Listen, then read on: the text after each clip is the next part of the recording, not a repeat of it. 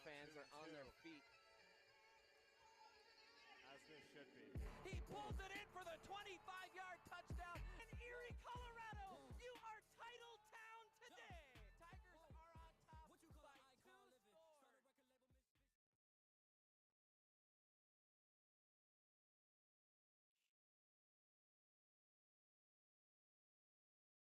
Hello and welcome into the Erie Tiger Network. Brandon Bird here with you. You're looking live at what is a blustery day here in Erie, Colorado.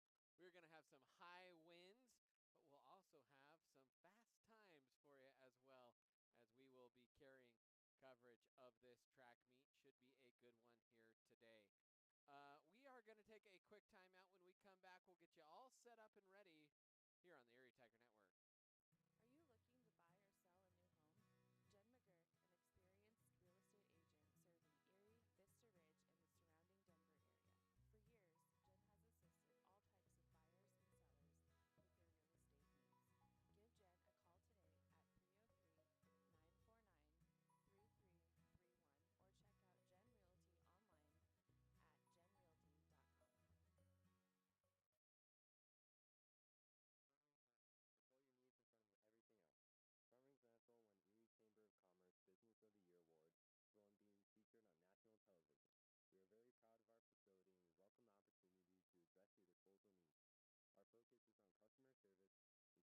being featured on national television. We are very proud of our facility and we welcome the opportunity to address your disposal needs. Our focus is on customer service and strive to achieve easy and rapid access in and out of the facility. We feel certain that we will exceed your expectations of your solid waste disposal requirements. Choose Front Range Landfill for all your landfill needs. You will be pleased. And welcome back in Erie Tiger Network as we are getting ready to run our first event. Just so you're aware, it'll be the girls 800 medley relay, followed by the girls 3200 relay. Also this hour we'll have the boys 3200 relay. And to kick off next hour, it'll be the girls 100-meter hurdle. So those are going to be the first few events. We will kind of be popping in and out of our mic and coverage and picking up stuff that's going on in the field. We'll try and mix up some things throughout the day. It is a little windy. We have had some camera issues up top. We do have a small window of student unavailability for a little bit of time during a lunch hour.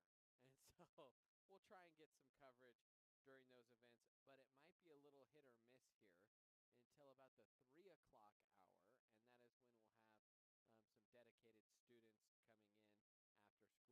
We will have some more students coming in around 1:18 as well. So we should have coverage throughout most of the day, but will depend somewhat on how the weather progresses and the students that are able to come in and out.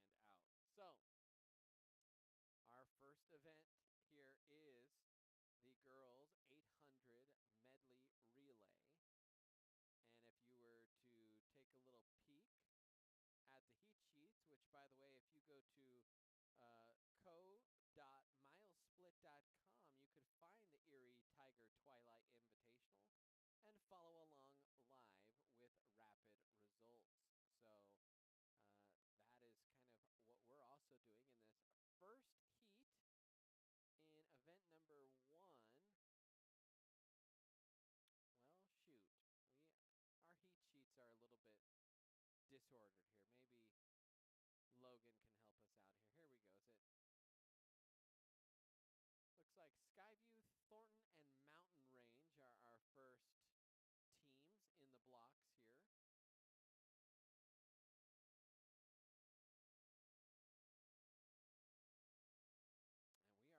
And we are underway with our first event.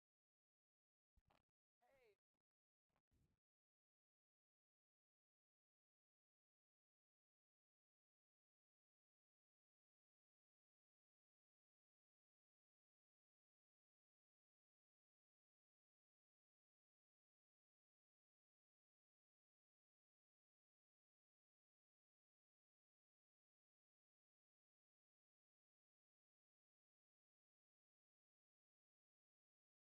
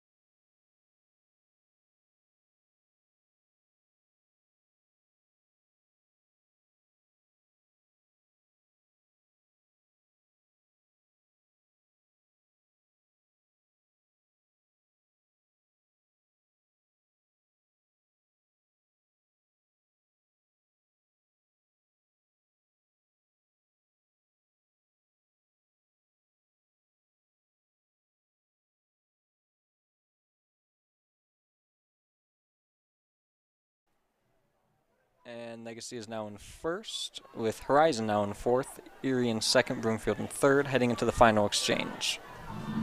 Coming on down to our final exchange. This is anybody's race. Who has the anchor leg? Legacy, Broomfield. And Legacy is the first team to complete the final exchange, followed by Broomfield, Erie, and Horizon.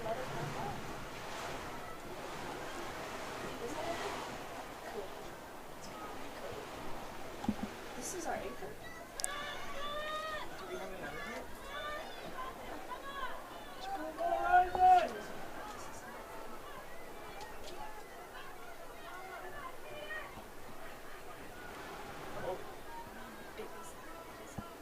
And it is Legacy, Broomfield, Erie, and Horizon with about 550 meters left in the race.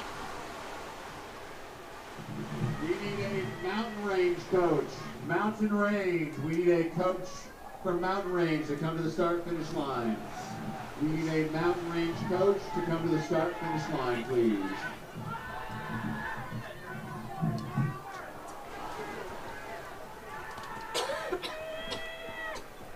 And with 400 meters to go, it is Legacy, Erie, Broomfield, and then Horizon as your top four.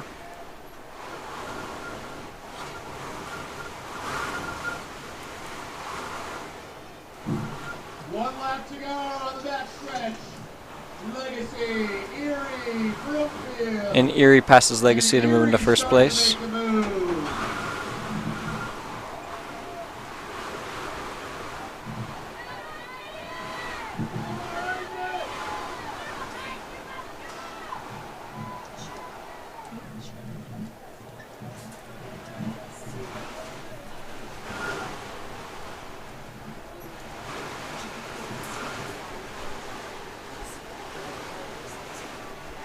And heading into the final 100, Erie is in first with Legacy in second, Broomfield in third, and Horizon in fourth.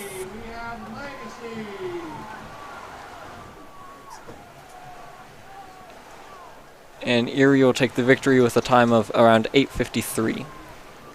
Legacy will take second with a time of 8:56.06, and Broomfield will take third.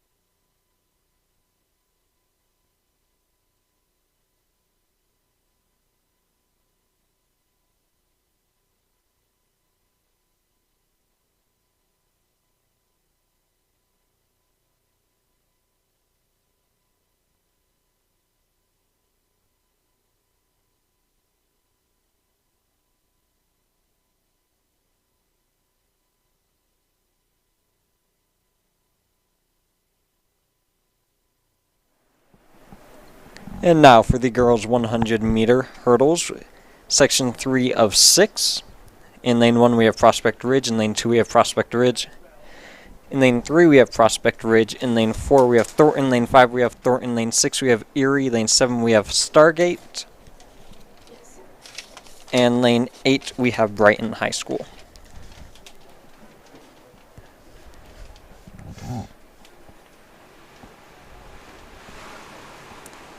And it is a little bit windy outside, as I'm sure you can all tell. Should be a good backwind for these hurdles. Yeah, this wind should be a good backwind for these hurdlers, help improve their times, which will unfortunately be illegal times when it comes to qualifying for state due to wind. You gotta love it. And we're off, and it appears that we have Thornton in first with Erie in second and Thornton in third at the moment. And heading into the final hurdles, it looks like a dead heat between Thornton and Erie. And it appears that Erie takes the win. Adams from Erie with a time of 19:59 wins the heat.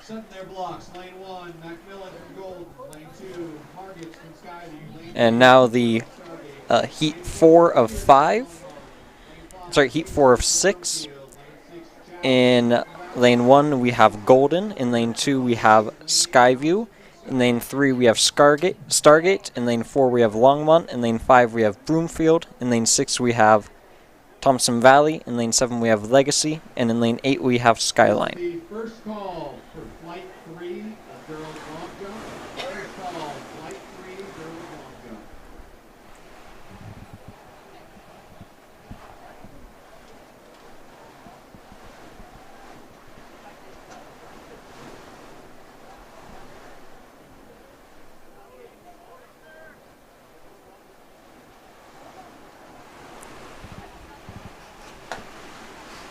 And the heat has started.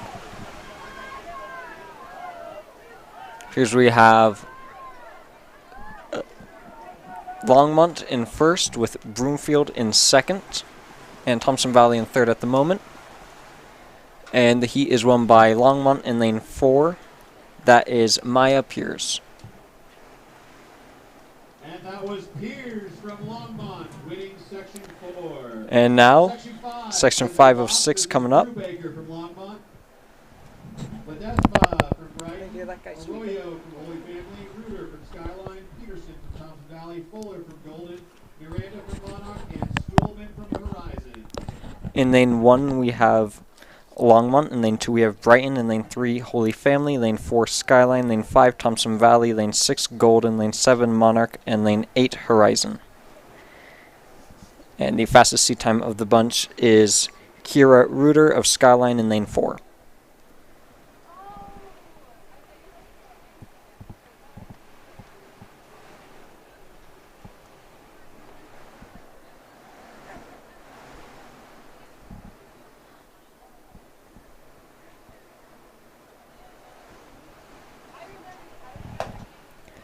And the heat has started. Because we have a scratch in lane 3. That was Arroyo from Holy Family. And here's lane 7. That is Miranda from Monarch is in the lead. Very close, coming on down to the wire. That looked to me to be And the heat is won by Tara Brubaker of Longmont with a time of section 6 setting their block. 19-something. We've got Light from Horizon lane 1, Pound from Erie lane 3, Carlilian from Horizon lane 4. And now for section 6 of 6. In lane 1 we have Horizon. In lane 2 we have Longmont. In lane 3 we have Erie. Lane 4 Horizon. Lane 5 Golden. Lane 6 Broomfield. Lane 7 North Glen. And lane 8 Erie. And the fastest seat time is Palillion of Horizon in lane 4.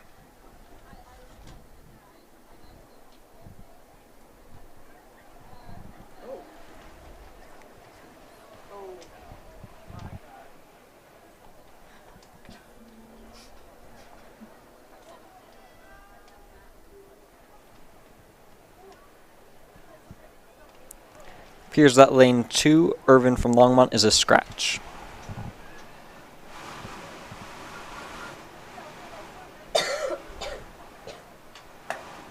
And they're off.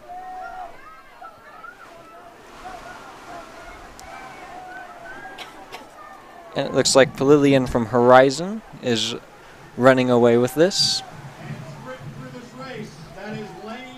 And Palillion of Horizon wins with a time of 15.81 seconds. The second being Bates from Golden. And hurdle crew, hop on the track, move all the hurdles. Now we move on to the boys 110-meter hurdles, a very exciting event.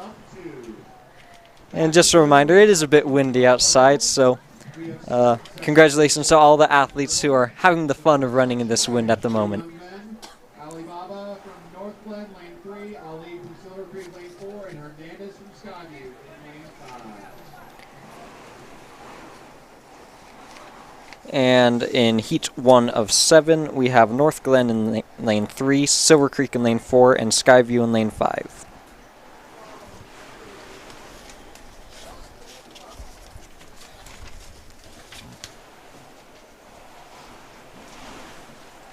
How much were the sandwiches?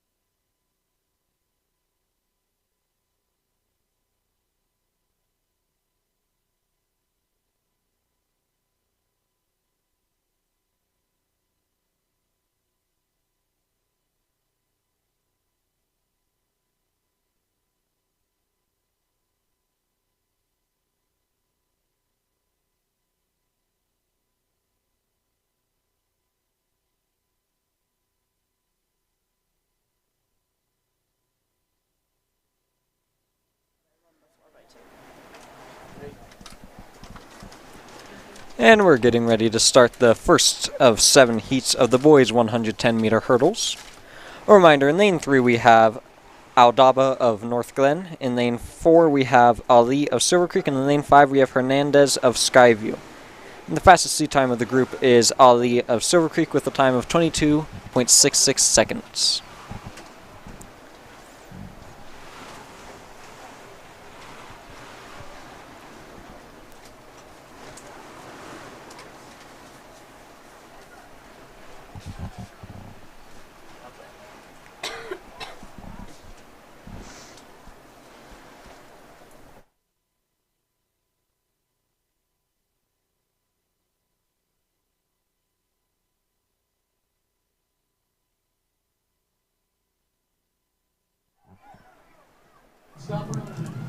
And that's a restart as everyone gets to run back. You gotta love when that happens.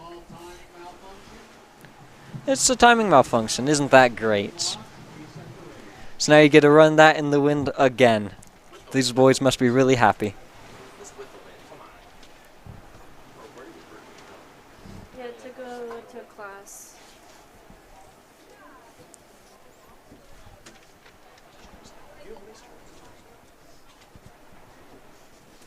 Nobody is producing. No results have been put up in a second.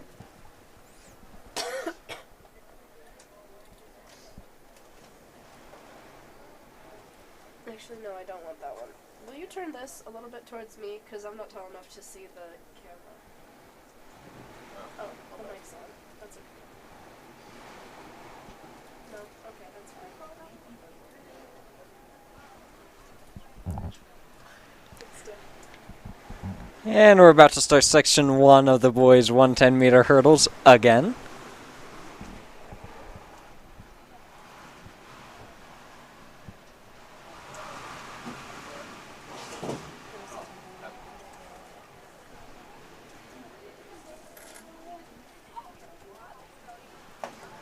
And they're off.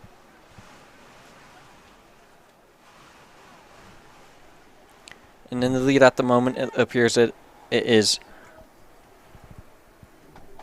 Aldaba of North Glen. Yes, this is a close heat as we come into the final hurdles. And it is won by lane 3, Aldaba of North Glen, with a time of 22.4 seconds. And now for heat 2 of 7 in the boys 110-meter hurdles. In lane 1 we have Thornton, in lane 2 we have Thornton, in lane 3 we have North Glen, in lane 4 we have Boulder, in lane 5 we have Prospect Ridge, in lane 6 we have Thompson Valley, in lane 7 we have North Glen, and in lane 8 we have Mountain Range.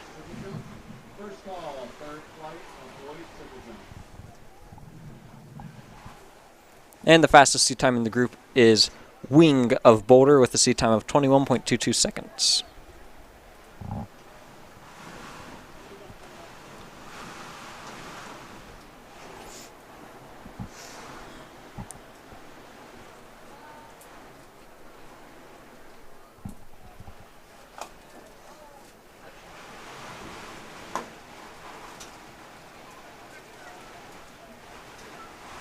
And we're off and running. And Wing of Boulder is taking a commanding lead heading into the final 3 hurdles.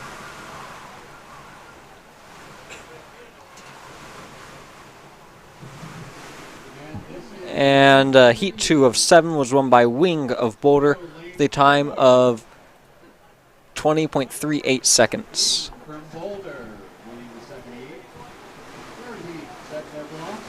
And now the third heat of 7. In lane 1 we have Prospect Ridge, in lane 2 we have Summit, in lane 3 we have Skyline, in lane 4 we have Mountain Range, in lane 5 we have Prospect Ridge, in lane 6 we have Silver Creek, in lane 8 we have Lions, and in lane 7 we have Lions, and in lane 8 we have Erie. And the fastest seat time of the group is Tilton from Mountain Range with a seat time of 19.77 seconds.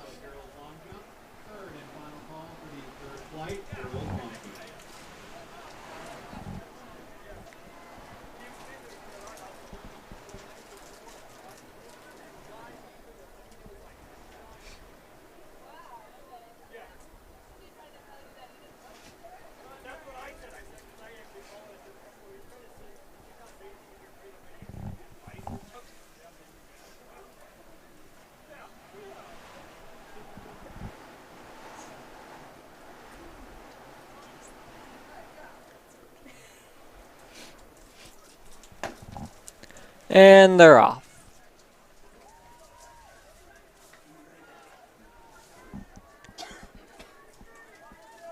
In the lead we have Brazov of Prospect Ridge and Smith of Skyline. And it appears that the race will be won by Brazov of Prospect Ridge in lane 5 with a time of 18.69 seconds. And now for section 4 of 7.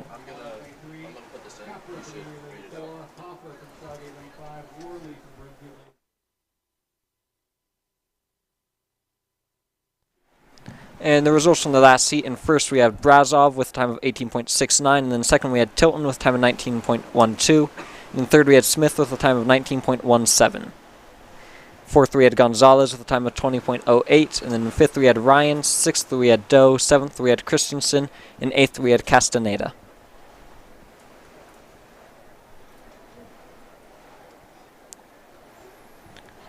Now for lane 4.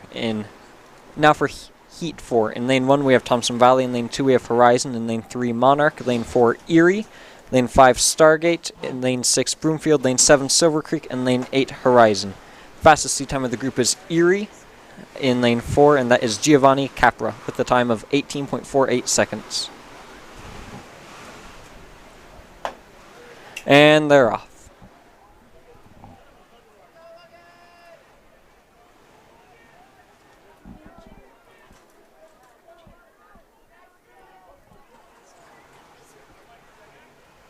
And heading to the final hurdle, it appears that Worley of Broomfield is in the lead. And it is won by Worley of Broomfield with a time of 18.79 seconds.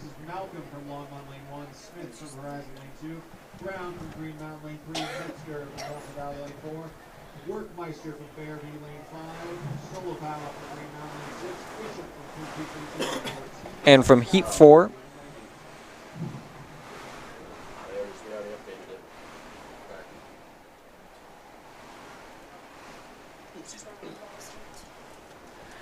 and now we get ready for Heat 5 of 7 in the boys 110-meter hurdles. In Heat 1, we have Malcolm of Longmont. In lane 2, Smith of Horizon. In lane 3, Brown of Green Mountain.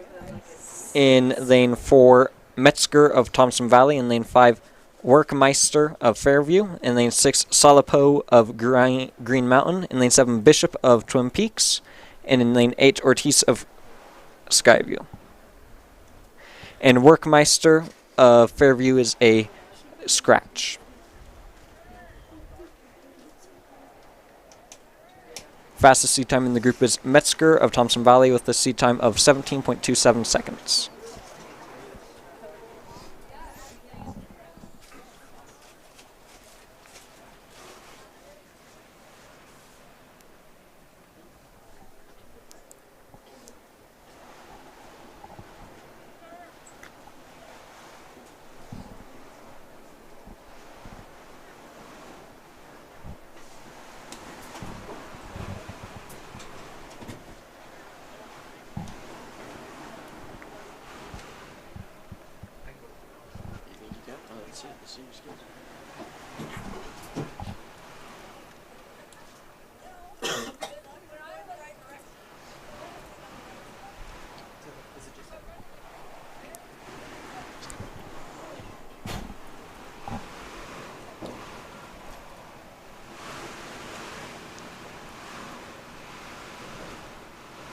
And we're off with Heat 5 of 7 of the boys 110-meter hurdles. It appears that first at the moment is Brown of Green Mountain. Ooh, he stumbled there. And, that is a close finish. And first we have Metzger of Thompson Valley with a time of 17-point-something seconds. 17.46 seconds. And second, we have Salapo of Green Mountain with 17.51 seconds. And third, Brown of Green Mountain with 17.85 seconds.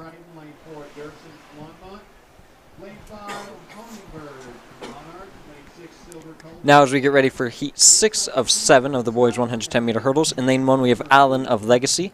In lane 2, Martinez of Erie. In lane 3, Clements of Brighton. In lane 4, Dirksen of Longmont. In lane 5, Honinger of Monarch. In lane 6, Silver Cobert of Brighton. In lane 7, King of Skyline. And in lane 8, Kane of Broomfield.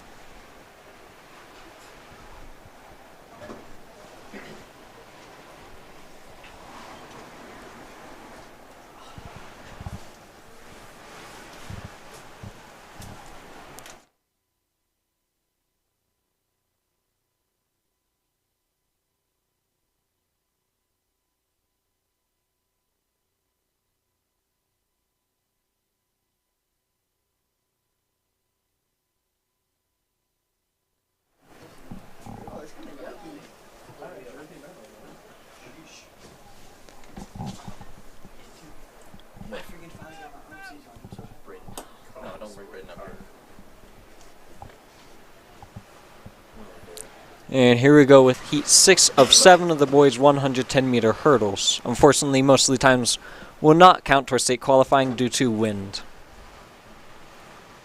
And we're off. Actually, no. Here's in the lead, we have Honinger of Monarch heading into the final hurdle.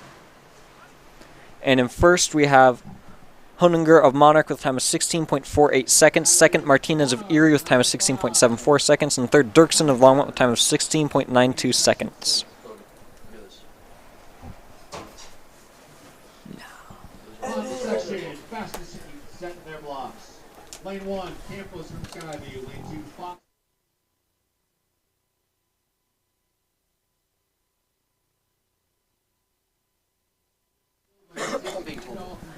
It appears that those times may actually be legal times, as the wind appears to not be as strong down there as it appears.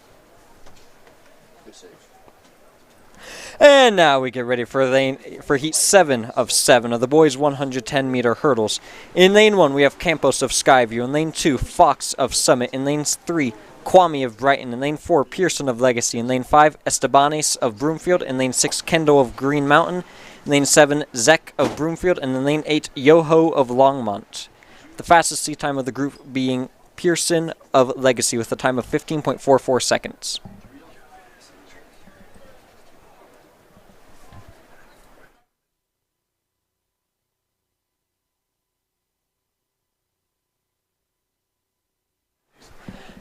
And the top 3 of the girls' 100-meter hurdles are as follows. In first, Palillion of Horizon with a time of 15.81 seconds. In second, Bates of Golden with a time of 17.25 seconds. And in third, Deeming of Broomfield with a time of 17.65 seconds.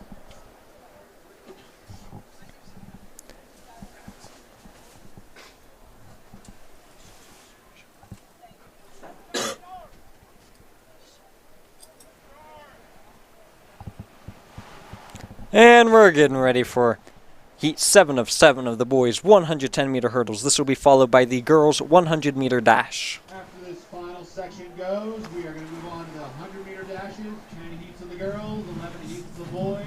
All girls 100-meter dash. Please speak to the sideline.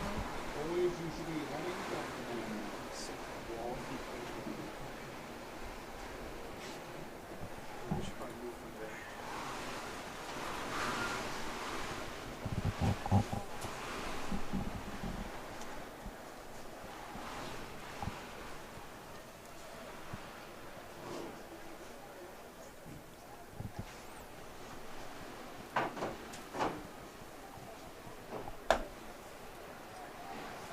And heat 7 of the boys 110-meter hurdles is off. Appears that we have Broomfield and Legacy battling it out for first. That is Pearson of Legacy and Estebanes of Broomfield. And the heat is won by Estebanes of Broomfield with a time of 15.76 seconds. Second was Pearson of Legacy with a time of 16.04 seconds. And third is Kwame of Brighton with a time of 16.41 seconds. All the hurdles move off the track. And now we get ready for the girls' 100-meter dash. And we're going to go to break here on the Erie Tiger Network.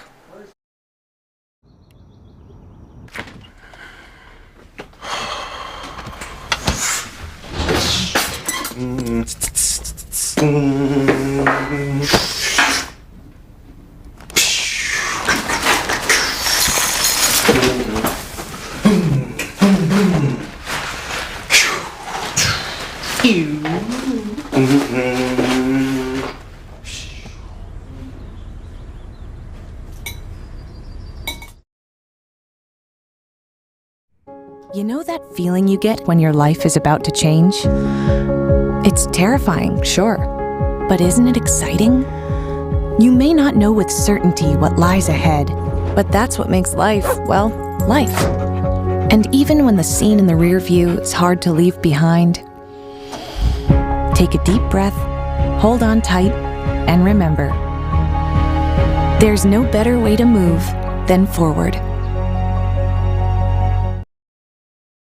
Do you want a better smile, have a broken bracket, or are you a teenager in need of some braces? Then make your way down to Caraway Orthodontics. They are located in Louisville and Erie. Caraway Orthodontics supports Erie High School and its community. Come in and gain a beautiful smile for children, teens, and adults. They also provide Invisalign. Call this number 303-828-0454 or go to carawayortho.com.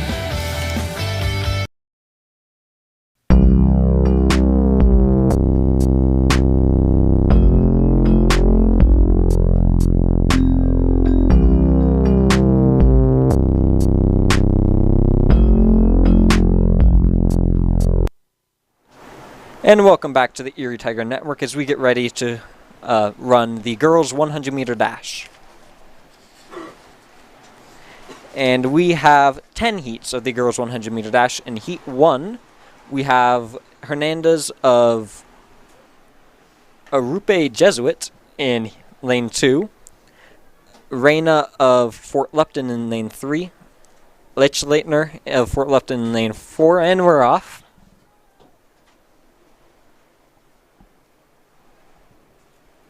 Anderson of Lions in lane 5, and Silva of Fort Lupton in lane 6. And in first we have Leitner of Fort Lupton.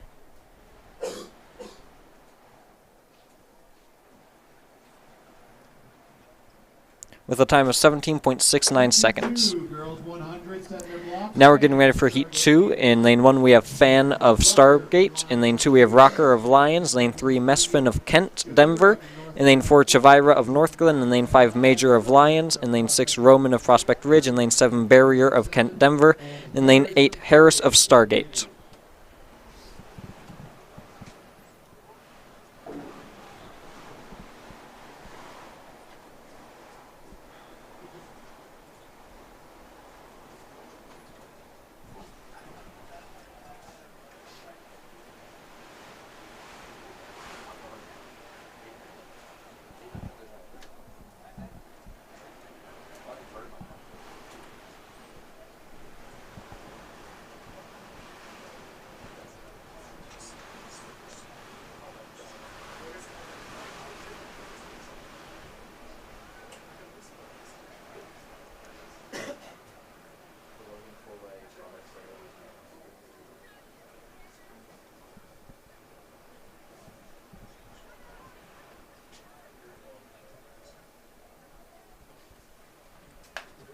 And Heat 2 of the girls' 100-meter dash is underway. And in first it appears that we have Barrier of Kent, Denver. In Heat 2 of the girls' 100-meter dash was won by Barrier of Kent, Denver with a time of 14.99 seconds, with Major of Lions in second and Roman of Prospect Ridge in third.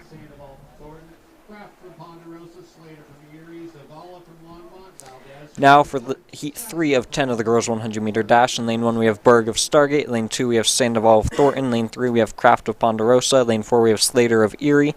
Lane 5 we have Zavala of Longmont. In Lane 6 we have Valdez of Northglen. In Lane 7 we have Stasco of Longmont. And in Lane 8 we have Parker of Prospect Ridge.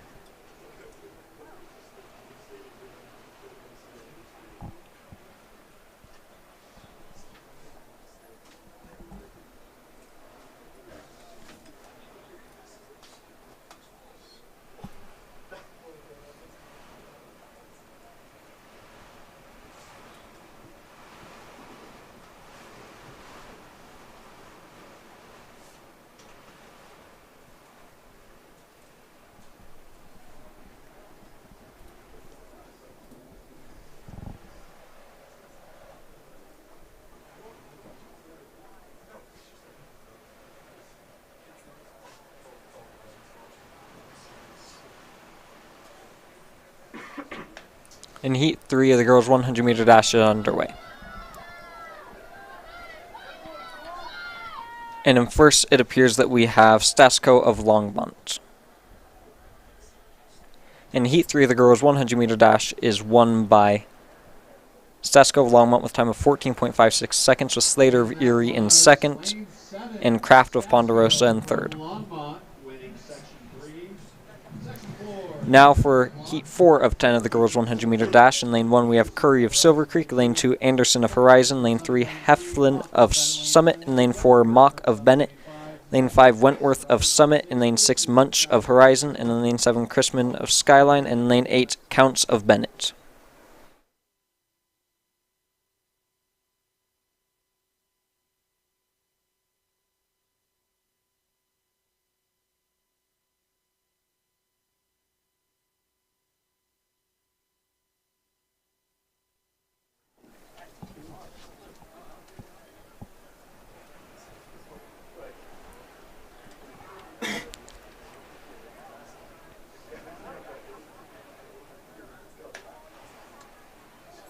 And Heat 3 of the girls' 100-meter dash is underway. Here's that it's Summit v. Summit for the lead at the moment between Heflin and Wentworth. And Heat 4, the girls 100-meter dash, is won by Heflin of Summit with a time of 14.23 seconds, with Wentworth of Summit in second, and Munch of Horizon in third. Now we get ready for Heat 5 of 10 of the girls 100-meter dash. In Lane 1, we have Barnes of Erie. Lane 2, Rodriguez of Thompson Valley. Lane 3, Harrison of Bennett. Lane 4, Mendoza of Skyview. Lane 5, Marsh of Golden. Lane 6, Nodal of Broomfield. Lane 7, Marini of Golden. And Lane 8, Horton of Kent Denver.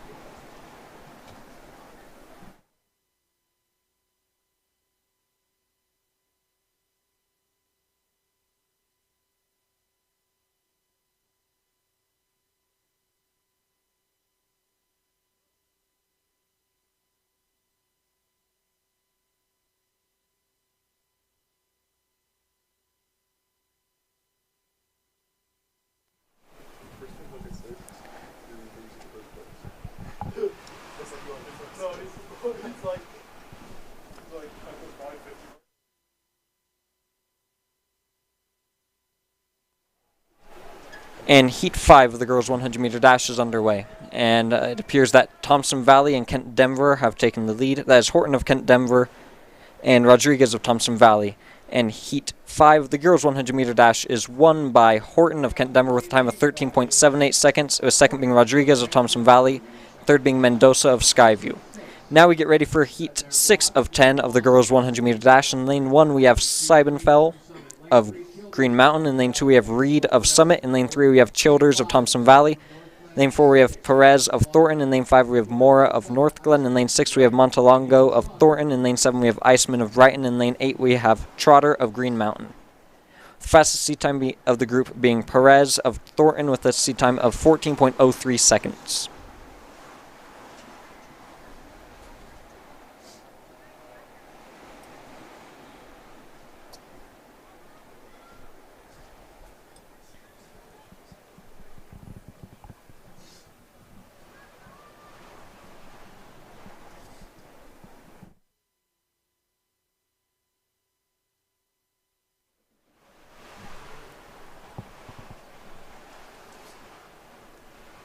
And Heat 6 of the girls 100-meter dash is underway. Through 50 meters, it appears that first place is Iceman of Brighton High School. And Heat 6 of the girls 100-meter dash is won by Montalongo of Thornton with a time of 14.08 seconds, with Iceman of Brighton in second, and Trotter of Green Mountain in third. Now we get ready for Heat 7 of the girls 100-meter dash. In Lane 1, we have Sloan of Prospect Ridge. Lane 2, we have Dominico of Mountain Range. Lane 3, we have Clemenson of Fairview. Lane 4, we have Matthews of Golden. In Lane 5, we have Arroyo of Holy Family. In Lane 6, we have Munoz of Skyview. In Lane 7, we have Elliott of Green Mountain. In Lane 8, we have Stinnett of Brighton.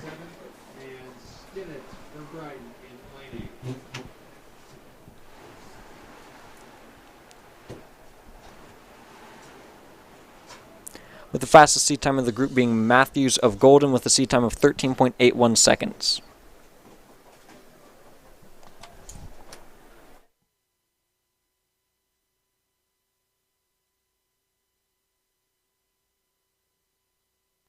And Heat 7 of the girls 100-meter dash is underway, and it appears that in first we have Arroyo of Holy Family. And Heat 7 of the girls 100-meter dash was won by Arroyo of Holy Family with a time of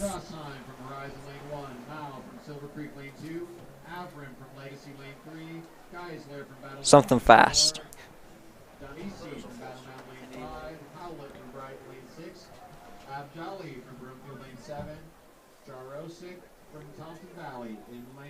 Now we get ready for Heat 8 of 10 of the girls 100-meter dash. In Lane 1, we have Strassheim of Horizon. In Lane 2, we have Mao of Silver Creek. In Lane 3, we have Avram of Legacy. In Lane 4, we have Geisler of Battle Mountain.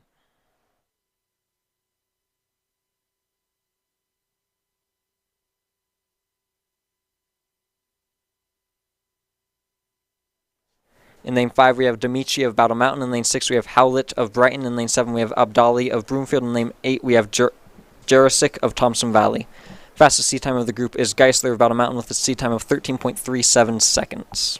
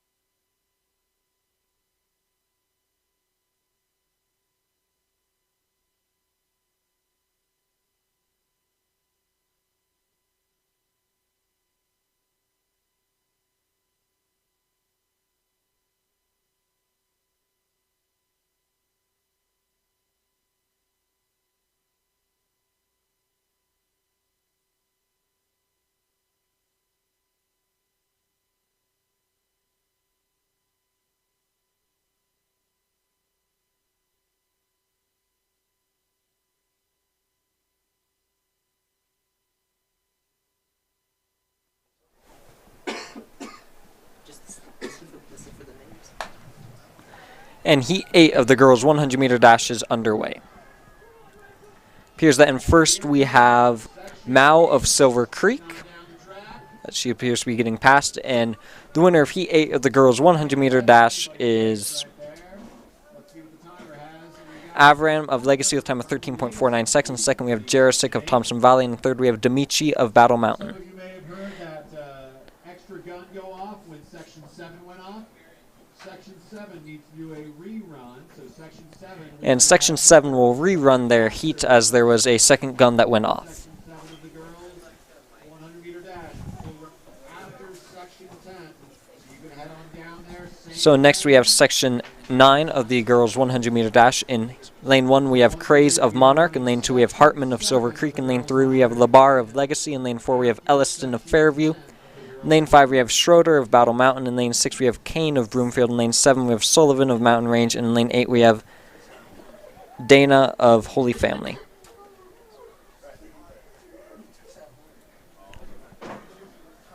Fastest seat time of the group is Elliston of Fairview with a seat time of 13.15 seconds. Hey. Harrison, why aren't you wearing Shorts too. We're going to rotate about 2-minute shifts when we take the camera up top.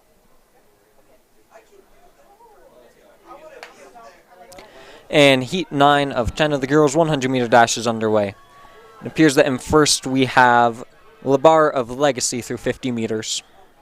In Heat 9 of the girls' 100-meter dash is won by Labar of Legacy with a time of 13.32 seconds, with Craze of Monarch taking second, and Schroeder of Battle Mountain taking third. Now we get ready for Heat 10 of 10 of the girls' 100-meter dash. In Lane 1 we have Rangel of Longmont. In Lane 2 we have Hartle of Erie. In Lane 3 we have Munoz of Monarch. In Lane 4 we have Chambers of Mountain Range. In Lane 5 we have Lit of Legacy. In Lane 6 we have Uwalaka of Erie. In Lane 7 we have Benton of Ponderosa. And in Lane 8 we have Bocall of Skyview. The fastest seat time of the group is Chambers of Mountain Range with a seat time of 12.29 seconds.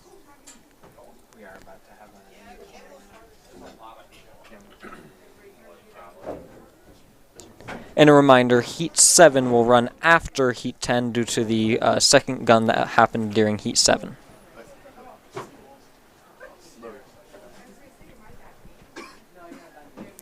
And Uwalaka of Erie is a scratch in Lane 6.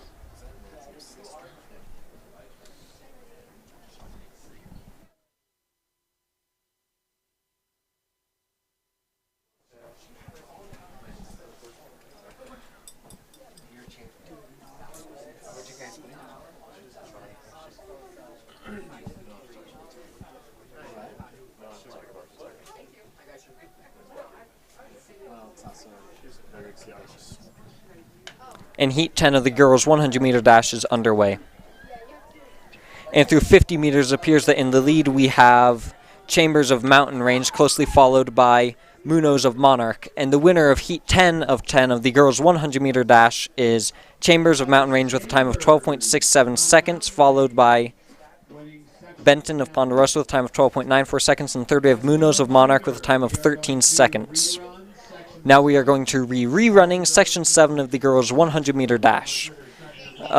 In Lane 1, we have Sloan of Prospect Ridge. Lane 2, Dominico of Mountain Range. Lane 3, Clemenson of Fairview. Lane 4, Matthews of Golden. Lane 5, Arroyo of Holy Family. Lane 6, Munoz of Skyview. And Lane 7, Elliott of Green Mountain. And Lane 8, Stinnett of Brighton. If you are not warming up...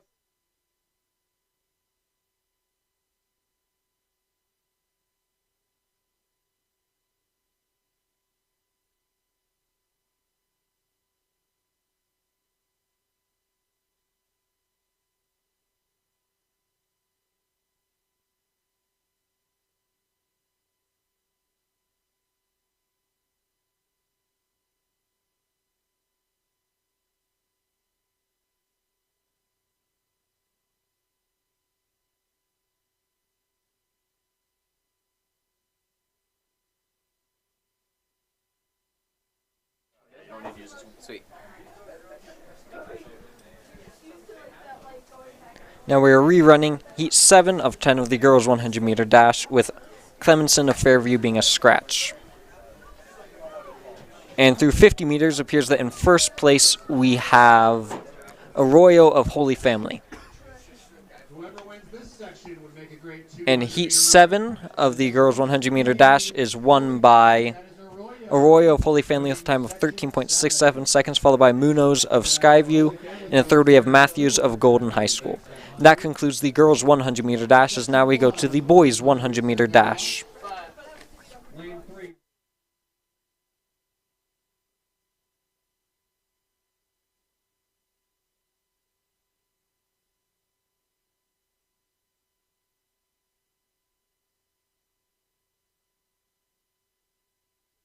And welcome in Erie Tiger Network. We have a change of announcers today.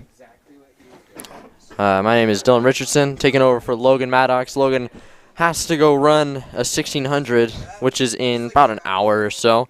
So we're changing it up a little bit of a change of pace from the monotonous voice of Logan Maddox. Now we got D-Rich. Got D-Rich in the booth. And we got Heat 1 of the boys 100. In 3 is Rodriguez of Twin Peaks. In 4 is Pierce of Lions. In 5 is Lopez of Summit. And if you haven't noticed, it is very windy. But according to our wind gauge, there's not much effect on the 100. I'm going to have to disagree. But Heat 1 is underway. Quickly out of the blocks is Scott from Lions, first to 50 meters. Cruising all the way to the finish line. And that's a PR for him with a 13.52 for Pierce.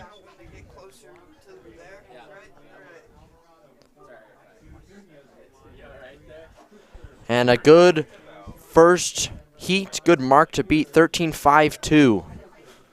This is what we're looking for in Heat 2, where we got Carrillo of Fort Lupton, Alvarado of Fort Lupton, Nunez of Lions, Chrysler of Twin Peaks, Johnson of Kent Denver, Mueller of Twin Peaks, Chesser of Golden, and Garcia of Arupe Jesuit. As we just lost our feed. So we got to swap to the lower camera. Definitely having some technical issues. Oh, we're back. So time to beat, 13.52. Lane 2, Alvarado from Fort Lupton has decided to toe the line.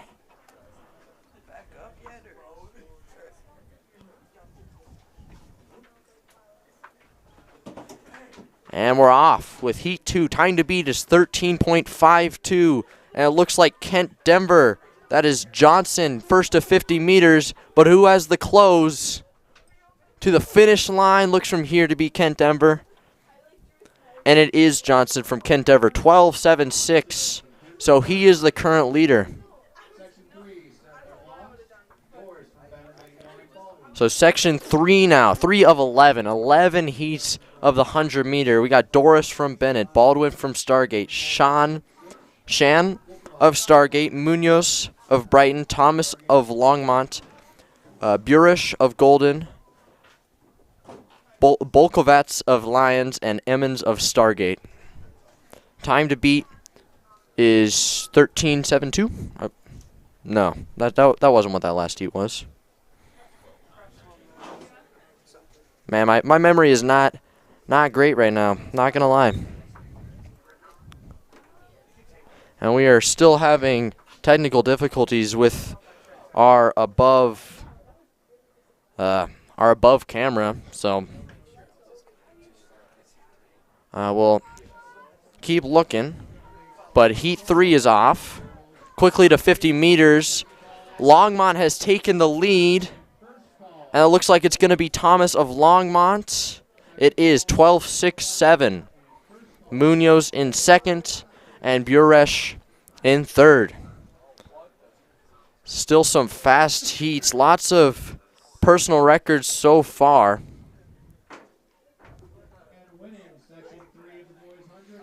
And we got Section 4 now. Madero from Battle Mountain. Compiègne from Fort Lupton, Meyer of Fairview, Parkinson of Skyline, Woodson of Mountain Range, Taglioa of Boulder, Silva of Arupe Jesuit, and Methvin of Battle Mountain. Top seed time 12.46 in this heat.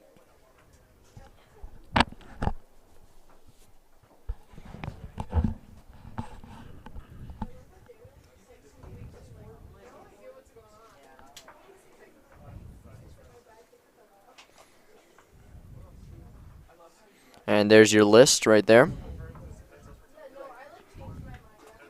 And we're off. Looks to be lane 1. That's Doris from Bennett. Quickly to 50. But the Boulder runner, no, it wasn't. It was Madero of Battle Mountain in 1, but is Taglioa of Boulder with a 12.27. Another big PR of almost .4 for the Boulder runner. And he has the current time to beat.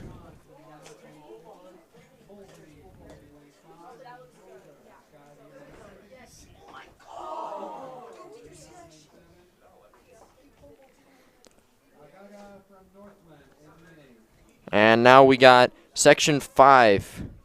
Minjares from Arupe Jesuit. Bebo from Thompson Valley. Perea from Northglen. John of Monarch. Mulvaney from Erie. Mendoza from Skyview. Polignot from Green Mountain. And Nagaha from Northglen. A lot of tough to say names here in the early heats of the 100. Heat 5 of 16 as we go. We thought we had the top view.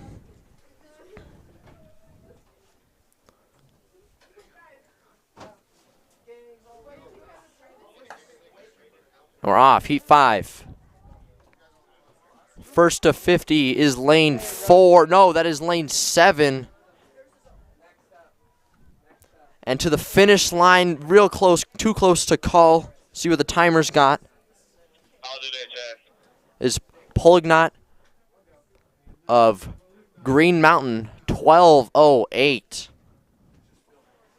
That is a .31 second PR for the young man from Battle Mountain. Green Mountain, excuse me, not Battle Mountain. And now we got Heat 6. We got Wright in 1, Cook in 2, Williams in 3, Dills in 4, Davis in 5, Craze in 6, Frick in 7, and Baltieres in 8. Top seed time, 12.14.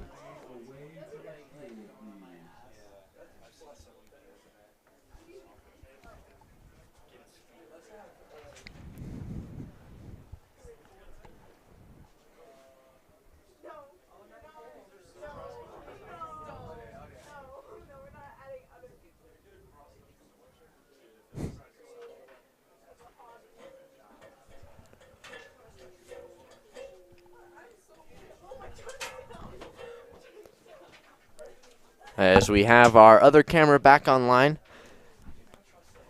Looks like lane 5 is a scratch.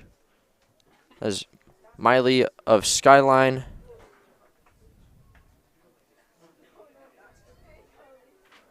And we're off. Looks to be lane 6. That is Monarch through 50 meters to the finish line. We have some cameramen in the way up above. But it looks to be Cooper Craze of Monarch. First under 12 at the Erie Tiger Twilight Invitational today. So we go to Section 7. Birch in 1, Espino in 2, Cummins in 3, Davis in 4, Stafford in 5, Wheeler in 6, Ramos in 7, and Zhang in 8.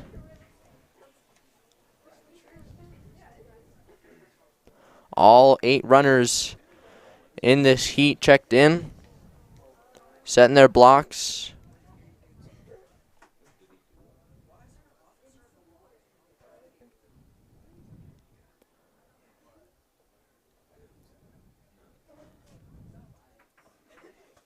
Here comes set. And we're off. Quickly out of the blocks. 3 men right in the race. Looked like lane 2 through 50 meters. Anybody's race to the finish line. 11.81 on the timer, and it's Espino from Skyview. Followed by Davis from Ponderosa. And Wheeler from Golden. 11.63. That is a fast time in the 100. And we still have 4 more heats to go. One is in Section 8 of 11. We have Mosh in 1, Carter in 2, Pekarik in 3, Boyd in 4, Newton in 5, Brown in 6, McNair in 7, and Lambert in 8.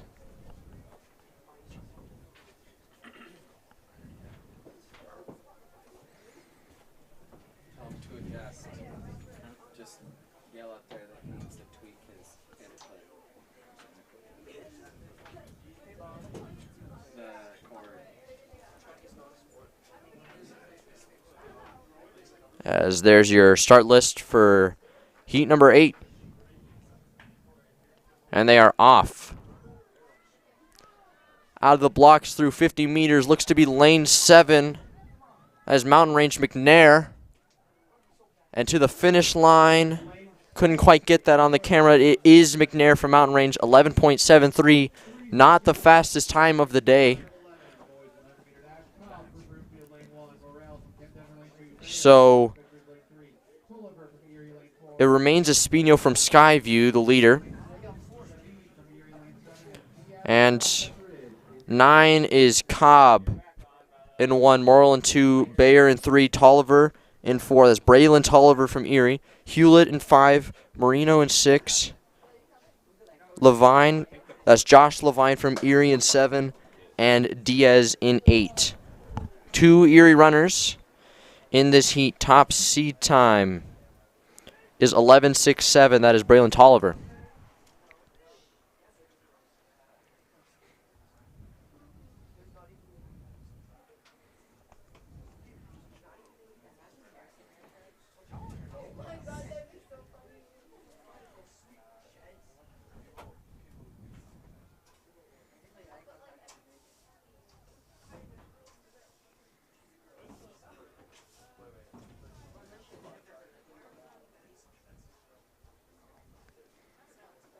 So runners come to the marks.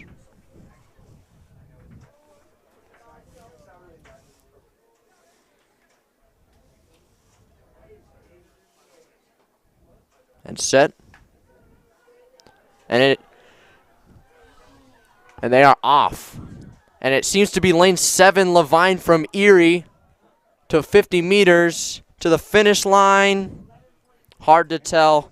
Looks to be Levine, 11.55, the new leader through 9 heats.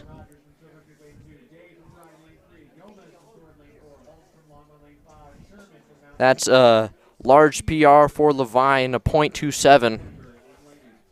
It's a lot of time in the 100. Section 10 now.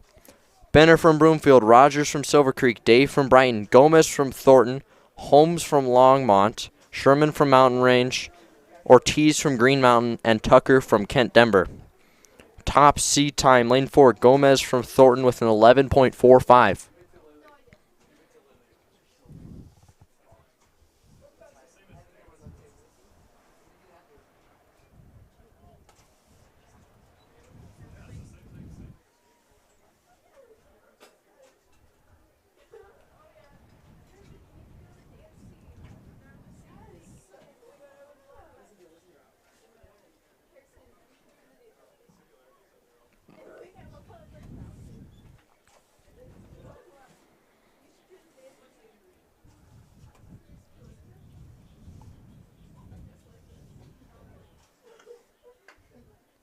And Section 10 is off, out of the blocks, through 50 meters.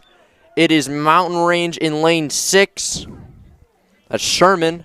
To the finish line, though, real close, and it is Holmes from Longmont, 11.45. That is a .02 PR for Colby Holmes. And now we are to the final heat of the 100s for the day. In lane 1 is Sheboygan from Green Mountain. In 2, it's Hufford from Ponderosa. In 3, it's Holmberg from Monarch. In 4, it's the reigning 4A champion Blake Barnett from Erie. In 5, it's Basler from Broomfield. In 6, it's Reed from Battle Mountain. In 7, it's Dykstra from Northglen. And 8, it is Sheerholz from Summit. Top seat time, lane 4, Blake Barnett, 11.07.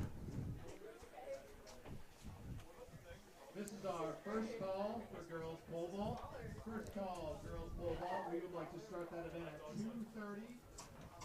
The boys are all done, so all girl vaulters, please head over to the pits.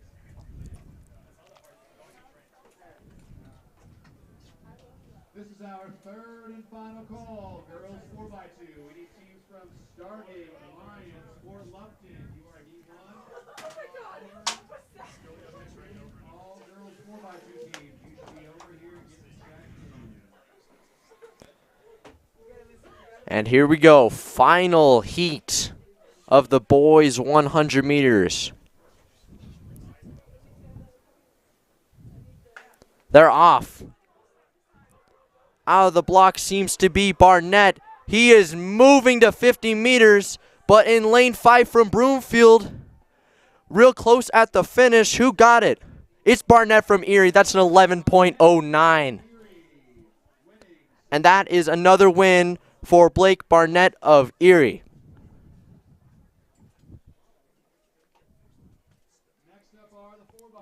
As Barnett, he got out of the blocks well, but Basler from Broomfield, he almost got him, but Barnett just barely held him off at the finish line with the lean. That's less than a meter victory for Barnett, but they don't ask you how, they ask you how many. And with the end of the 100s, I think we should take a break here on the Erie Tiger Network. Jeff Foxworthy here. You know, if you've ever found yourself repeating the same thing for 75 years, you might be Smokey Bear. Only you can prevent wildfires. Well, thing is, there's a lot more to say. Like if you've ever found yourself burning yard debris and then walking away, well, you might be starting a wildfire. So for the love of the outdoors, go to SmokeyBear.com to learn more about wildfire prevention. Do you have a plan in place for your family's future in the event something happens to you?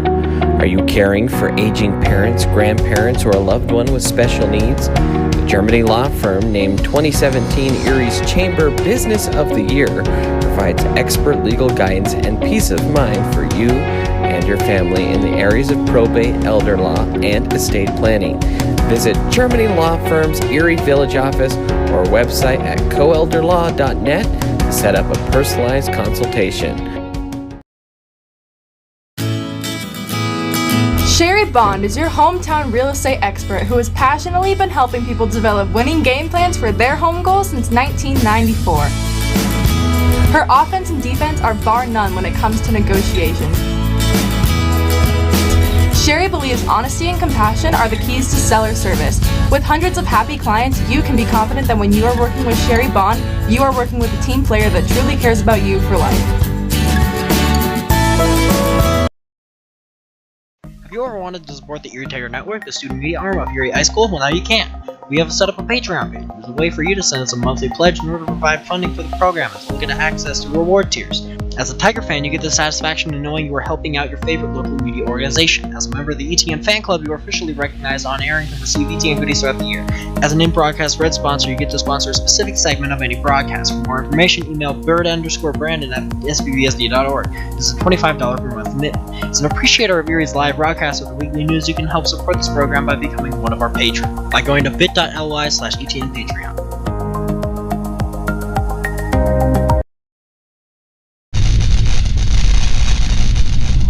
You are watching the ETN.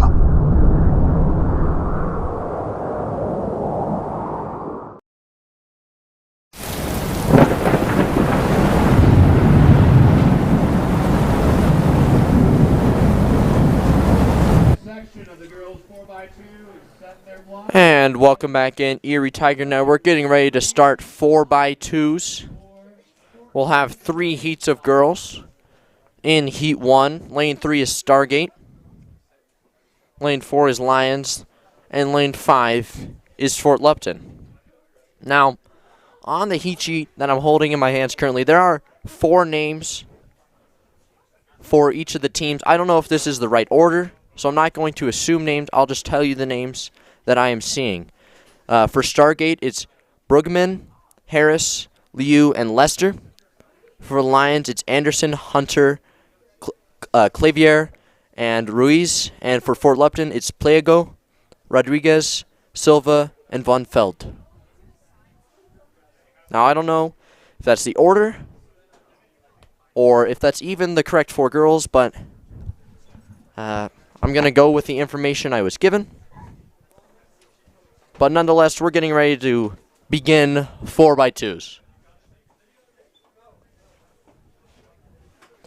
Now remember, runners will stay in their lanes for all 4 turns and all 4 runners, as this is a 2-lap event, but for whatever reason they wanted to make it safe and keep people in their lanes the whole time. I don't know what that's about.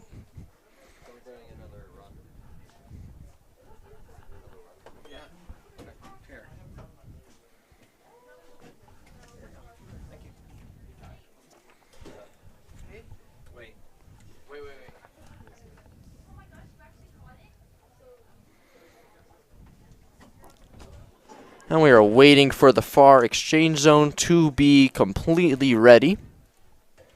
By the way, top seed time in this heat is Lions with a 2:10.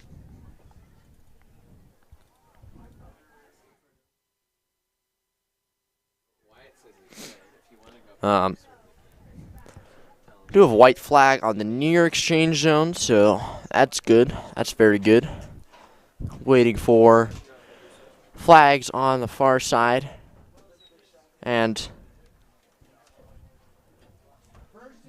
we do have 3 white flags on the other side, so we're ready to go. Once again, in 3 is Stargate, 4 is Lions, and 5 is Fort Lupton.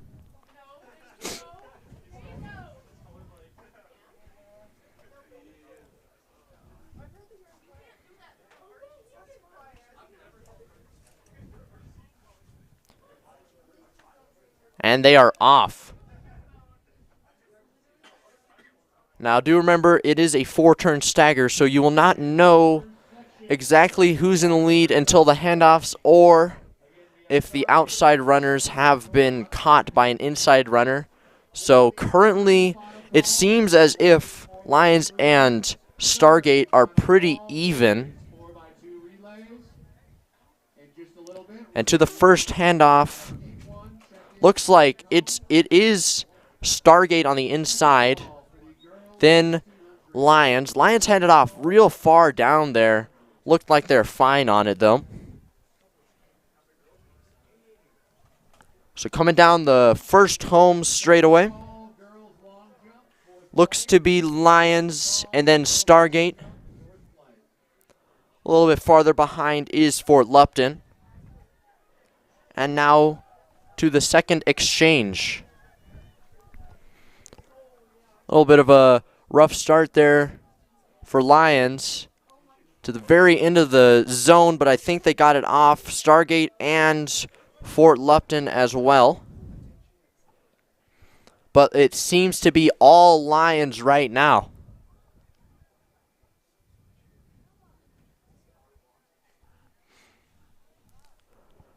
On the back straightaway, they are running well. It seems as if Fort Lupton has gotten a lot closer to Stargate in the battle for second right now, as Lions is just running away with it. To the final exchange, Lions is ahead by a good 30 meters. Just got to come home and close it. As Stargate still has the lead on that final exchange, and it is Lions. 110 meters to go, 2 minutes on the clock.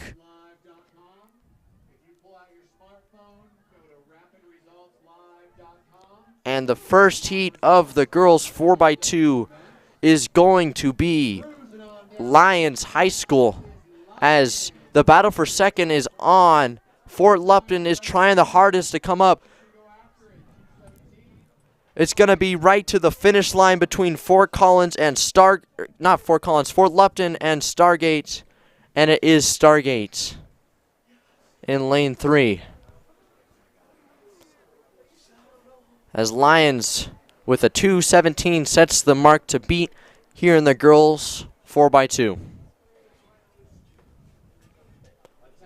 Section 2 now. In 1, it's Battle Mountain. In 2, it's Erie. In 3, it's Silver Creek. In 4, it is Summit. In 5, it's Green Mountain. In 6, it's Brighton. In 7, it's Skyview. And 8, it is Prospect Ridge. So, for Erie, it is Umbenhauer on that leadoff leg. And then it says Taskey, Henderson, and Kraus. And I do see Taskey on the far side and Henderson on the near side. So that is the correct lineup for the Tigers. But for Battle Mountain, I don't know if this is the right order. Zastro, Smith, Garcia, Rodriguez. Silver Creek in 3 is Godin, Vardis, Colvin, and then Lover Brandt. In Fort Summit with Fox, Russer, Barth, and Brower. Green Mountain, it's Elliott, Bell, Diditano, and Suk. For Brighton in 6, it's Udezi, Mercias, Eisman, and Jackson. Skyview is Kim, Estrada, Mendoza, Lucero, and Prospect Ridge is Schmachtenberger, Parker, Raman, and Kosia. That is a lot of letters in that last name.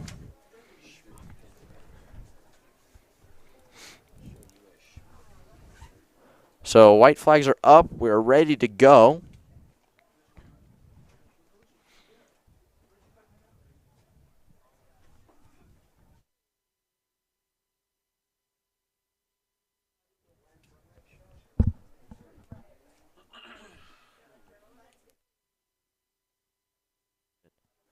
And they are off. Out of the blocks, it seems to be Summit already making up the stagger. And Silver Creek in 3 is a scratch, by the way. And Summit has already made up the stagger on Green Mountain very quickly. And Battle Mountain has almost made up the stagger on Erie. They are going straight into the wind there on that backstretch. So the first handoff looked like Summit had a little bit of issues. And I think it is Battle Mountain in first right now. It could be also Brighton on the near side. Didn't quite see it. But to the second exchange, it seems to be pretty close between Battle Mountain and Brighton currently. And it is Battle Mountain to the first exchange, then Erie, then Brighton, then Summit. But the battle for second is on. And first is definitely still in reach for all of these girls. Coming down the backstretch straight into the wind. It does seem to be Battle Mountain in 1. But Erie is coming up strong for second right now. Battle Mountain, they're ahead by a good 1.5 seconds. Erie headed off second, then Brighton, then Summit, then Skyview. But right now, it is all Battle Mountain. Hunter Kraus of Erie is hoping to take home second for the Tigers, maybe come up and get first. But I think, it may be Kraus. Kraus has come up. 20 meters to go. She's got her. And Hunter Kraus makes up a good 2 seconds on that final leg, and the Tigers have won the heat. What a great final leg from Hunter Kraus. And the Tigers with a 1:58.23 have set the time to beat. That was a great final 200 from Hunter Kraus. But there is still one more heat of girls 4x2. In 1 is Golden, in 2 is Mountain Range, 3 is Horizon, 4 is North Glen, 5 is Legacy, 6 is Broomfield, 7 is Thornton, and 8 is Longmont. After this is the boys 4x2, of course, naturally. Except for the 800 spent medley for whatever reason. Don't get me started.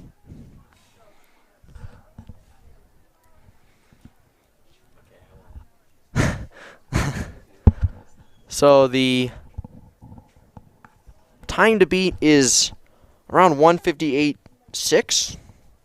It's about what I recall being that finishing time for the Tigers. They do have the lead, so looking to build up some points in the team competition maybe.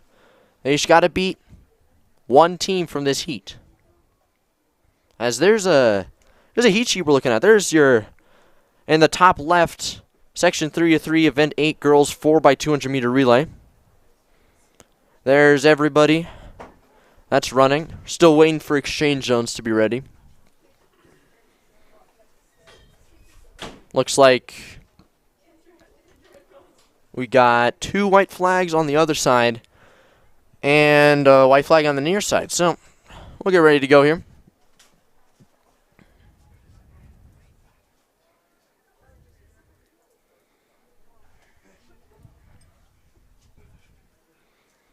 And man, the 4x2, the stagger from the first lane to the 8th lane, it's the one thing that's crazy to me, because the Longmont runner is almost all the way around the curve. But because of the 4-turn stagger, it's going to be the same distance through 800 meters. But here we go.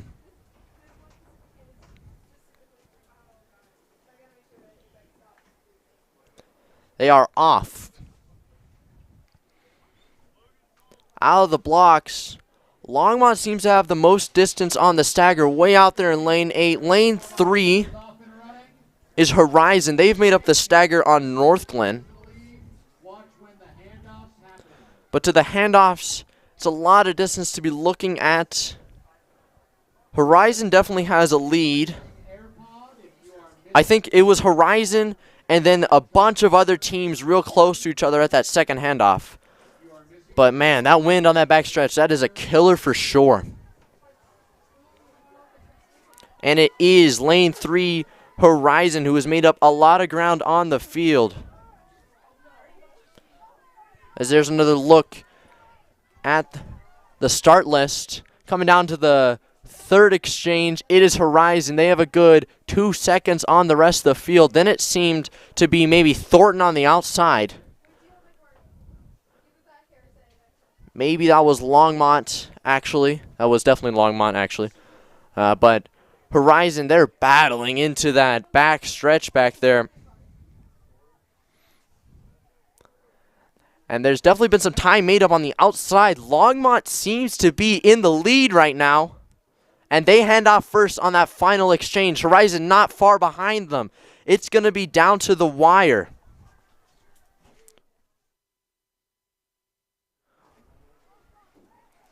As there's the clock, it's 1:38. Now it's a race against the clock. Can they catch the 1:58 from Erie? Longmont, they're going to win the heat, but will they win the 4x2 to the finish line? It seems like they will. 1:55.9. Tigers are going to get 5th out of the deal, I believe.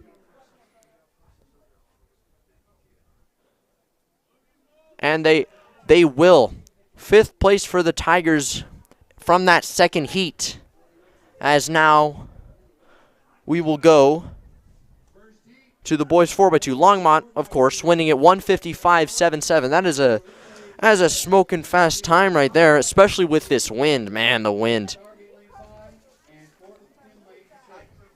And we got the boys 4x200 meters. 3 heats. First heat is Arupe Jesuit in 2, Summit in 3, Golden in 4, Stargate in 5, and Fort Lupton in 6.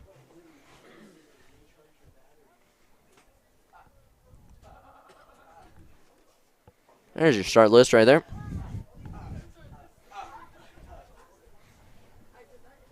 As getting ready.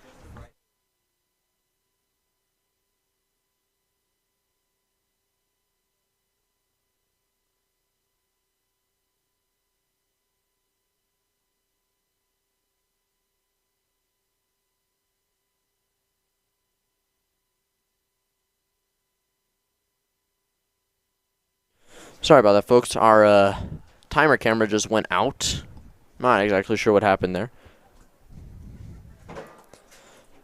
As real quick, I'm going to take a look at some current team standings.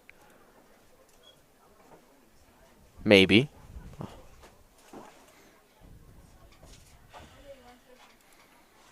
See if I can find this. Huh. That's odd.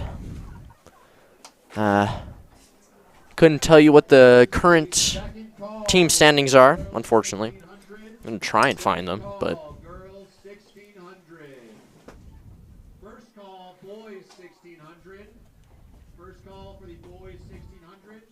Again, we are ahead of schedule, and we will stay ahead of schedule until the girls 4x1. We are starting the girls 4x1 at 4:05, what is written on the time schedule, to give the officials, timers, the break they deserve. Erie will have a quick senior recognition at that time as well. And so right now we are rolling through the events. At 4:05, we will start the girls 4x1. Right when we start the girls 4x1 at 4:05, we are going to be rolling through the schedule to the end of the meet. And so make sure you're listening to the announcement and knowing what events are going on. Can't find current team standings anywhere. We have to proceed through this meet as quickly as possible.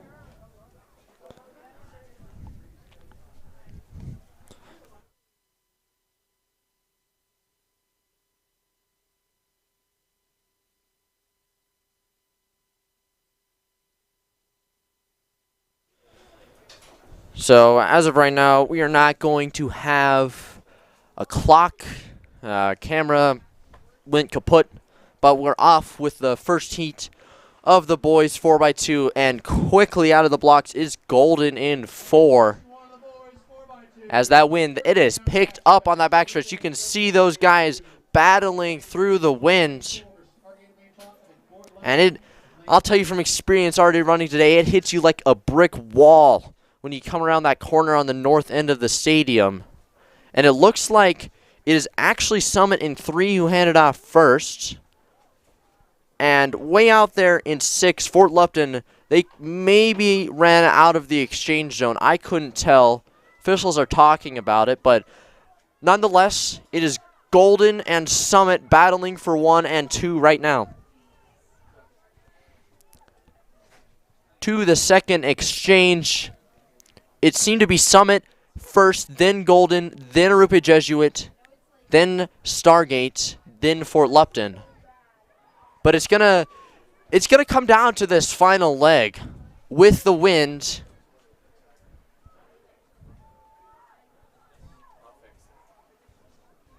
As Golden on the backstretch. It was actually Summit and Golden. They handed off almost exactly the same time. And it's going to come down to the anchor leg. Golden and Summit. Summit and Golden. They are neck and neck on the final stretch. Seems to be Golden pulling away. And to the finish line, it is going to be Golden, then Summit. That is a heck of a first race. As our clock comes back very conveniently at the last second. 1:44.45 for Golden, 1:44.76 for Summit. That was a close race right there. That was a close race for sure. And now we go to the second heat. In lane 1, it's Skyline. In 2, it's Lions. In 3, it's Thompson Valley. In 4, it's North Glen.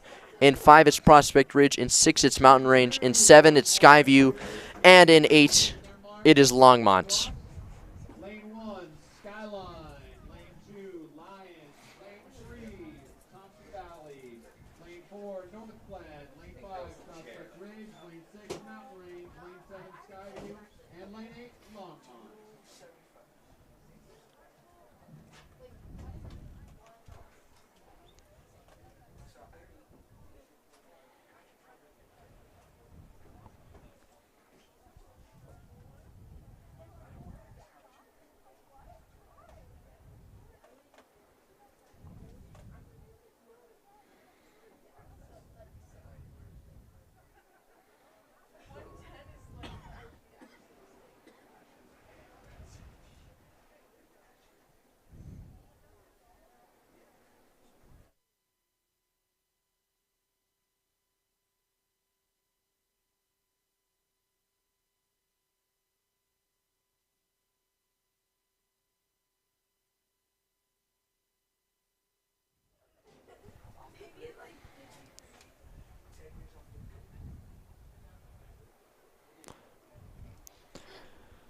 And for those of you wondering at home what the wind is looking like, here's a quick shot of the flag on the north end of the stadium.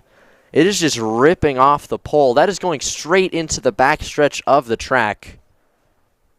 And also, because of the way the land around here is shaped, when you come around that corner, that final curve at the top of the track, the wind just blasts you. It feels like you're standing still. It's a huge mental thing, but we'll see if these runners, if they can push through it here. As we get a great view on the timer of that guy's hair, and they are off. Star of the show. But I guess there is a race to be run. Looks like North Glen right now has made up the most stagger in 4. So the handoffs, it will be North Glen. A little bit of a rough handoff there. But Mountain Range, they are also running fast in lane 6. Longmont as well. And to the second exchange, the halfway point of the race. It's close, that is for sure. Looks like North Glen and Mountain Range handed off at identical times. But the real question is who's going to be able to battle through the wind on the backstretch.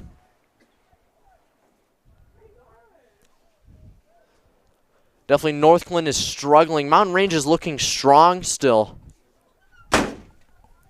As the door in the press box just slammed closed, if you're wondering what that was. And to the handoffs, it looked to be Mountain Range. Yeah, you have plenty of time. And it will be Mountain Range. 110 meters to go, 100 to go. They're going to run away with it here. 50 meters to go. Longmont's trying to come up. Oh, Longmont in lane 8. What a final leg. And it was Longmont. Wow. 142.10 for Longmont. And that was Colby Holmes. That was a fast final leg from Colby Holmes to make up a lot of time, and they will take the second heat. And finally, section 3 of 3. In 1, it is Horizon. In 2, it's Thornton. In 3, it's Broomfield. In 4, it's the defending 4A champions, Erie Tigers. In 5, it's Brighton. In 6, it's Green Mountain. In 7, it's Ponderosa. And in 8, it's Legacy. Now, I will say Tigers, their 4x2 team, they lost 3 of their 4 runners from that last year's state championship 4x2 team. So to call them the state champions, some would say that's a little much. I'm not that guy. State champions, defending state champions. But there is still a race to be run. Tigers' seat time is 1:30.35.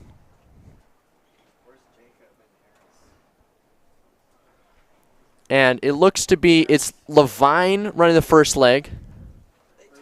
Then it is Martinez on the second leg, Whistler on the third leg, and Barnett on the anchor leg for the Tigers.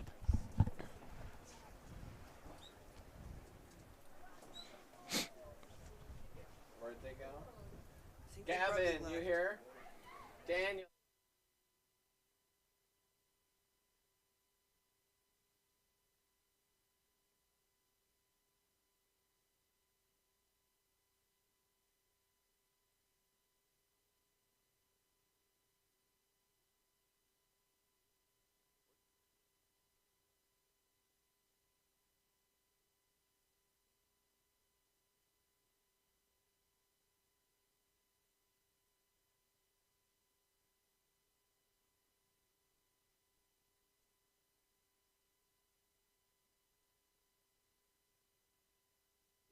Sorry about our camera crew. Definitely have some inexperience.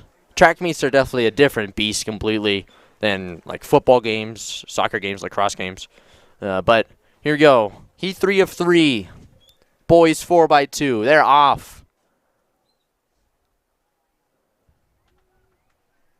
Out of the blocks, it is Brighton making up stagger on Green Mountain, pushing through that backstretch wind. Levine for Erie is definitely running strong and going into the handoffs. Looks like rough handoff for the Tigers. Seemed like maybe it was Horizon in one. No, sorry. Thornton maybe? Hard to tell from here. We'll see what it's looking like at the halfway point.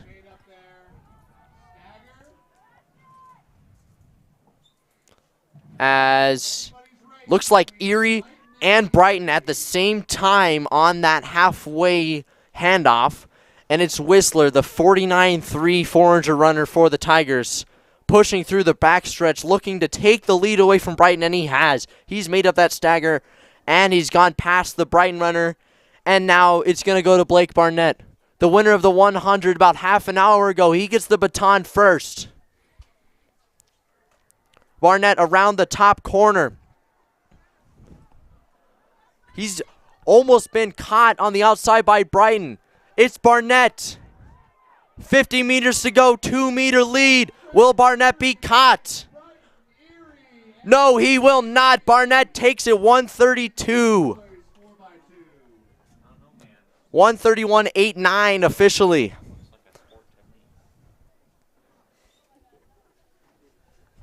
And the Tigers have taken another event. And with the end of the 4x2s, we will not take a timeout because we're going to get quickly to the 1600s. Girls 1600 is first.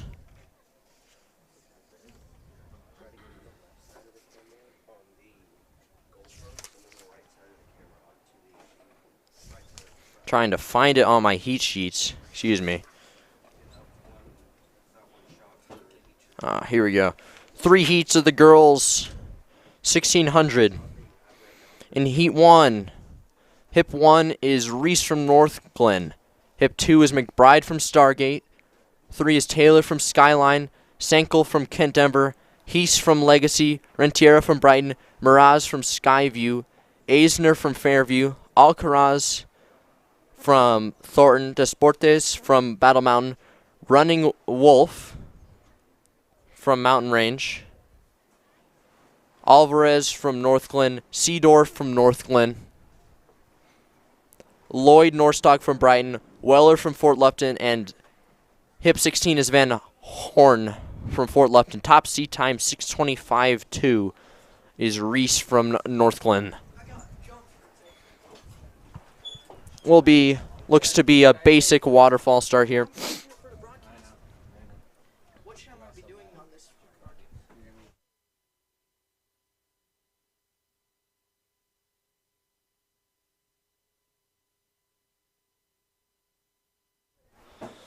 So, basic waterfall start meaning runners, they'll come up to the line and they'll break for one right away. Different from some other events where you start in your alleys, you run your lanes, then you break across, or you're in your lanes the whole time. But this is the basic distance start, in my opinion. As we will go. And I will say it is real tough to see hip numbers from all the way on this side of the all the way from this side of the field.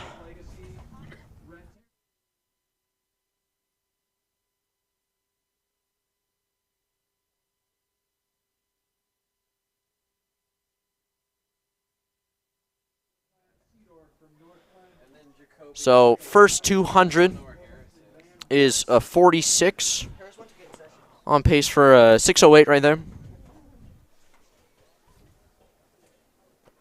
And I'll have to tell you who's in the lead when they come around that first corner. I think that's a Battle Mountain runner, which could be Desportes.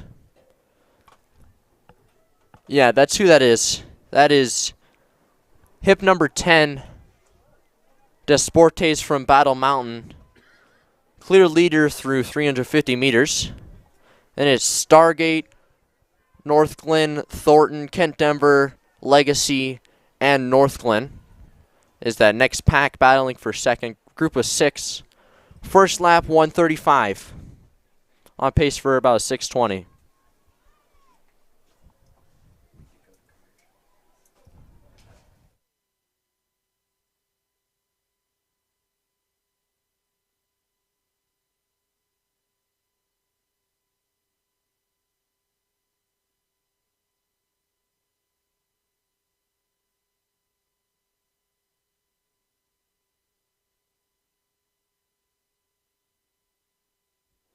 And on that backstretch, seems like Desportes has been caught up by the Stargate runner.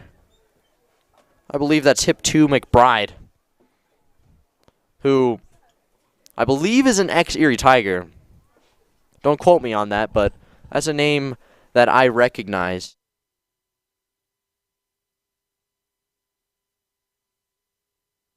Yeah, people in the booth agreeing with me.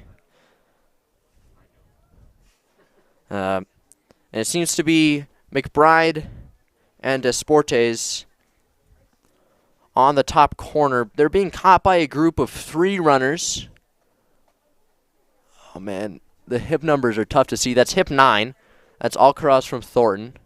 Hip 4 is Senkel from Kent Denver. And hip 5 is Rentiera from...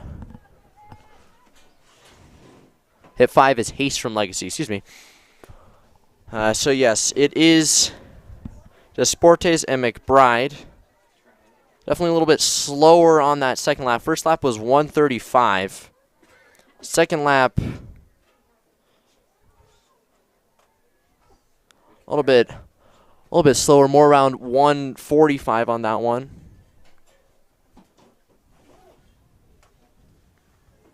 As we're going to try to take a break here on the Erie Tiger Network.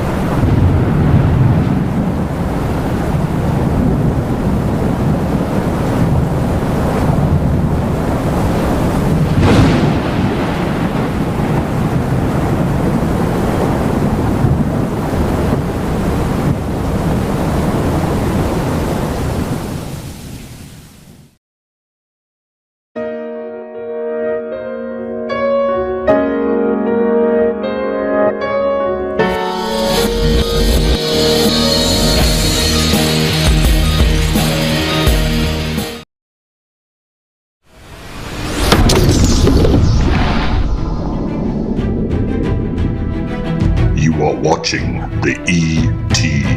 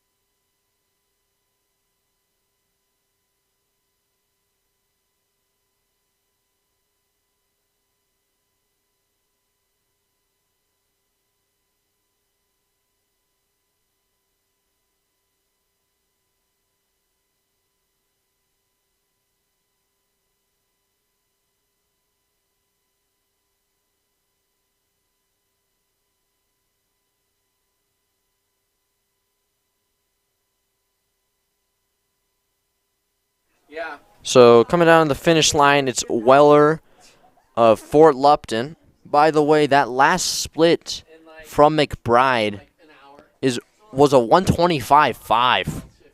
And considering the pace she was running at was around 95, she ran 10 seconds faster than her average on that last lap.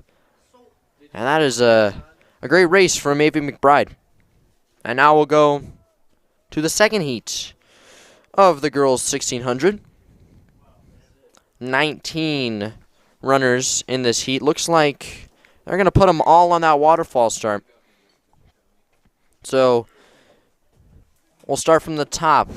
Hip 1 is Young from Green Mountain. 2 is Bell from Green Mountain. 3 is Lee from Stargate. Shelton from Lyons. Bokel from Skyview. McCullough from Summit. Shiver from Thompson Valley. Crunk from Brighton. Ochoa from Denver East. Champe from Longmont.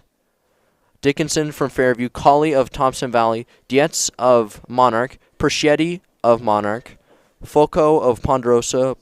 Pola of Prospect Ridge. Homeland of Thompson Valley. Minor of Summit. And Jordan of Bennett.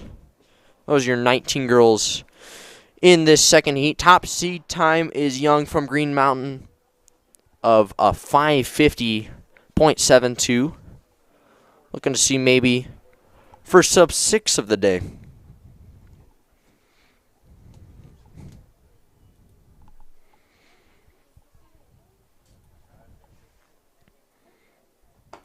And they are off. First heat. Quickly to the front. That is Summit. Could be McCullough or could be Minor. Hard to see hip numbers. That is definitely McCullough from Summit. Followed out already off to a good 20-meter lead is Young and McCullough. Kind of in no man's land there is hip 2 Bell. Not really where you want to be with this wind right now. But that first 200 is a good sub 40, 39-ish. That's fast. That's about 5:20 pace.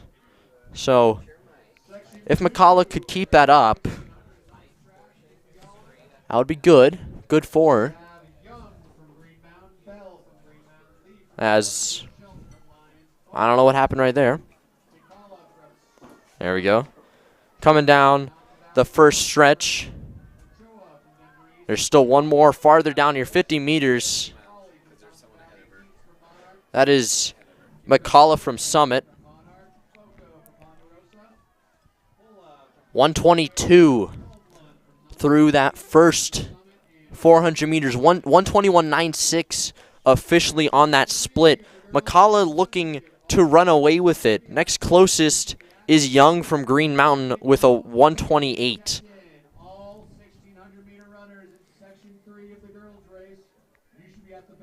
That is a fast first split for McCullough considering seat time 5:57. So if she can keep that up, she's looking at around a 5:28. All girl finalists for long jump. Your event is starting soon. Girls long jump finalists. And she seems to still be on that pace pretty well through 600 meters, pushing through the backstretch. And the strategy today is you got to survive for the backstretch and use that wind on the home stretch to push you through and try to make up as much time as you can that you potentially lost on that backstretch. So through the halfway mark, it's going to be a little bit slower for her. First lap was a 122. Maybe a little bit too fast for her on that first lap, but nonetheless, she is still moving well. Second lap's going to be around 126, 127. 126.57 on that lap from McCullough. She is just way ahead of the rest of the field. Good 15 seconds, good 70, 80 meters. So it's going to be hard for the rest of the field to catch her. She's almost 100 meters ahead of the rest of the field through 900 meters.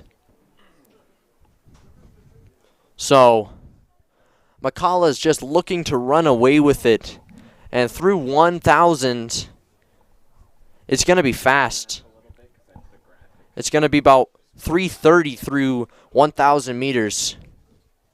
As the battle is on for second. And that first runner,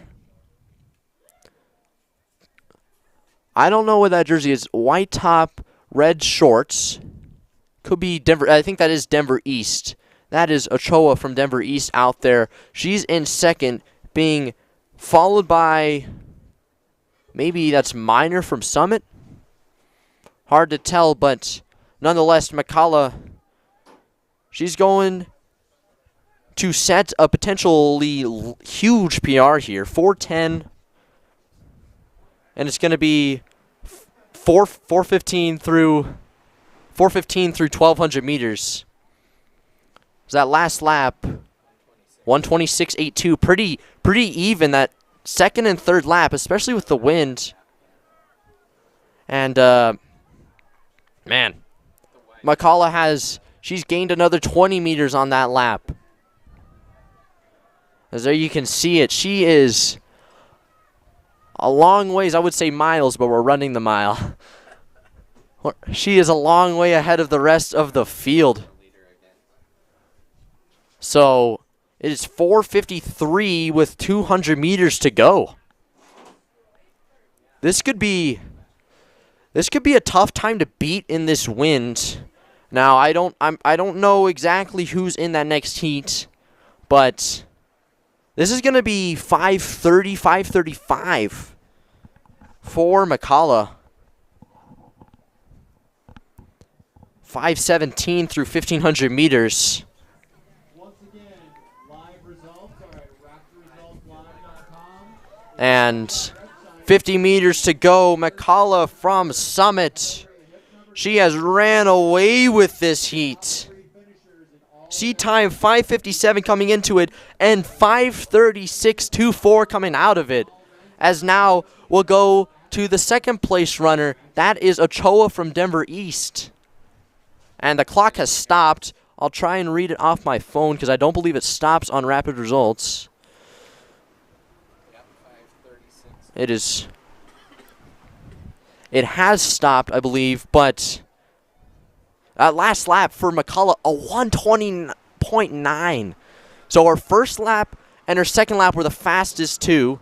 That's our first lap and last lap were the fastest two, but her second and third lap, pretty even split. Ochoa 6:03. So not quite a PR for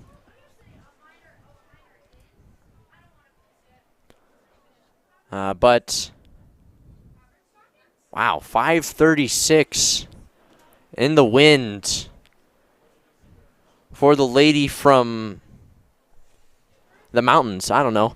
Frisco, Colorado is where Summit High School is. Silverthorne, Breckenridge, Frisco. A lot of high elevation there, I would say. Coming down to Erie feels like you can breathe, I would guess.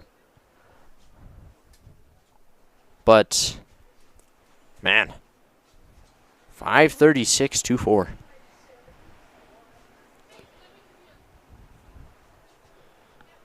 As I think that does it. That is the final finisher from that heat. So we'll go to the final heat. We have 17 runners. 17. This is going to be a fast heat. Hip 1 is Pippert from Stargate, then Marr from Prospect Ridge, Almonte from Battle Mountain, Ruth from Silver Creek, Vaughn from Boulder, Moore from Golden, Wilkinson from Legacy, Witten from Battle Mountain, Barker from Kent Denver, Halverson from Golden, Nelson from Golden, Dev from Legacy, Olson from Broomfield, Shuroff from Denver East, Testa from Fairview, Jones from Prospect Ridge, and Hoffman from Green Mountain. Top seat time, 4:57.46 from Allison Pippert of Stargate. I'm not going to lie to you, Tiger fans, track and field friends. I'm not sure I could run that right now. 4:57. That is very fast, especially for a girl. DNS are on the screen. Avery Marr, Chloe Ruth, excuse me. So it'll be 15 runners? That is not 15 runners. Seems like 10 to me.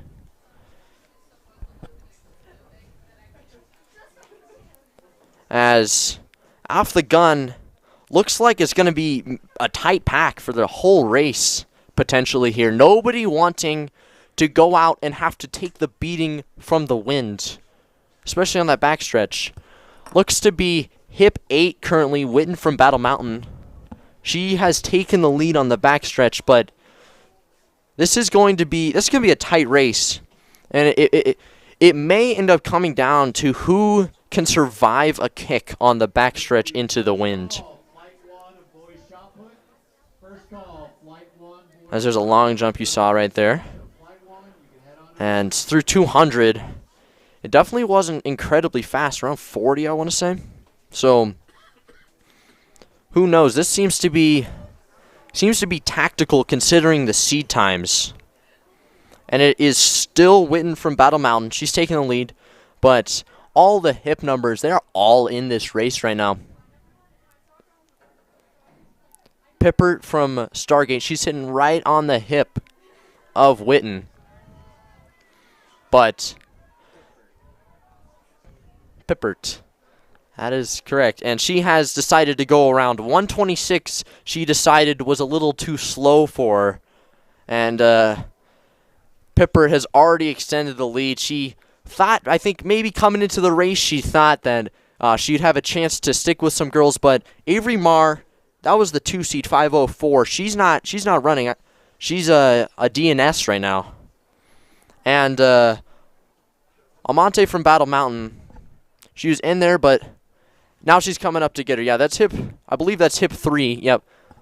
So the girls from Stargate and Battle Mountain, they've decided to go after that first lap. 126 on that first lap was 127.01 officially. Very, very conservative considering the 4:57 seed time.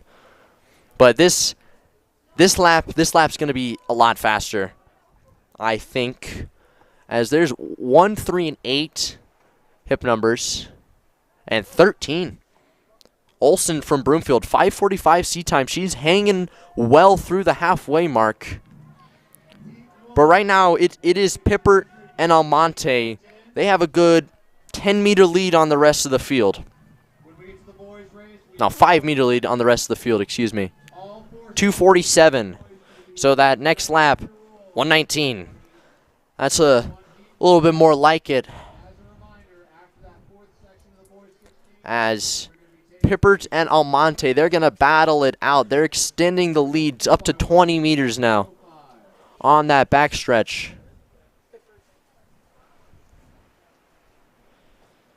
And through 1K, it's not going to be much faster than McCullough from the previous heat. She was 3:30 through 1K. And Pippert and Almonte, they're going to be about the same, 3:27, a little bit faster. And I'm going to guess these girls have a little bit more strength to push through the winds and come home and beat McCullough. But she could get third out of this from the second heat. That'd be surprising. That doesn't happen very often in long distance racing. Or I guess if you want to call it high school, it's long distance. If you want to call it like college level track and field, this is mid distance. But whatever you want to call it, you run a long ways. You run a lot of steps. As Pippert and Almonte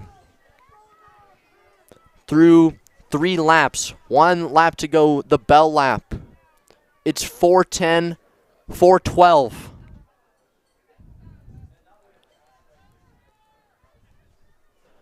At last lap, 1:25.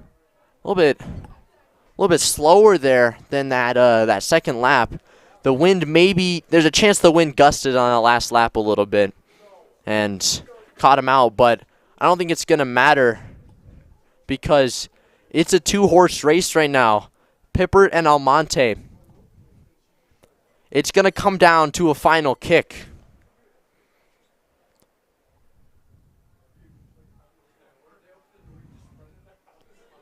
So through 1,400 meters, it's 5 554, 553, 453, excuse me. Reading is hard. I'm sorry.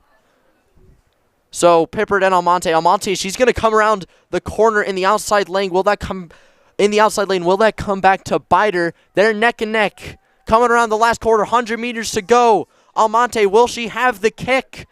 It seems like she will. Miliana Almonte from Battle Mountain. She is going to take it 5:30. Pippert, she's not going to be far behind, but it's going to be McCullough from Heat 2. She's going to get third. Milena Almonte. It was a little bit cut off on my heat sheet. But yeah, McCullough from Summit out of Heat 2. She's going to be third. She's going to get herself a medal out of the deal. Off of a 5:57 seed time. She runs 5:36, gets herself third in the wind. And that'll do it for the girls' mile. So we'll go to the boys' mile now. Boys, 1,600 meters. Not actually a mile, if you want to be technical with me. 9 meters short. Yeah, right? Come on, just make it even, America. Come on. Whatever, 4 heats. 4 heats of the boys 1,600. Heat 1. It's Maloud from Longmont, Liu from Silver Creek, Alcaraz from Thornton. I don't know that name. What is that name? Niemkowitz from Summit, Koo from Stargate, Lubensky from Battle Mountain, Frazier from Silver Creek, Arona from Skyline, Thomas from Lions, Federico from Brighton, Bracey from Brighton, Fairweather from Ponderosa, Machichi from Horizon, Menza from Twin Peaks, Walsh, from Stargate, Hoops from Stargate, Sefcovic from Bennett, Bermudez from Longmont, Cardenas from Bennett, and Lomry from Bennett. Top seed time is Maloud from Longmont, 5:31.83. They're underway. It's going to be tight. I would not be surprised at all. Someone's going to go out. That's often what happens in these slower heats. There's someone that hasn't ran the mile yet this year, and they have a seed time from last year where they've gotten considerably better, but they still have that seed time because they haven't proven themselves. So I wouldn't be surprised if the winner of this heat is faster than 5:31. And right now, it's Fairweather from Ponderosa out in a 35 first 200. Now, often you run that first 200 is considerably faster than the rest of your race because 35, that'd be a 4:40 pace. Now that could happen, but I'd be surprised. But I mean, there was a 5:36 out of the second heat of the girls' mile, so who knows? So 350 meters, hit 4 is Niemkowitz from Summit, of course. Fairweather from Ponderosa, Maloud from Longmont, and Lubensky from Battle Mountain, I believe.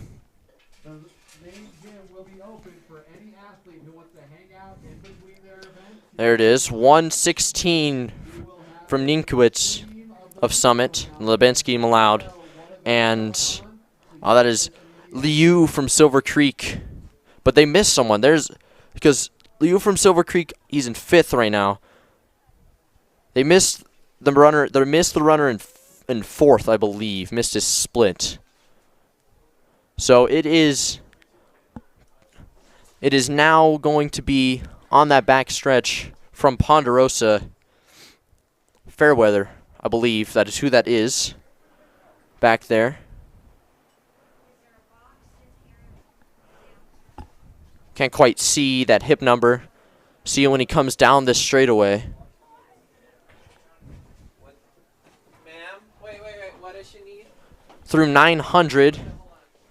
There's still a solid pack of 4. Hip 1 is in there along with hip 4, hip 6, and hip 12. So through 800 meters, the pace has definitely slowed down. That first lap, 1:16:68.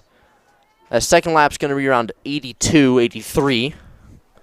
So definitely a little bit more towards the mean, but pretty standard pacing for high school. So through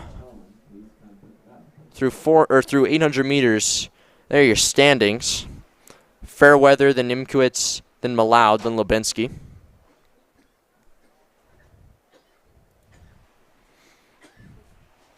And on the backstretch now, it has become a 3-horse race between Longmont, Summit, and Ponderosa. And they are battling the wind. The sun has come out, makes it a little bit warmer, makes it a little bit more bearable to run, but that wind still a killer. On the back corner, excuse me, it is still Fairweather. He's been pushing strong from the start. He's had the lead for all 1,100 meters of this race. And he has been fighting the wind the whole time. As now on the inside is Niemkowitz of Summit, and then Malaud of Longmont. And as the final lap, it is 4:03 through 1,200 meters. That previous lap, 1:24.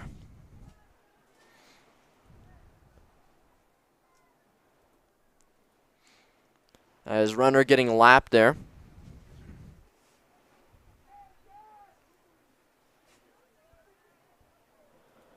And so on the back stretch, it's Niemkowitz, of course. Of course, the person who I am not 100% sure how to say their name is in the lead. It's Malaud in second from Longmont. Fairweather, he's been dropped. He, I would guess, is out of the race. It's 4:45 with about 200 meters to go.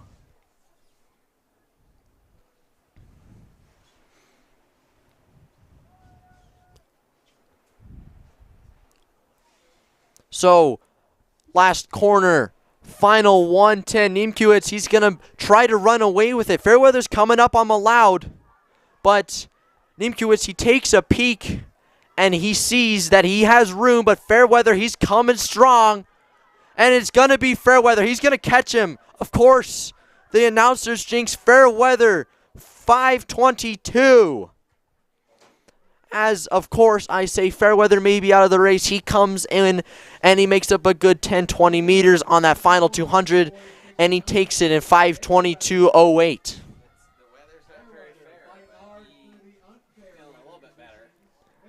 As Bird just said, weather's not very fair, but Fairweather just took that heat.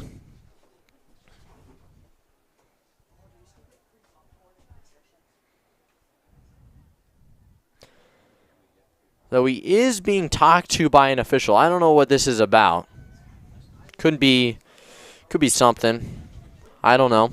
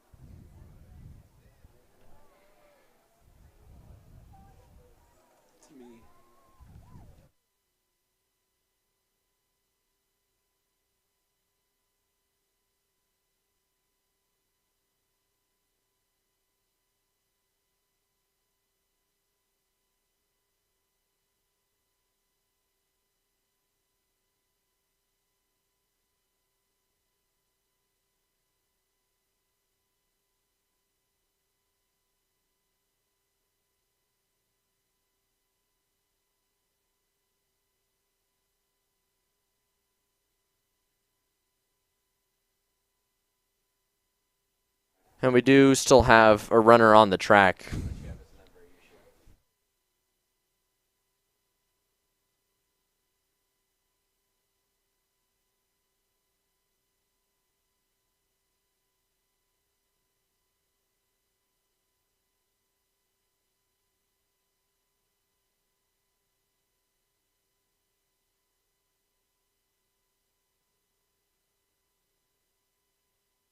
And while we're waiting for, I think this is Perschetti. No, sorry, excuse me. This is Lomry of Bennett to finish. We'll go to a little bit of a break here on the Erie Tiger Network.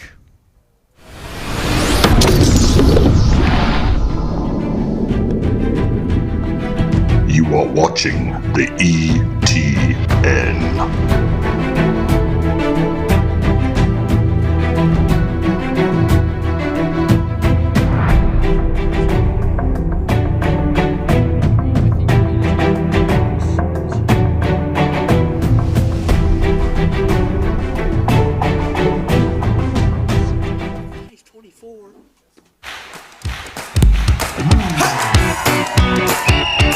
Kicking off the season celebrating 35 years of serving our local community. Whether you're a contractor or a homeowner with a do-it-yourself project. At Budget Home Supply, we value a more personal relationship with our customers. Hey, Ernest. Hey, Vern. Whether you have a project in your kitchen or bathroom, a new outside deck, or just some general home improvements, indoors or out, come on down to Budget Home Supply.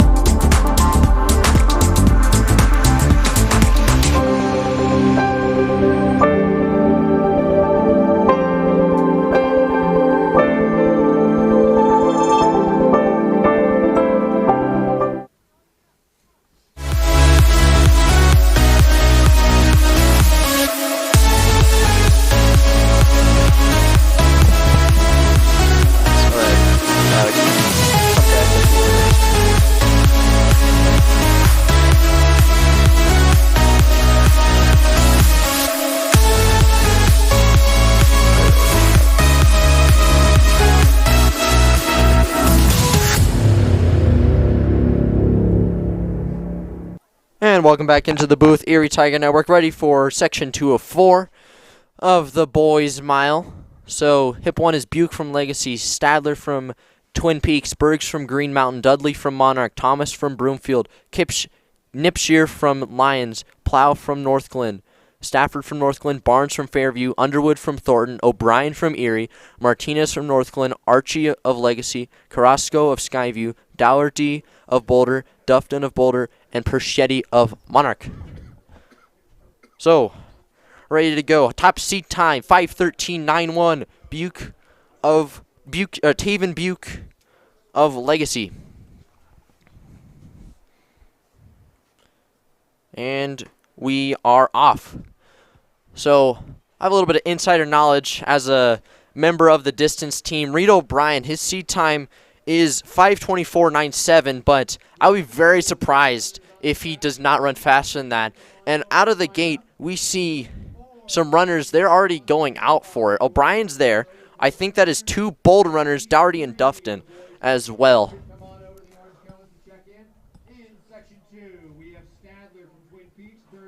That has to be who that is going out there through that first 200 is fast. That's 35 fast. That's a little bit cruising. O'Brien, he might catch himself up here, and now he will go around on that corner. He'll stay in second for now. So come around this first corner from Green Mountain. It's Owen Berg from Green Mountain, 5:16 seat time, hip 3. He's going first. Then the other Green Mountain runner.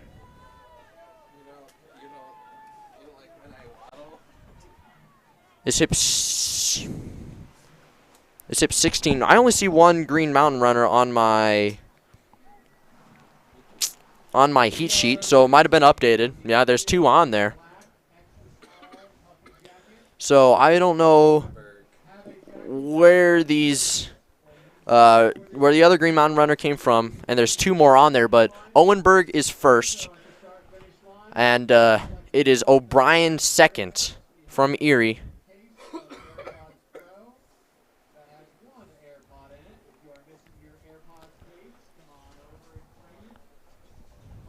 That first lap, by the way, a 73. So I don't know if that's sustainable. O'Brien, he's going to try and go for it. He's going to fight the win, 152 through 600 meters. Now, Berg, he's going to latch onto him, and that's a good play from Owen Berg not to let him go, because if you let O'Brien go, he might just go and win the heat.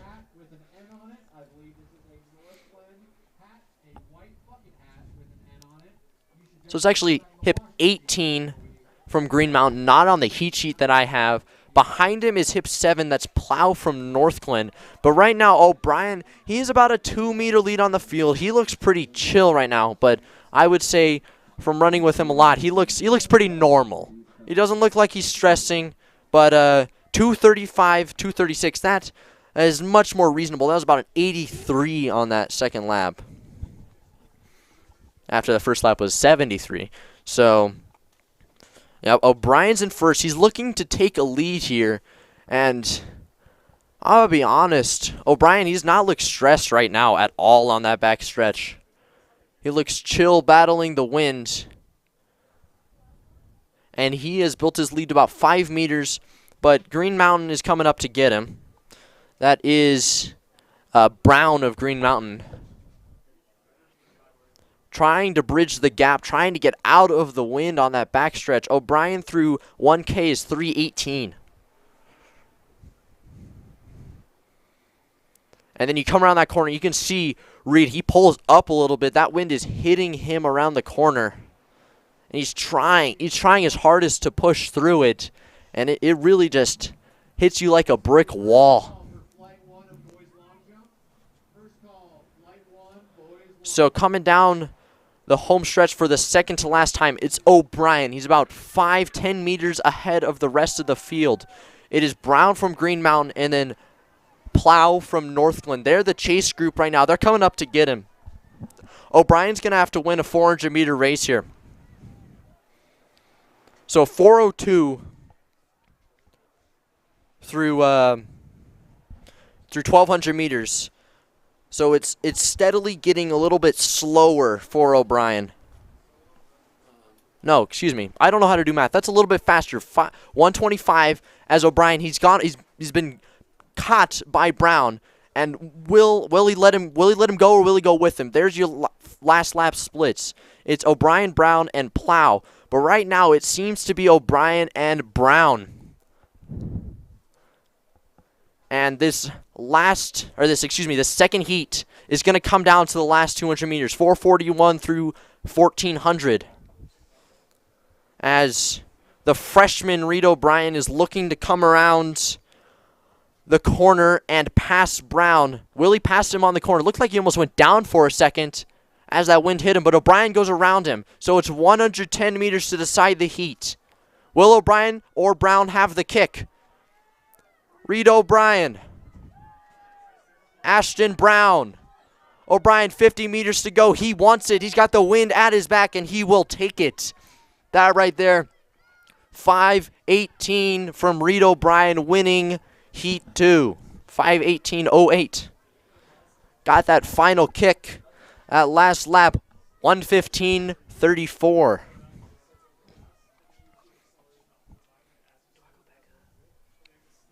So the Tigers, they take another heat. And in this third heat of 4, 17 runners. Hip 1 is Gabrielson from Thompson Valley, Shoemaker from Prospect Ridge, Kiprian from Skyview, Denham from Broomfield, Spadafora from Thompson Valley, Spooler from Legacy, Simonson from Erie, McDonough from Mountain Range, Reuter from Thornton, Monolysis from Broomfield, Ravenhorse from Mountain Range, Jones from Golden, Reuter from Prospect Ridge, Bentley from Summit, Harrell from Ponderosa, Ariano from Skyview, and Briggs from Golden.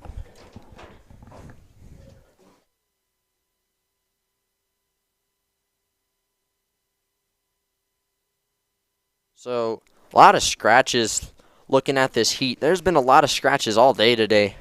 Originally supposed to be 17 runners.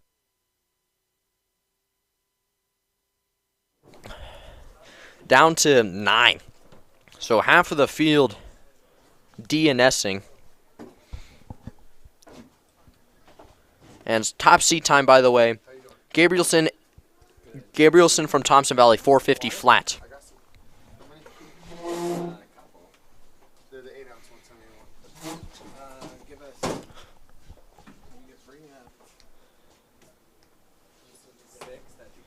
And Gabrielson has actually scratched. And Schumacher. So the top seat is actually Kiprian from Skyview, 150 or 451.61. So a lot of people coming out here, they're very afraid of the wind. They want you, since we're streaming this.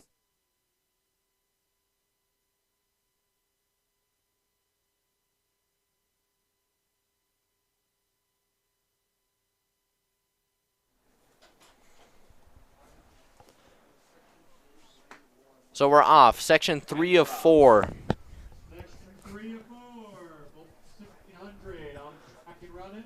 So quickly out. Seems to be maybe a Legacy runner. Spooler from Legacy out first. It's quick through 100 meters, about a 16-17 first 100. That is hip 6. And then I do see Simonson's in fourth from Erie. Can't tell exactly who those other two runners are there, but it's a tight pack of about 6 or 7, through 200 meters, about 35, 36. A lot of fast starts we're seeing here today in the boys' mile. Section 4, you are on standby. We're going to get section 4 on the track in just a moment. So coming through 300, hip 3, hip 12, hip 6, hip 7. So hip 3 is Kiprian, hip 12 is Jones, hip 7 is Simonson, and hip 6 is Spooler. But this is everybody that started this race is still in this race. But right now, Golden and Battle Mountain are going out to try and get it. That is not Battle Mountain. There's not Battle Mountain in this race. That might be Mountain Range. Skyview. 110.94 for Kiprian. And also the Golden runner is Jones. He was there as well. Those are 1 and 2 in this heat right now, and they're trying to run away with it. 110 through 400 is very fast. That's 440 pace. And through 600, they're trying to keep it up still. That's another 35-second 200 for the boys from Skyview and Golden.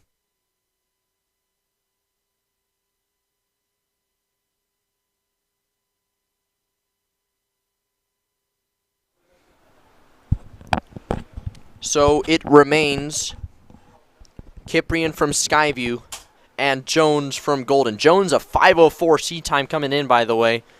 And right now, if he keeps this pace, it's going to be a lot faster than that. And that right there, that 200 is their first one that wasn't around 35. Because this lap is going to be 78.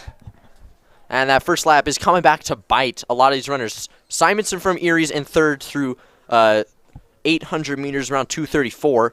Last lap, 117 for the first two runners, 121 for the next group.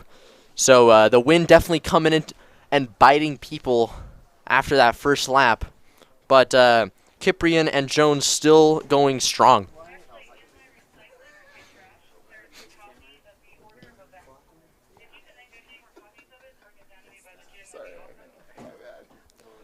So through 1,000 meters, it is still Kiprian and Jones, 3:06. Simonson has tried to make a gap for third. He's about 2-3 meters ahead of the chase pack. He's being caught, though, by Summit runner. I believe that's Will Bentley. But the battle is still for first with 500 meters to go. Jones is trying to extend his lead. He's about 5 meters ahead of Kiprian,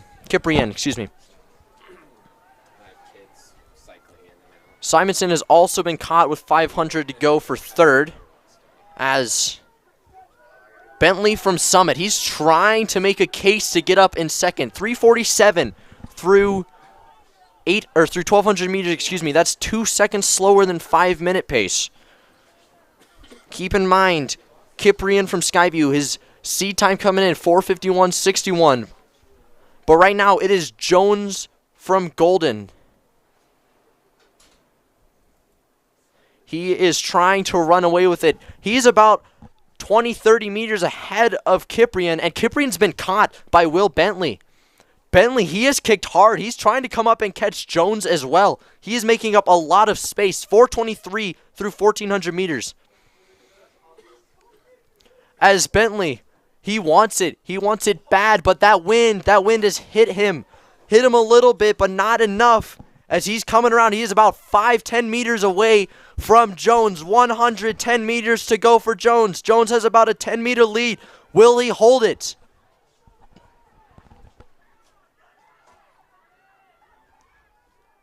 Jones of Golden trying to hold on. And he will. 4:59 right at 5. 4:59.51, sub 5. That is a great PR from Ryan Jones. Previous C time 5:04. And also, I believe a PR from Will Bentley as well. His time coming in 5:05 flat. So even in the wind, got some personal records across the field. As there you see, that last lap from Will Bentley, 67. He tried his hardest to come back and win that race. And that last 500, I would say, was smoking fast. Around maybe 74, 75 on the last 500 meters. That is very fast. Especially at the end of a 1,600, and especially in this wind. Simonson of Erie, by the way, in 4th on that one. And we will go to the final heat of the 1,600 meters. Next event on the track, by the way, is the 4x100s. And after that, you got the 400s, then the 300 hurdles. For those athletes that I know are listening in the Erie High School gym. But now we got final heat. We got hip 1 is Brunner from Battle Mountain, Hobart from Denver East, Steubenrock from Golden, Medal from Battle Mountain, Davis from Horizon, Kapner from Monarch, Krizek from Fairview, Singh from Prospect Ridge, Zajac from Fairview, Maddox from Erie, Goodman from Prospect Ridge, Murray from Silver Creek, Logan from Denver East, Vasquez from Thompson Valley, Bennett from Denver East, Wynia from Lyons, and Wack from Longmont. Top seed time, Will Brunner, 4:19.81. That's fast, folks. That is very fast.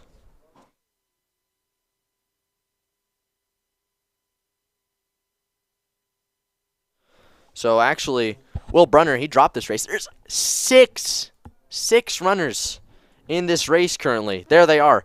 Steubenrock, Middow, Davis, Maddox, Wynia, and Wack. Those are your only 6 in this final heat of the boys' mile. Boys 1,600. And at the start, that's Wynia of Lions taking the lead. And if I was to guess, because of the absence of some of the top seeds in this heat, it may be a little bit conservative. I wouldn't be surprised by that. A little bit of jostling on that back stretch, as Davis of Horizon has taken the lead, followed closely by a number of others. Steubenrock from Golden, Midoff from Battle Mountain, Wynia from Lions, and all 6 of the runners that started this race are still within a second of each other. As through 500 meters, 55 through that 500, or excuse me, through that 300. As Davis checks over his shoulder, sees what's going on. Wearing the one-piece tracksuit. Don't see that very often. And it's 1:13 through 400 meters. About what we saw. Actually a little bit slower than the previous heat. But if I was to guess, this next lap is going to be just as fast, maybe even faster. So there's your times through 400 meters. And it has quickly become a 4-person race. It's Davis of Horizon. Steubenrock from Golden, Middaw of Battle Mountain, and Maddox of Erie. Those are the only 4 that really have a chance anymore. Wynia and Wack, respectively, have dropped off of the pack, as it's about 148, 147 through 600 meters. And Davis, he's trying to run away with it now. And Maddox, he is struggling to keep up. He's about 4 meters off the back of the pack. Logan Maddox definitely a little bit hobbled. His knee's definitely not right. That has been a common theme in practice, and all of a sudden, it's a 3-person race now through 800 meters. As that second lap, 67. That is very fast, very, very fast. 2:23 for Maddox through 800 meters. 68, 67 for Davis, Middahl, and Stubenrock. As they're going to try and drop each other over these remaining 800 meters, 700 meters now.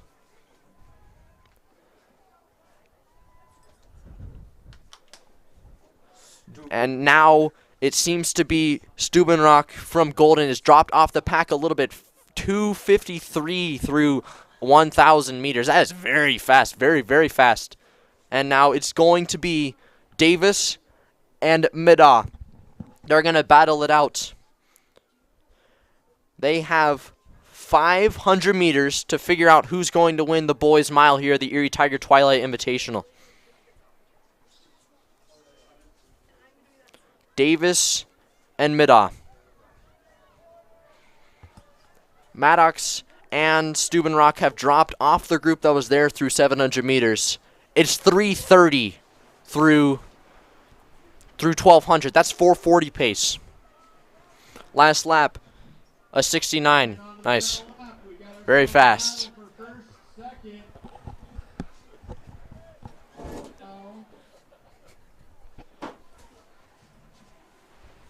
On the back stretch is now Davis and Middahl still. 200 meters to go. 4:02 is on the clock. It seems like 4:40 is very reachable for both of these runners, and it's going to be faster because the pace has sped up considerably. It's Davis, it's Middahl. 100 meters to go. Who has the kick? Middahl's trying to come up on the outside. Davis is struggling. Middahl, he looks smooth. He looks very smooth. And I believe he's going to take this one. Porter Middahl, 4:35.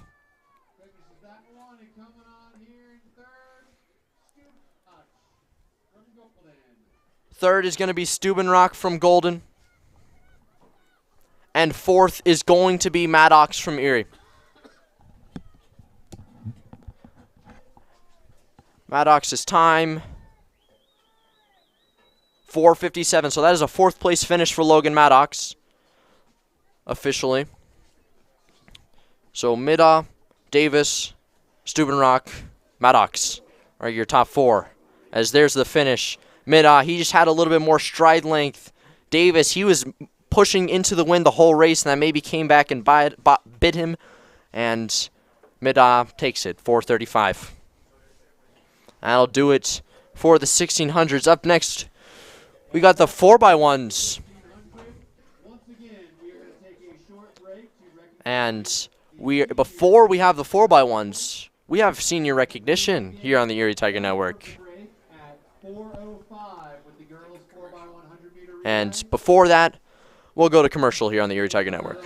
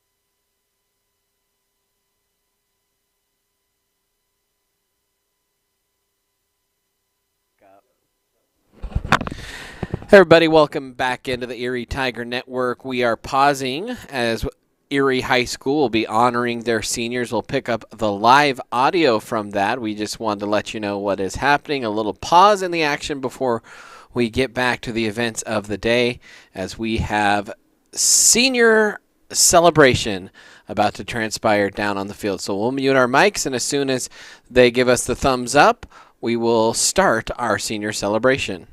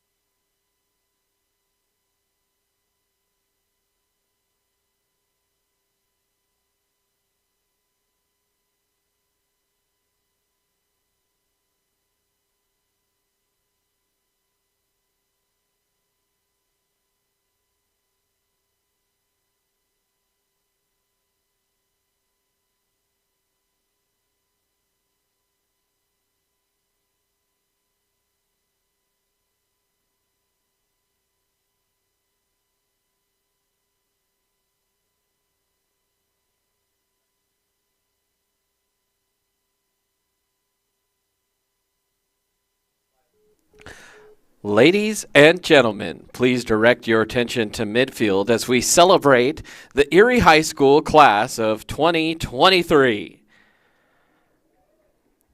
Our first student is actually junior Blake Barnett. This is his senior year in track, as he will be graduating early to play Division I football at Kansas State University. He's accompanied by parents Stephen and Tara Barnett. His favorite track memory was winning state in the 100-meter dash and the 4x2 his sophomore year. Congratulations, Blake Barnett. Our next senior is Ramon Salazar. Ramon Salazar's favorite memory was learning how to pole vault from Coach Havard. He will be planning on wrestling in college, the multi-time wrestling state champion, and senior track and field participant. Give it up for Ramon Salazar. Our next senior is Bailey Anderson. Bailey is escorted by Jolene and Jeff Anderson. She's going to South Dakota School of Mines for mining engineering, and her favorite track moment was all of the late nights. Congratulations to Bailey Anderson. Our next senior is Logan Maddox. He's escorted by Matt Maddox. His future plans and favorite track moment or experience is he will be attending the University of Utah to major in economics and political science, and his favorite track moment was state during his junior year. Congratulations, Logan Maddox.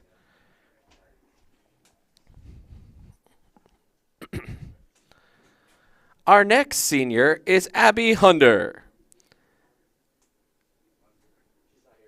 Abby is escorted by Mary and Ed Hunder. Her plans are to attend Kansas State University to major in animal science and be a D1 rower. Her favorite track moment was hitting refresh on max preps about 1 million times to see if the 4x8 team made it to state her sophomore year and all of the great laughs she had with her friends. Although she could not be here, give it up for Abby Hunder. Our next senior is Evan Kraus. He's being escorted by Sandy and Michael Kraus. He will attend Creighton University and run for their cross-country and track teams. His favorite track memory was all the great times that he spent with his friends on long runs. Congratulations, Evan Kraus. Our next athlete is his sister, Hunter Kraus. Hunter Kraus is also being escorted by Sandy and Michael Kraus. She will be going to CU Boulder and majoring in environmental studies with a focus on wildlife conservation and a minor in media design and production. Her favorite track moment was crying tears of joy while rocking the boat. Congratulations, Hunter Kraus. Our next senior is Annison Pound. Being escorted by Mom Sarah, Dad Ron, Stepmom Gloria, and Sister Gabby. She plans on attending CSU to study architecture and interior design. Favorite track moment was junior year, breaking the school record and qualifying for state during the same race, and all of the great friendships that she has gained. Congratulations, Addison Pound. Annison, dang it. Our next athlete is Ashton Whistler. Weisler. He is being escorted by Tanya and John. His future plans will be pursuing a business degree and running at the collegiate level. His favorite track moment is breaking both the 4x100 and 4x200 record and the team bonding when winning the 4x200 at state. Give it up for senior Ashton Whistler. Our next senior is Caleb Harner. He's being escorted by Mara and Kevin Harner. He will be attending CSU Pueblo to pursue a firefighting degree and play football. His favorite track moment was getting third in the triple jump at his first meet. Give it up for Caleb Harner. Our next athlete is Sydney Henderson. She's being escorted by Lorraine and Scott Henderson. Her future plans are going to college at Colorado Mesa, where she'll be majoring in psychology and minoring in criminal justice. Her favorite track moment was probably the long trips on the bus, where she got to hear track kids try to rap. Give it up for Sydney Henderson. Negron? Our next athlete is Skylar Negron, being escorted by Aaron Black. He's planning on attending Front Range, and his favorite track memory was all the great times spent with throwers. Give it up for Skylar Negron.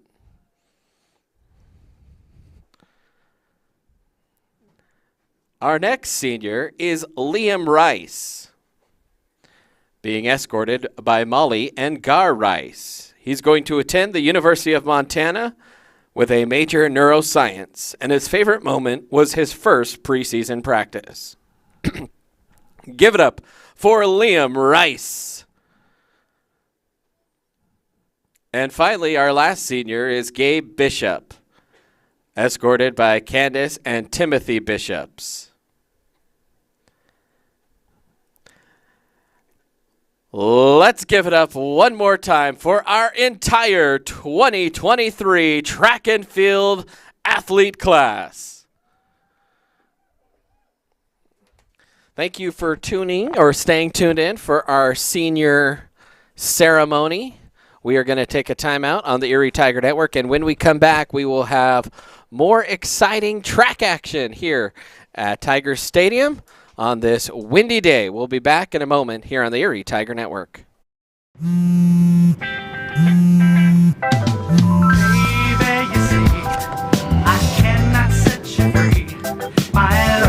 Days are gone. That's why I'm never gonna let you go.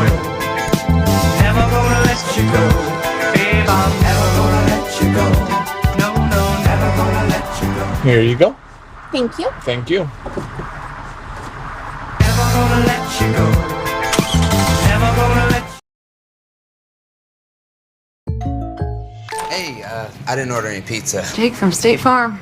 After you saved me so much dough on insurance with that Parker promo, I devised a promo for you. Here's the deal, Parker. State Farm offers everyone surprisingly great rates. Right. Pepperoni pockets, cuckoo crusties, There's no promo, it's just great rates. and a cider ranch. For surprisingly great rates and great service, call State Farm agent Jeannie Hulse in Erie today. Are you looking to buy or sell a new home? Jen McGurk, an experienced real estate agent serving Erie, Vista Ridge, and the surrounding Denver area. For years, Jen has assisted all types of buyers and sellers with their real estate needs. Give Jen a call today at 303-949-3331 or check out Jen Realty online at jenrealty.com. Front Range Landfill puts all your needs in front of everything else. Front Range Landfill won Erie Chamber of Commerce Business of the Year Award, as well as being featured on national television. We are very proud of our facility and we welcome the opportunity to address your disposal needs. Our focus is on customer service. We strive to achieve easy and rapid access in and out of the facility. We feel certain that we will exceed your expectations of your solid waste disposal requirements. Choose Front Range Landfill for all your landfill needs. You will be pleased.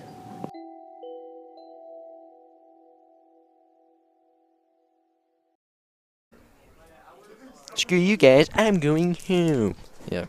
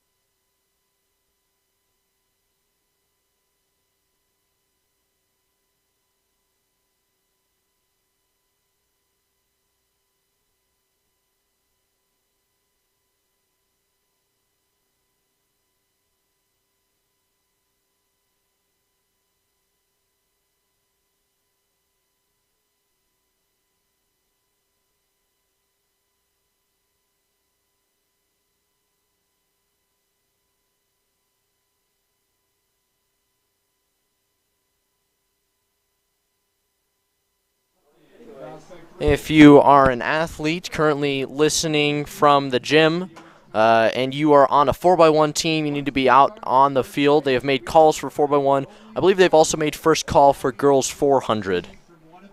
Sounds pretty good. We are coming out of the break, about 2 minutes. Until then, I'm going to go mute.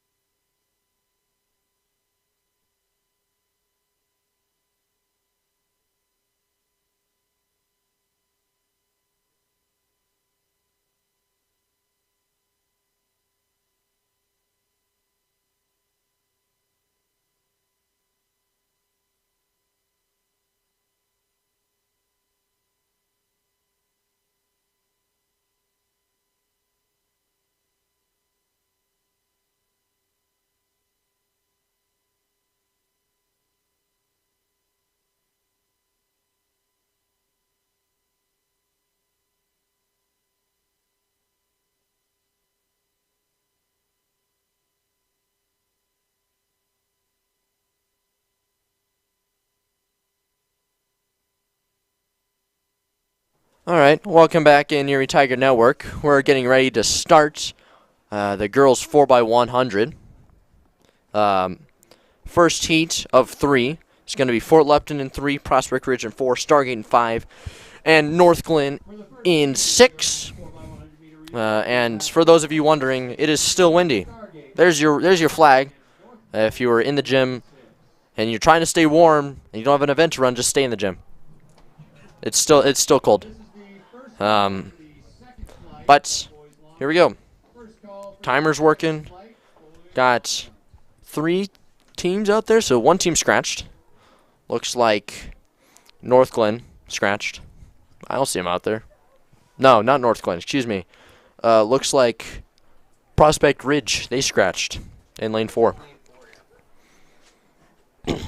So, it is going to be Fort Lupton, Stargate, North Glen. 1 lap of the track, 4x100 meters, 4 exchange zones. That's what's going to make the difference. 3 exchange zones. I don't know how to do math. Math is very hard. You got the blocks, you got exchange zone, exchange zone, exchange zone. It's like 4 exchange zones. Four spaces where the race could be won or lost. How about that?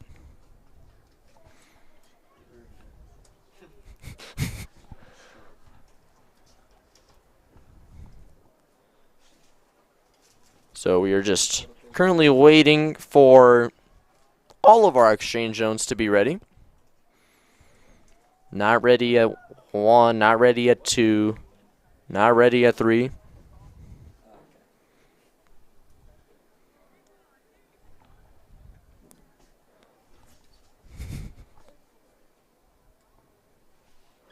Looks like ready at 1. I can't see over at 3. Maybe ready at 3. Ready at 2. I don't see a flag. Oh, we're waiting on people to cross into the infield over at 3. And come on. Come on, Coach Fujimoto. Put the flag up. There we go. 3 flags. We're ready to go.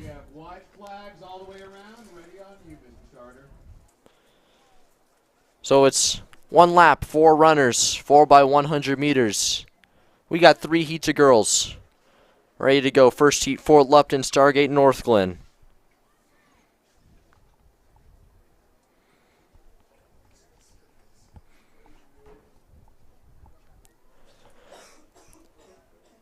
Runners are set. And they're off. Out of the blocks, looks like Stargate and North Glen pretty even to the first exchange. Check the handoff. At the first handoff, looks like North Glen, then Stargate closely behind Fort Lupton. About a second and a half, 2 seconds behind that. Stargate making up some space on that backstretch. And it looks like going into this second exchange, they will be in the lead on the inside lane. It's Stargate, then it's North Glen. Coming around the top of the last corner. Stargate will hand off first, then North Glen. And coming down the final straightaway, 50 meters to go, Stargate with the lead. Take a look at the clock. It is going to be about 60 for Stargate. 59.70. As Fort Lupton finishing out the heat. And we will go to Heat 2. Lane 1 is Lions. Lane 2 is Bennett. Lane 3 is Skyview. Lane 4 is Brighton. Lane 5 is Thornton. Lane 6 is Summit. Lane 7 is Golden. And Lane 8 is Mountain Range. First heat of the boys 4x1. The first heat of the boys 4x1 to come up.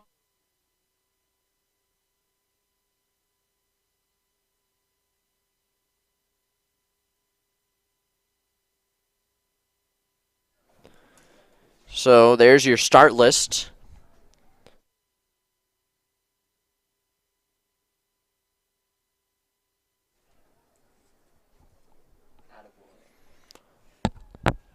So looks like we're already ready to go, maybe? No, runners are just setting their blocks. Excuse me, I don't Don't listen to me. Unless you want to. Then just listen to me. There's your first call for girls 400 meter dash. For those of you that couldn't hear it.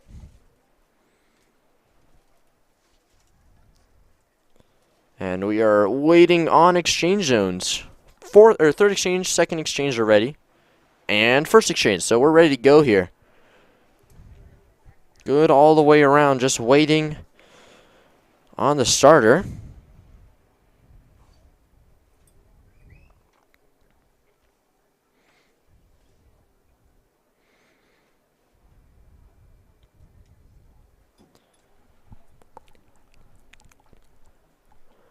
All right. Starters walking over there, ready to go.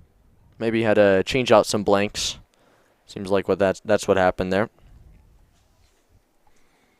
So again, Lions in 1, Bennett in 2, Skyview 3, Brighton 4, Thornton 5, Summit 6, Golden 7, Mountain Range in 8.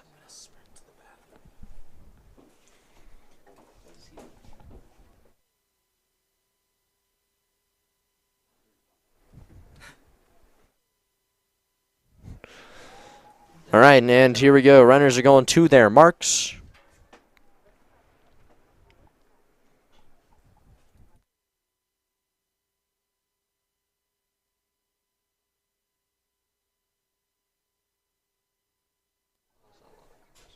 Runners come set, and we're off. Second heat, girls 4x1. Out of the blocks, lane 7 is made up the stagger. That's Golden out there. First to the handoff. Looks to be maybe lane 4, that's Thornton, or 5 is Thornton, excuse me. But on that backstretch, making up a lot of space is the Thornton runners.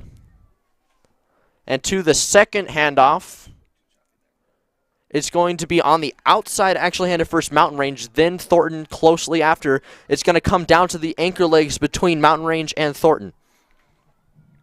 To the final handoff. Thornton gets the baton first. They have a good lead. Mountain Range is coming to catch them, though. 50 meters to go. Mountain Range, they have the lead. And it looks like Mountain Range is going to take the heat.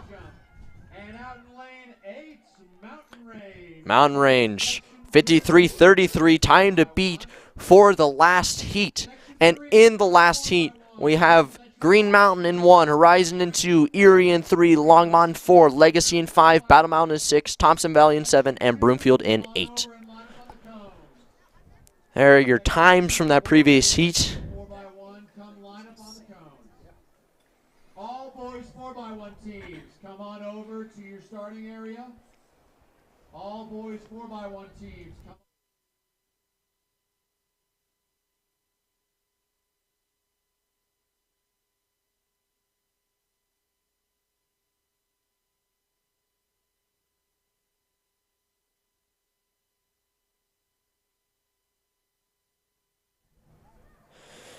And final heat of the 4x1. Getting ready to go. Erie, they're going to have Umbenhauer out of the blocks. Then it's going to be, excuse me, Hartle is actually running that anchor. That's not Umbenhauer. That is actually Tasky. Kira Tasky out there to start. Thompson Valley's a DNS, as you can see there. Third exchange is going to be, I believe that's Annie Pounds for the Tigers. No, Annie Pounds over on the third exchange, or second exchange. Man, I got it all backwards. That's Avery Barnes, I believe, out there on that first exchange, and then the anchor leg for the Tigers is going to be Madeline Hartle.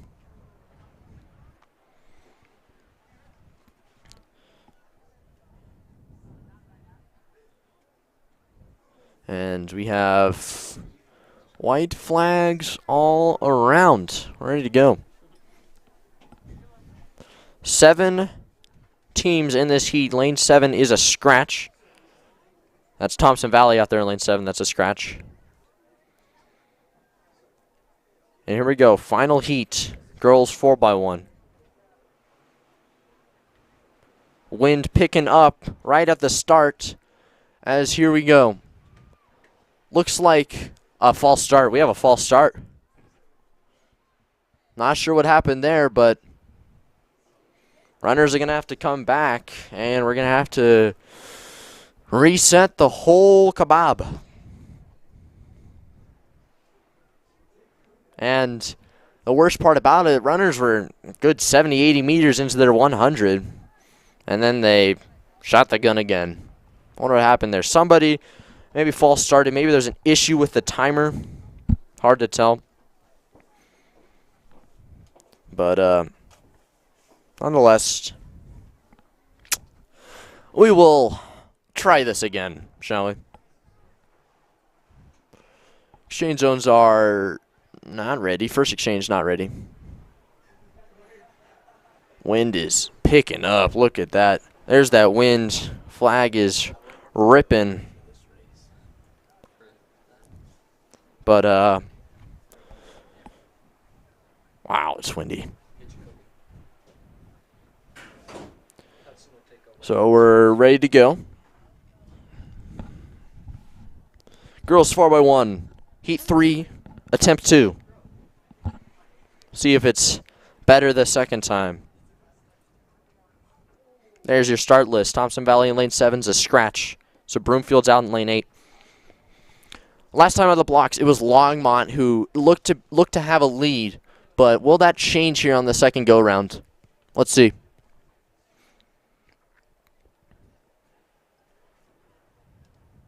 Runners come set. That was a weird start. Looked like there was a false start by Longmont, but nonetheless, they're off clean this time. First to the handoffs. Looks to be maybe Erie. Longmont had a tough handoff there. It's pretty even on the backstretch. Anybody's race here. It's going to come down to the final 2 legs. Going straight into the wind. All those runners. Looked like Longmont was maybe in first, a little bit ahead of Erie. Hard to tell. It's going to come down to a final anchor, but on the outside, looks to be Mountain Range with a steady lead. No, that is Battle Mountain, excuse me. Battle Mountain's going to be first to hand off, then Longmont, then Erie and Legacy. It's going to be Battle Mountain who wins it. Who's going to get second? Is it going to be Erie or is it going to be Longmont? Looks like Longmont's going to hang on, so Battle Mountain, Longmont, Erie is your top 3 in the girls 4x1.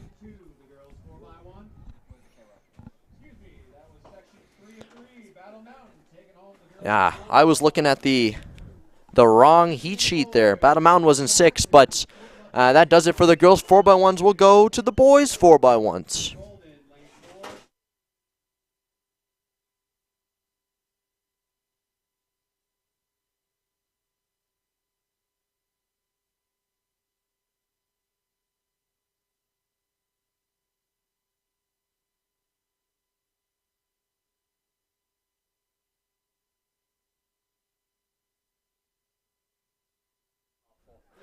And ready for the first heat of the boys.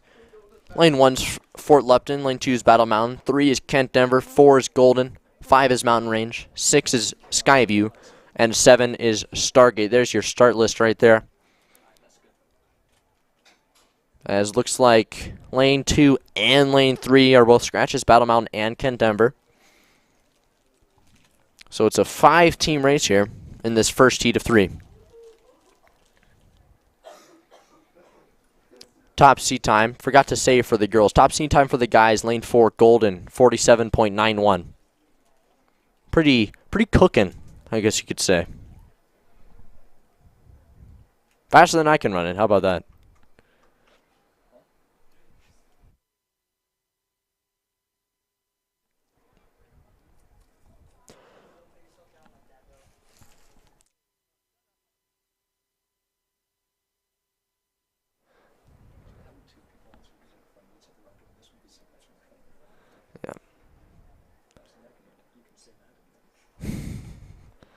Logan, I can't believe you. Unbelievable.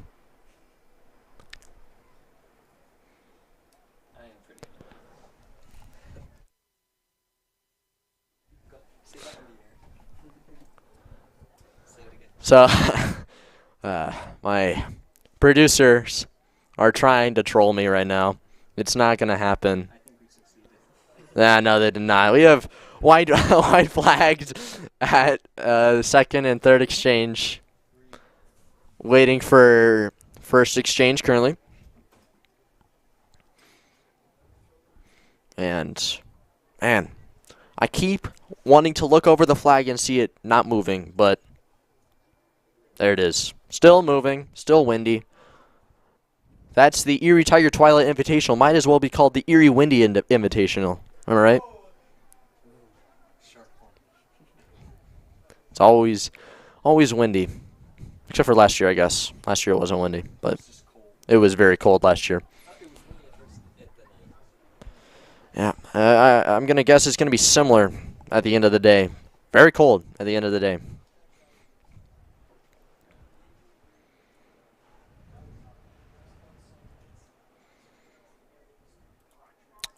So runners finally going to come to their marks. Here's your start list again. Lane 2 and 3 are scratches.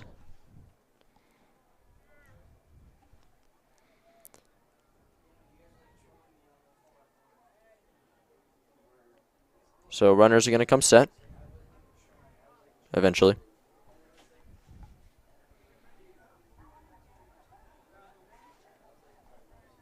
And they're off. Out of the blocks. Looks like lane 6, Skyview, off to a good start.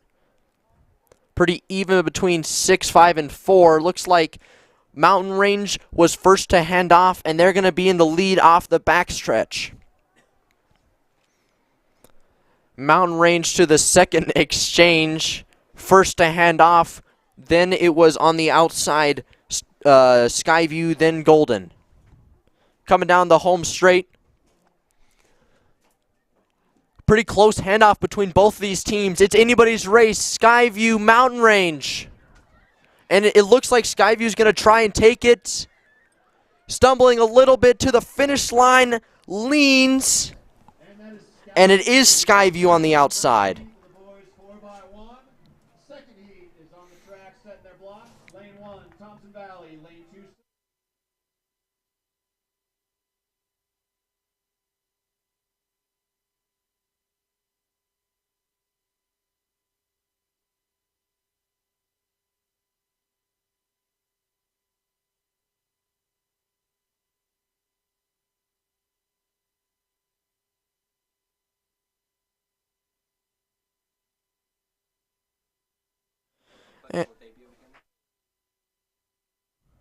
And welcome in Erie Tiger Network. I am joined by my favorite color commentator, Logan Maddox. How you doing, Logan? I'm doing great. It's a pleasure to be here, Dylan. Yeah, always a pleasure.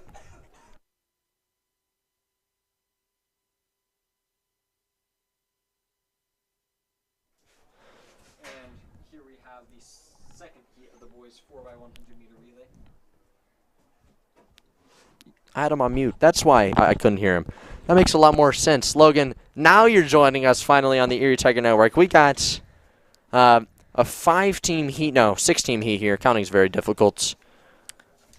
It is for you. Yeah, okay. Silver Creek, Longmont, Bennett, Broomfield, Northglen, Prospect Ridge are your start lists there. Silver Creek's in 2, so 2 through 8.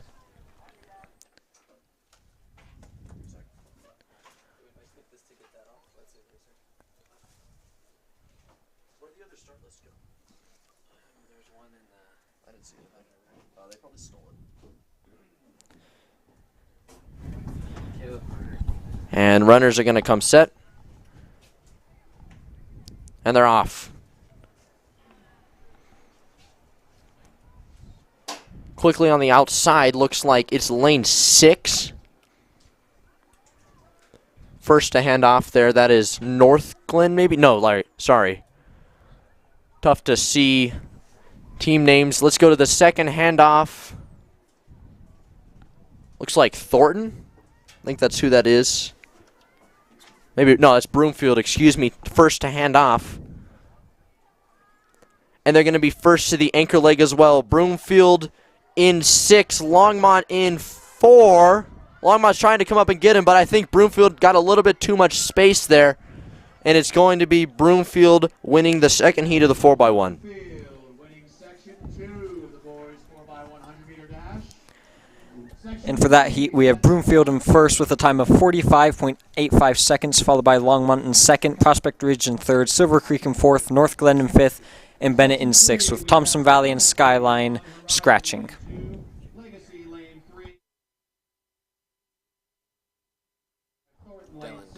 Yeah, and that was a good race from Broomfield. They had some pretty clean handoffs, and that's what led them to be able to win that heat. And now we got this fourth and final heat, I do believe, as I've lost my heat sheet. Logan stole my heat sheet, and there wasn't another one up here. Unbelievable. But, yeah, we got third heat, Summit in 1, Horizon in 2, Legacy in 3, Erie in 4, Ponderosa in 5, Thornton in 6, Green Mountain in 7, and Brighton in 8.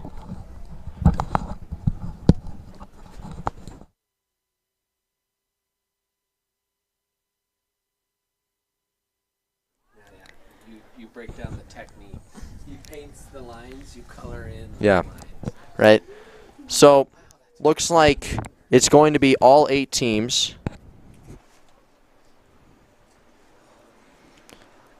And it's maybe for the Tigers, Levine, Tolliver, Sweeney, Barnett. And that's what it is looking like for me out there. And Logan, what is the key here for a team that wants to win this 4x1? The key to winning the 4x100 meter relay is essentially handoffs. If you have smooth handoffs, then you're put in a much better shape to win, and one bad handoff can ruin a race for any team. Yep. So we'll see which team can execute the best. It's not as much about speed, more about finesse. And whoever's going to take this will likely have that. And they're off. Out of the blocks, Levine for Erie's already made up the stagger on lane 5 to the first handoff. Looks like Erie may be right in the mix there. Tough to tell. We'll have to see here through the halfway point. On the outside, Brighton is flying. And it looks like they're first to handoff. Brighton in lane 8 leads through the first 2 legs. And come around the home straight, it's Brighton and then it's Erie. Will Barnett have enough speed to catch Brighton? Coming down the home straightaway. I think Brighton, they have too much on him. Barnett's just going to settle for second, and Brighton is going to take the event. 43-33 for Brighton, 44-34 for Erie, and 45-67 for Ponderosa. Yeah, Brighton right there executed all of their handoffs perfectly, which put them in a great position to win. And with a phenomenal anchor leg, there was no doubt about it when it came to the end. Yep, and that'll do it for our 4x1s. Now we'll go to the 400s, girls 400. We got 8 sections of girls 400. Lot of people wanting to run one lap around the track here today in this wind. First heat, I should say, top seed in the entire meet, or out of all the girls, 57-78 from Gabby Stevenson of Legacy.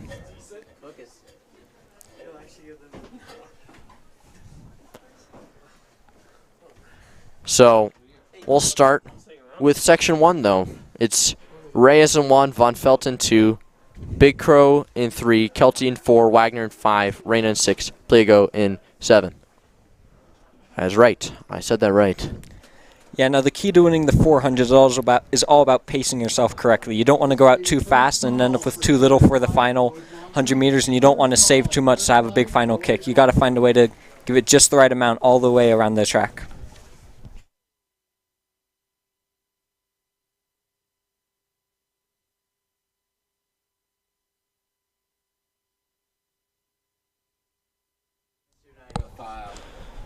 So we're having a little bit of a crew change here on the Erie Tiger Network. Long day, school beforehand, so getting some new camera operators, some people that are not as cold, hopefully, because I do not envy the people that have to stand on top of this press box in the wind.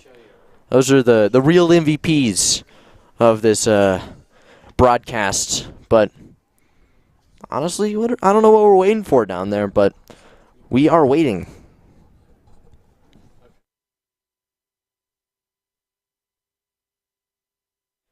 Yeah, and for right now, shout out Hudson Willard. Man, I don't know why I didn't remember his last name. Hudson Willard. He's the one standing out there in the cold right now. He is he's a trooper, I would say.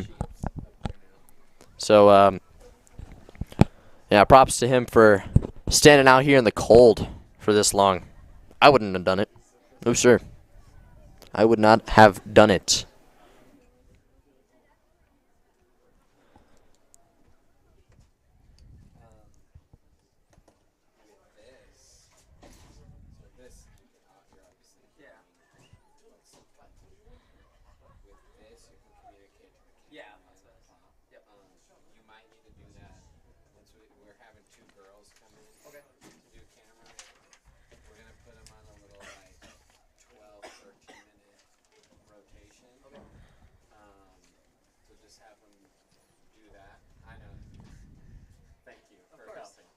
I just have to run home real quick. That's fine. I'll wait till they get here to collect them now. Okay.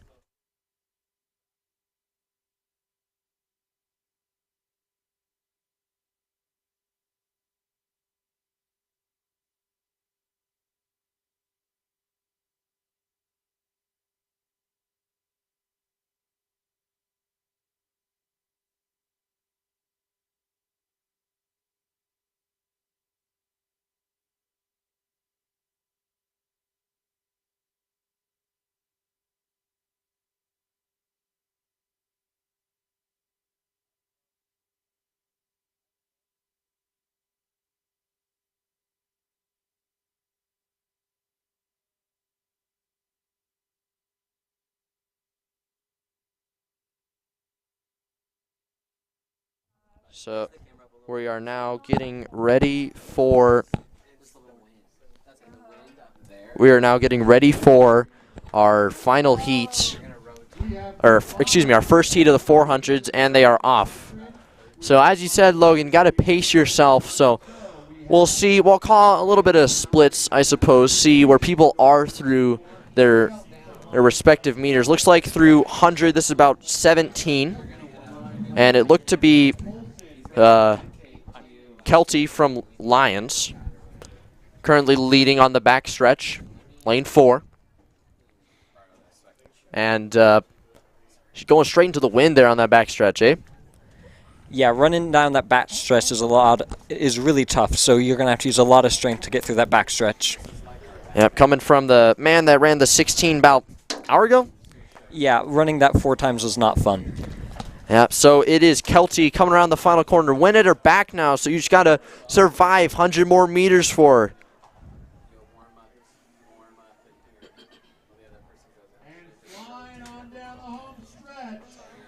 This is actually section 2. This is Shelton of Lions. We completely missed section 1. I'd like to apologize for that. I don't know what happened. That's my bad. That's a great race from 1:14.57. That is a PR for Leah Shelton. A PR in this weather is very impressive.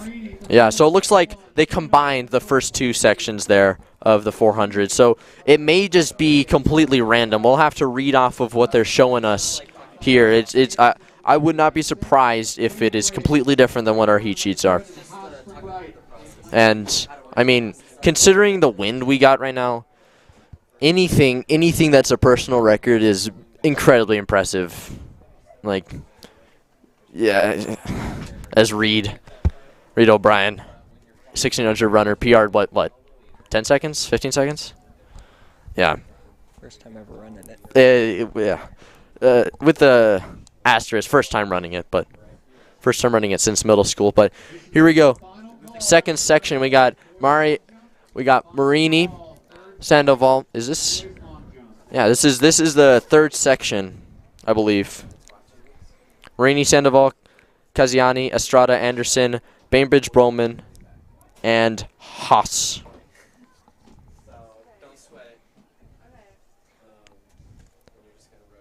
Anderson of Erie, lane 6, 1:13:01 seat time.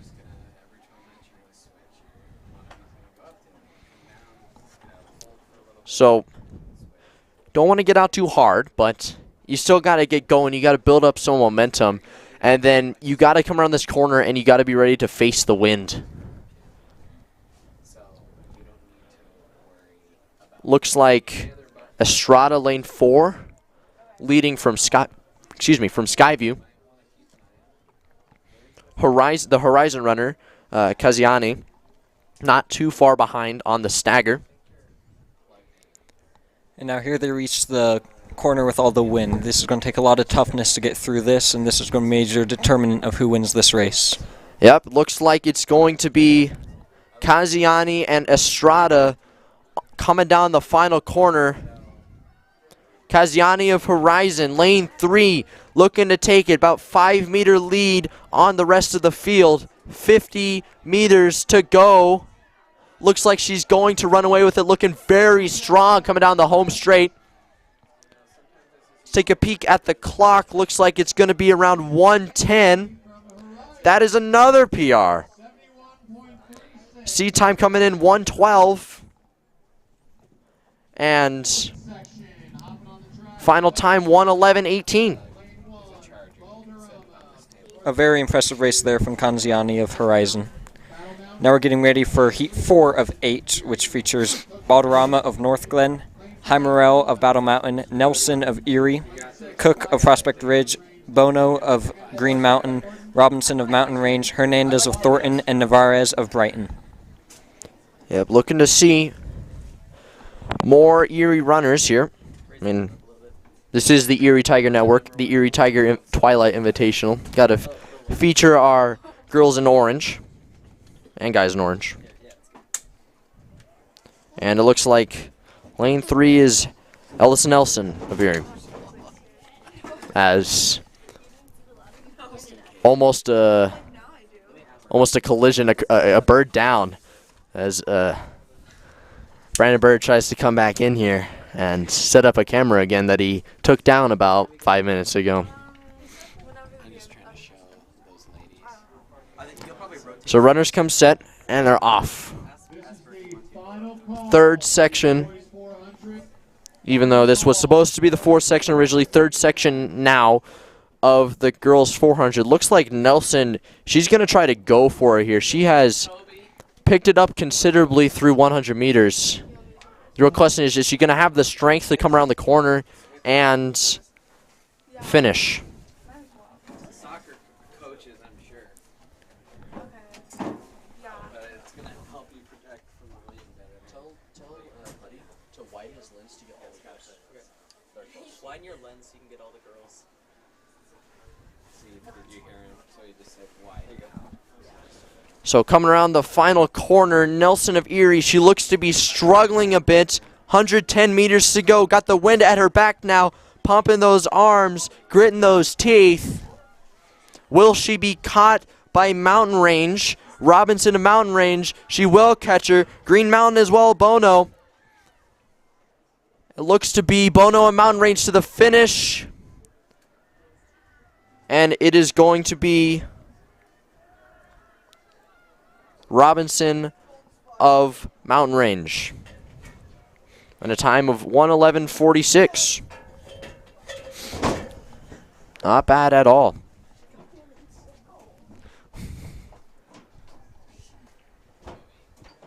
you hear me? Tell her to just go over to the start. Go over to the start line. Down to the right. No, other way. Other way. Yep. There you go. A little bit more. There you go. There you go. Perfect. Right there. So, a little change of camera crew right there. So we got fourth section. I'll call it the fifth section because the first and second were combined. This is the scheduled fifth section. Cook of Brighton, Wheeler of Prospect Ridge, Kem of Skyview, Waterman of Stargate, Chambers of Mountain Range, Hoffman of Green Mountain, Colvin of Silver Creek, and McBride of Stargate. McBride, we saw earlier in the 1600 winning the first heat, ex-Erie Tiger. Right there, Ava McBride out in 8.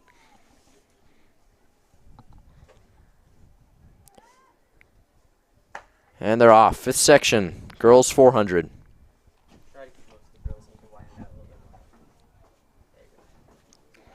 So quickly to the first corner. I believe that's Waterman of, no, that is Chambers of Mountain Range, hip 5. Yeah, Chambers is running away from this race. These girls need a really strong 300 if they want to be able to keep up with her. So Chambers quickly to 200. That's real close to 30 seconds through 200.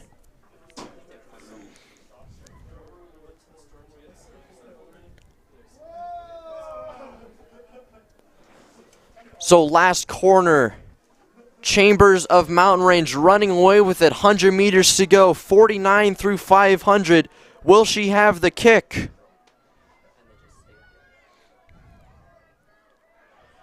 Chambers of Mountain Range, seat time coming in is 1:09:11. And coming out, it's 1:06, 1:07. 1:06.66 for Chambers. That is a big PR for her.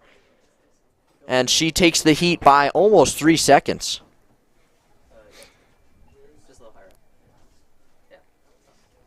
This is the first call for Flight 1 of girls discus. First call, Flight 1, girls discus.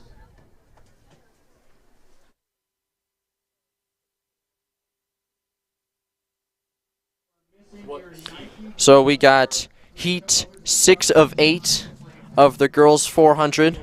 In 1, it's Reichart. In 2, it's Hallberg. In 3, it's Anderson. In 4, it's Jackson. In 5, it's Zastro. In 6, it's Flagioli. In 7, it's Mora. In 8, it's Brower. Top seat time 1:08 flat, lane 4, Claire Jackson from Summit.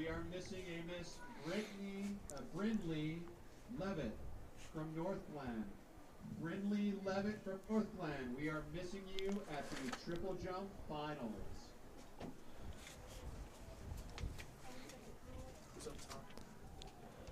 So runners come set. And they are off. And to the first corner, looks like it's going to be a close race. All 5 girls really in this race right now. Hip 5 adjusting her arm sleeve, Zastro of Battle Mountain. And through 200 meters, it's pretty quick. Pretty quick out there, 31:32. See what they have to close in, because that 200 was going into the wind for the majority of the time. Looks like lane 5 and lane 4, both similar, but it's going to be lane 5 through 300 meters. That's Zastro of Battle Mountain. 49 through 300 meters, but on the outside, Legacy, Flagoli, she wants to catch her. 50 meters to go, they're neck and neck. Looks like Flagoli, she's going to have the kick. But the last second, Zastro comes, and at the finish line, it's Zastro. Wow, by .09.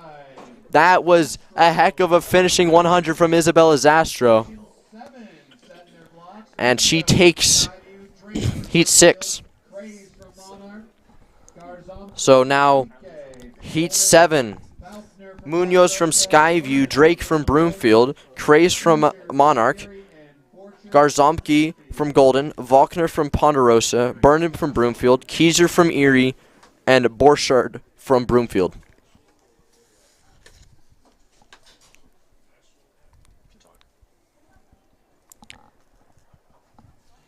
And Keyser from Erie is in here with a seat time of 1:05.78. And the fastest seat time is Garsom of Golden with a time of 1:03.48. So looking to see low 60s here. Only 5 runners in this heat that was originally supposed to be 8. 3 DNSs. So on the outside, she's doing well, but it's actually currently lane 4 Garsomki from Golden, who has made up the most ground through 100 meters. But it is still a 400-meter race. So battling through the wind, these 5 girls through 200 meters are about 32 as well. That's been pretty much the norm. And coming around the top corner, 3 girls have a chance to win this. Garsomki from Golden, Kieser from Erie, Borchardt from Broomfield. But right now it's Garsomki from Golden in lane 5, 90 meters to go. She has about 10 meters on the field. And that is actually Mar from... Man, that's Volkner from Ponderosa, lane 5. Garsomki from Golden coming in on the inside, but it's going to be Volkner from Ponderosa. Man, those Ponderosa and Golden jerseys, they look so similar. They got me messed up. So now, the final section of the girls' 400. Lane 1 is Umbenhauer from Erie. Lane 2 is Keithley from Thompson Valley. 3 is Ruth from Silver Creek. 4 is Steve Shepston from Legacy with a 57-78 top seed. 5 is Mar from Prospect Ridge. 6 is Piers from Longmont. 7 is Allshouse from Legacy. And 8 is Voisters from... Voisters? There's an extra I in there. I can't see that. Voisters from Golden.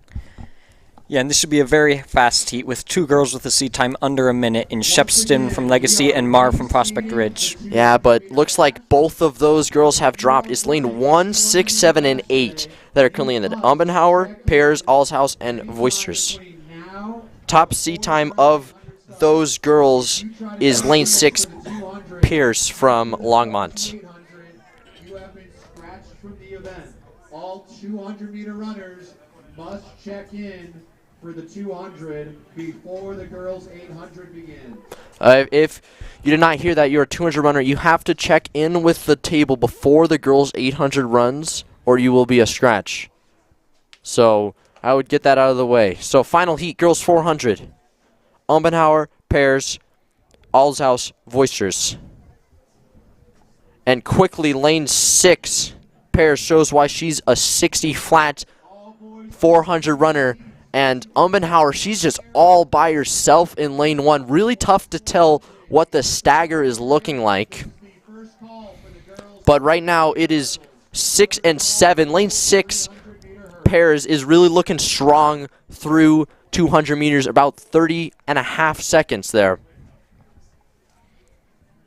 So come around the top corner. It's Pears, then it's Allshouse. Pears with 100 meters to go. Clock is looking low. Final straightaway, 50 meters to go. She still looks very strong. Will she get under 60?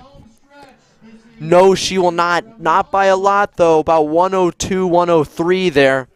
It'll be Allshouse second, Umbenhauer third, and Voister fourth. With a time of 102.22, it's an excellent time from Pears considering the weather and conditions out there. Yeah, and that'll do it for the girls' 400s. So,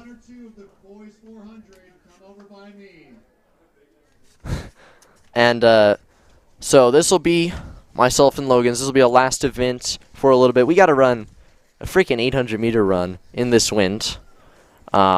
Should be a lot of fun. Yeah, it should be a lot of fun. You're right. And we got 400-meter run. Minjares, Jory, and Alvarado. Hori? I don't know. What'd you say? Jory? Yeah, tough to tell. A lot of people here. So, statistically, gonna be some tough to say names. But we're doing a pretty good job. We're doing a very good job. You're completely right. We have definitely not butchered anybody's names within the last half an hour. Yeah, ever since I came back. Yeah, exactly.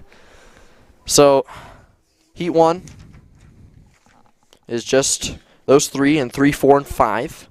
Top seat time of it is a 1:10, but 4 people walked out there. there's 4, so there's an extra Stargate runner in lane 6, lane 7.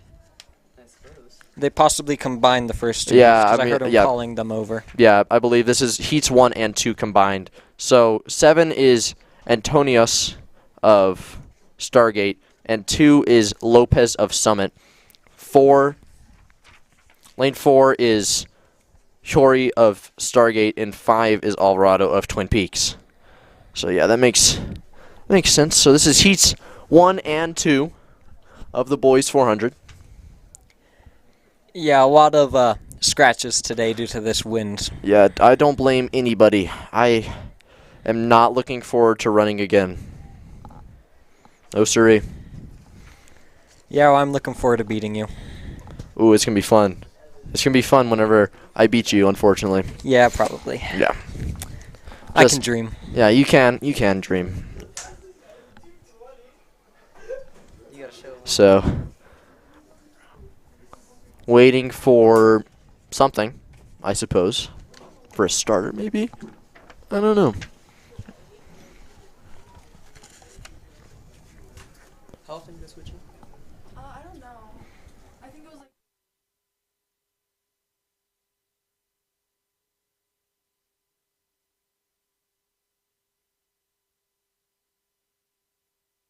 And the first and second heats of the boys 400 is off.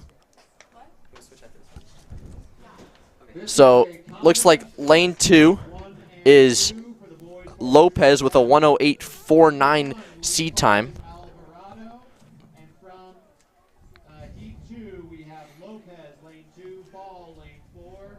Oh, ball lane 4 from Stargate. Okay, that makes sense. So, we got 3 runners from lane 2. Lopez is currently in the lead through 200 meters. And coming around the top corner, looks like he's going to be staying strong, but ball from Stargate, 1:05 seat time coming in, and he is coming in strong. 90 meters to go. He has the lead down the final straightaway, looking very strong. Take a peek at the clock. Will this be a PR for Ball? It's going to be close. Seat time 1:05.13, and it's just maybe a little bit behind it. 1:05.18. Ooh, very close to PR there from Ball, but an excellent race from him. And what you're seeing on the screen right now is not actually the results. Here it is. There it is. Ball, Lopez. Lopez, that's a PR for him. Seat time 1:08.49 coming in. Alvarado. There we go. So, moving on to section 3 of 11, because that was 1 and 2 combined. So, 3 of 11 is Dickinson from Thompson Valley, Swearingen from Brighton, Chrysler from Twin Peaks, Ship from Twin Peaks, Thwan from Battle Mountain, Meade from Golden. Okay. Carmichael from Brighton, and Morrissey from Golden. Looks like Dickinson in 1 is a scratch. So we got 7 runners in this heat. We had a little cold there, right? Yeah. On that last one, you had a little bit of. So runners are on their marks.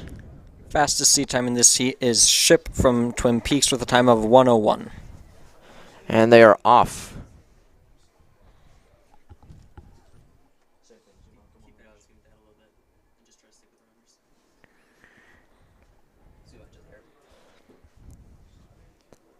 There we go. So on the backstretch, looks like lane 2, Swearingen from Brighton, doing well, making up some stagger.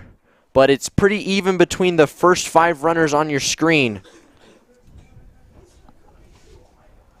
It's really anybody's race. It's going to come down to the last 150 here. Looks like maybe one of the Twin Peaks runners.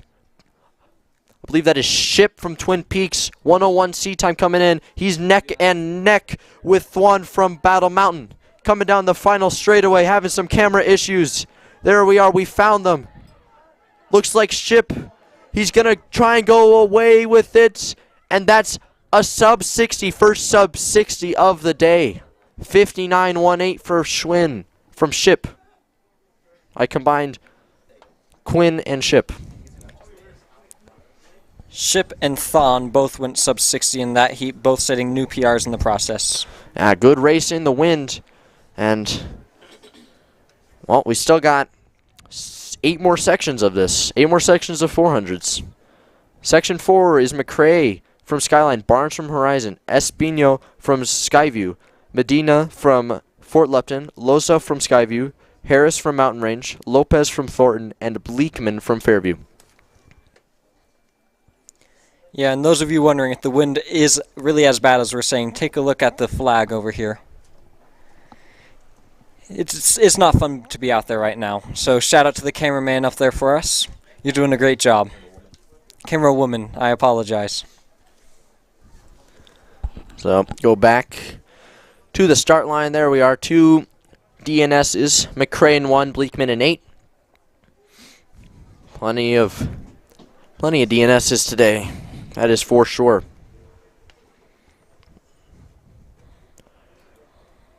Runners come set, and they're off. Keep it zoomed out. Looks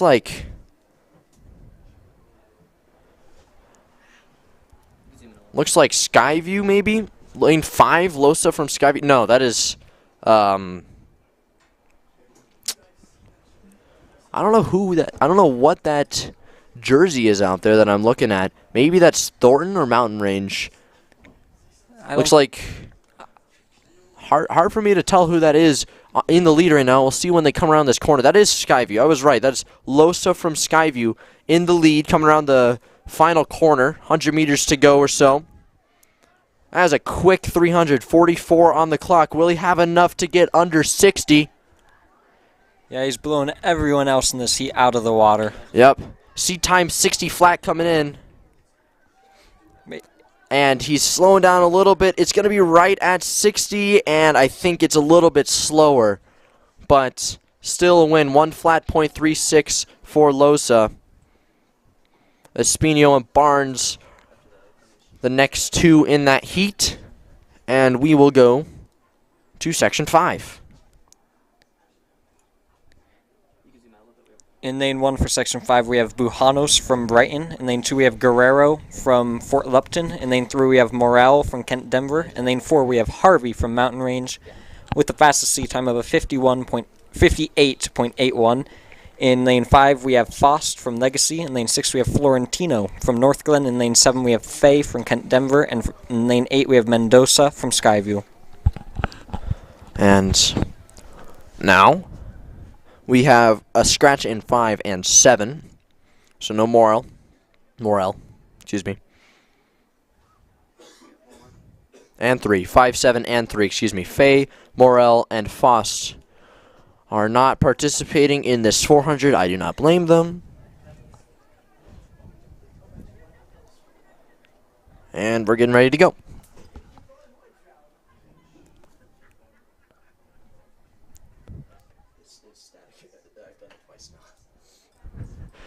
A little bit of a scare there. Thought I just blacked out the system with static electricity. We're fine. Still going strong.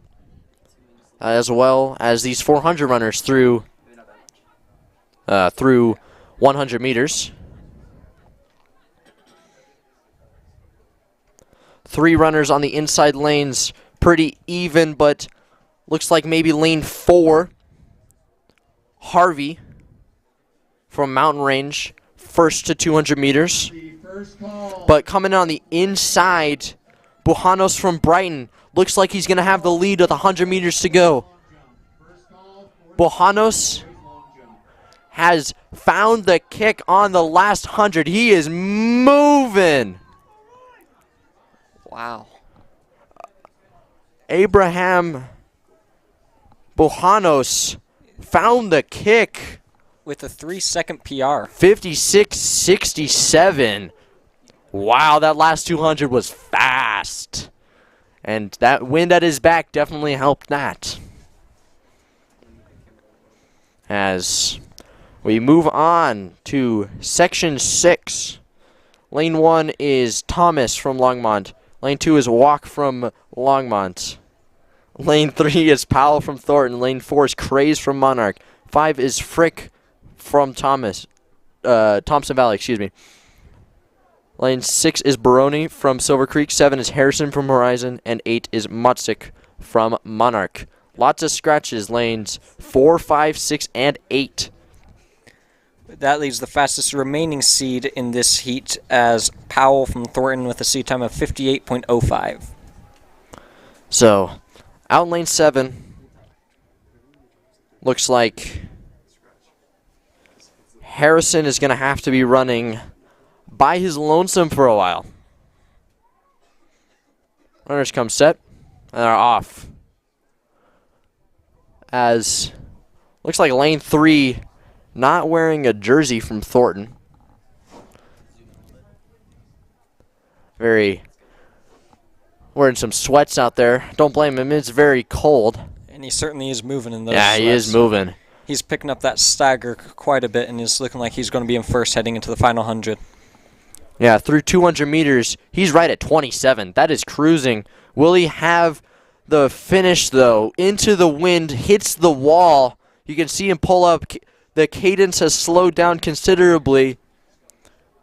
Will Powell have the finish? 100 meters to go. Also on the outside, Harrison from Horizon. I think he has it. 50 meters to go, 50 seconds on the clock. Harrison from Horizon. He's going to take the heat in 58 seconds. 57.89. 57.89, excuse me.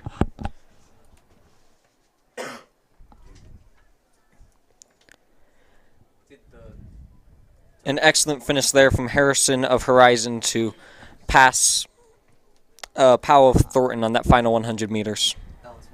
Yeah, it looks like Powell a little bit too hot to handle in that first 200. Come like back I said, to bite the him. importance of pacing. Yeah, importance of pacing. You did say that. So we go to the next section. In 1, it's Sabe of Boulder. 2 is Young of Lyons. 3 is Pierce of Erie. 4 is Colbert of Erie. 5 is Easterling of Northglen. 6 is Trombetta of Thornton. 7 is Basile from Lyon. And 8 is Hemming from Horizon. Yeah, and the 2 Erie runners, Pierce and Colbert, with seed times of 56.9 and 56.57 respectively. And it looks like Basile will be a scratch from lane 7.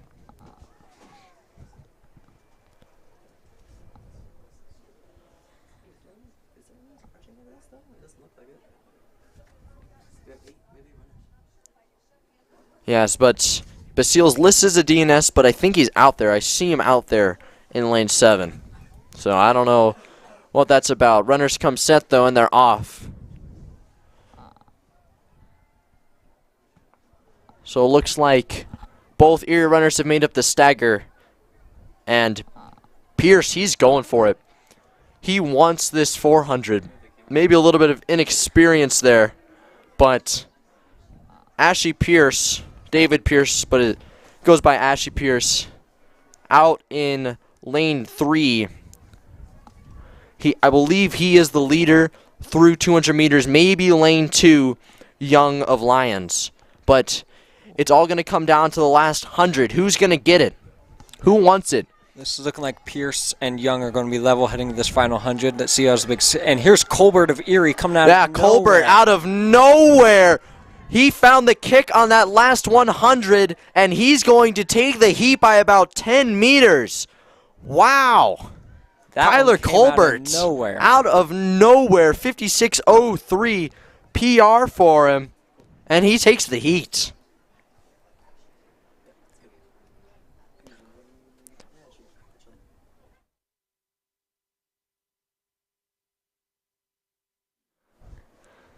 And wow, what a last 200 meters from the man they call Bert, as he just runs away with the heat. Great running from him. So we move on. Section 8. Palmer from Prospect Ridge, Valencia from Longmont, Fox from Erie, Tapia from Erie, Paulson from Thompson Valley, Crispo from Silver Creek, Sup from Green Mountain, and Muncie from Skyline.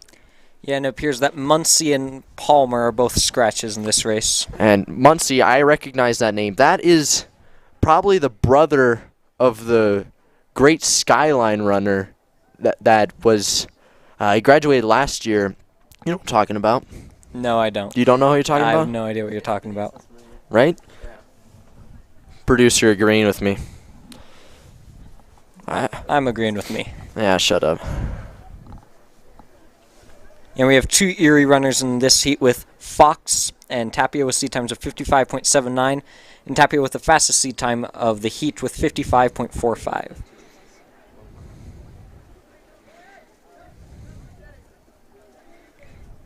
You gotta put in what you want. So runners come set. This is the final call. 4th flight, boys long jump. Final call. 4th flight, boys long jump. So looks like Tapia going out strong, along with Fox from Erie. Fox from Erie, he has the lead through 170 meters. Will he have enough to finish, though, this last 200? It's always a killer, especially he's going to come around the corner, and the wind's going to hit him like a brick wall. Let's see what he's got. 150 meters to go for Fox. It's looking like he's got this heat unless anyone can do what Colbert did in that last heat. 110 meters to go for him. Clock looking good. Hayden Fox looking better. Sticking the tongue out. 50 meters to go. What will the time be? About 56.2 for Hayden Fox of Erie. Hayden Fox wins the heat with a time of 56.07. Yeah, great run from him. As that isn't quite a PR, but the wind, you take that. You take that every day of the week. And now we get ready for Heat 9 of the boys' 400-meter dash. And in Lane 1, we have the great Dylan Bayer of Erie High School. In Lane 2, we have Phelan of Skyline. Lane 3, we have Faudua of Bennett. In Lane 4, we have Tafoya of Mountain Range. In Lane 5, we have McBride of Golden. Lane 6, we have Tabor Hernandez of Prospect Ridge. In Lane 7, we have Thomas of Lions. And in Lane 8, we have Reed of Battle Mountain. No home bias at all. 3 scratches from this heat. Phelan, Fauda, and Tabor Hernandez. The fastest seat time in this heat is Tafoya of Mountain Range with a seat time of 54.41. And let's see who gets the win in this heat.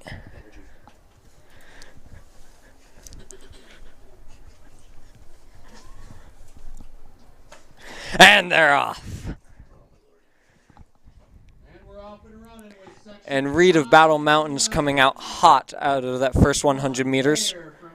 And Bayer of Erie, due to the stagger, is running with no one in sight. And in lane, I believe that is 5, we have... I believe in lane 5, McBride of Golden is in the lead. So that would be Tafoya of Mountain Range in the lead through 200 meters. Now let's see how Bayer of Erie can overcome the stagger. He's got it. He's just got a kick. Yeah, and this is anyone's heat to win. Let's see who has the biggest kick. Right now it is Tafoya of Mountain Range in the lead, closely followed by McBride of Golden and Bayer of Erie. Though on the outside, Thomas of Lions is coming up, and it's looking like he could get the win. Cole Thomas of Lions, did he do enough to pass Tafoya? And the winner of the heat is Thomas of Lions with a time of 56 flat. Wow, 56 flat. Great kick from the distance runner Cole Thomas as he finds that last 100 and takes the heat. So we go second to last heat. Section 10 of 11. In 1, it's Hagman of Erie. 2 is Michelson of Northglen. 3 is Bennett of Prospect Ridge. 4 is Holmberg of Monarch. 5 is Ray of Broomfield. 6 is Shea of Legacy. 7 is Tagliaoa of Boulder. 8 is Gibson of Broomfield. Fastest time of the bunch is Holmberg of Monarch with a seat time of 53.01. Those looking like Holmberg of Monarch and Bennett of Prospect Ridge are scratches from this race. Received the fastest seed time as Rhea of Broomfield with a seed time of 53.12. Yeah, and Hagman of Erie, I would not be surprised if he gets out fast and makes up some stagger on the first 200, but it's going to be down, as it always is in the 400. Who can come around that last corner the best? I agree with you there, Dylan. Runners come set, and they're off. As expected, Hagman of Erie has definitely made up some space on that inside stagger. Yeah, and Hageman and Mickelson have no one in front of them due to lanes 3 and 4 scratching, but let's see how they can do on the stagger here. Looks like lane 5 currently in the lead. That is Rhea of Broomfield. Now, real close between Hagman and Rhea on that 200 meters. Who's got the last 150, though? That's what it's going to come down to. Hagman and Rhea. Rhea's got about 2 meters on him, but will Hagman have the kick? Rhea's looking strong. Hagman as well. But it looks like Rhea built up too much of a lead on that first 200, and he's going to take the heat. Section 10. Section 11, setting their blocks. Bunel from Green Mountain Lane 1. And 55-4 for Evan Rhea. And we go to the final heat of the boys 400. We got Bunnell from Green Mountain, Nagel from Legacy, Basler from Broomfield, Whistler with a top seed time of 49:31 from Erie, Severson from Boulder, Weeks from Green Mountain, Sweeney from Erie, and Coranda from Ponderosa. Only one scratch, and it is Severson from Boulder. Whistler of Erie in here with the top seed time of 59.31, and I can see his brother Nick out here cheering him on. Excuse me, not Severson. It is actually Coranda from Ponderosa who is the lone scratch, according to my eyes, but we got less people. There's one of the three that is listed as ZNS is out there right now. I believe it is lane...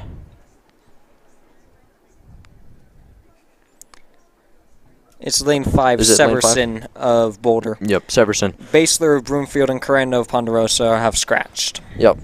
So, will Whistler go sub 50 again? What do you think? If there weren't the wind today, I would say most definitely. But with the wind, I think it's going to be tough. Yeah, I agree with you as well. The wind is definitely a huge factor, especially when you're running that fast. It's going to be a large effect for him. But who knows? Ashton Whistler is a great runner. Yeah. He could produce something special today out of lane 4. Yeah, I think no matter what, he's going to run faster than me or you could in this 400. Most definitely. Most definitely.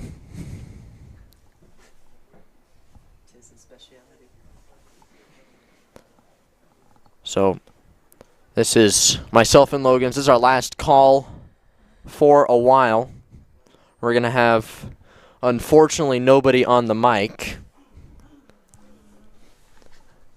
Looking at my producer and my assistant producer? What are you even doing? He's just a spectator. Yeah, he's just kind of here. Shout out to Bane Thomas for just being here. Yeah. Well, we get ready for the final heat of the 400. Runners come set, and they're off. We got 400 meters to decide it. 300 hurdler girls, go to your start line and get checked in. We are missing heat. Through 100 meters, it's pretty even between Whistler and Severson. No, excuse me. Yes, Whistler and Severson. But Severson seems to be extending on the backstretch, so we'll see what happens here. Severson has definitely built up a cushion, but will Whistler be able to take it back on the last 150? Come around the top of the last corner. It's Severson and Whistler. Severson got about 2 meters on him, 3 meters. But Whistler has the kick. Ashton Whistler, he's going to run away with it. 50 meters to go. Look at the clock. Can he go sub 50? It's looking like he's just going to miss it. Just short of sub 50, but Ashton Whistler, 50.7, takes the heat and takes the 400 for the Tigers. Well, thank you very much for tuning into myself and Logan's coverage of this. We unfortunately have to bounce, but we will stay with the stream. But unfortunately, there will not be any commentary. Hopefully, my producer will show some start lists and times for you. But other than that, not much we can do until we get someone that's actually in the Erie Tiger Network class. So, until later, Tiger fans. Peace out.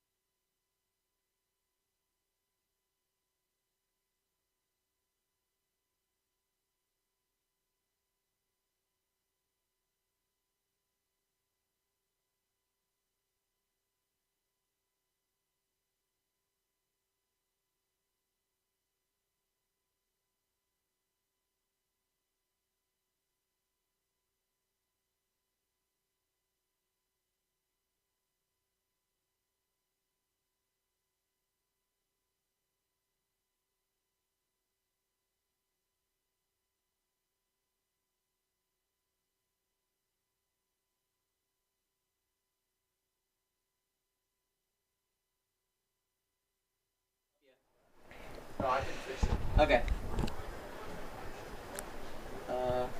A little bit more.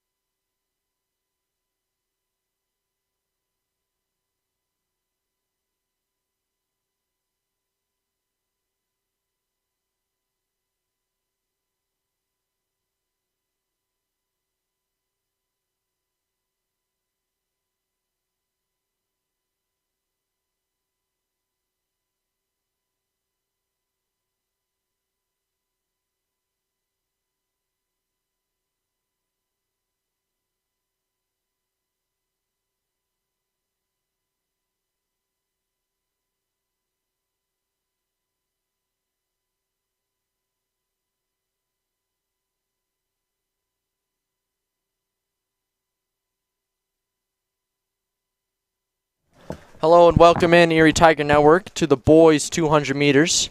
We do not have heat sheets, so we do not know how many heats there are, but Ashton Whistler's in this, so there's a decent chance that this is one of the last heats. This is heat 6. There's your start list. And they're off.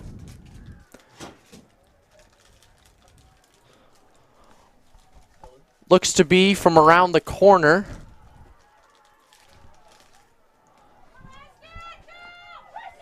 It's going to be lane 5.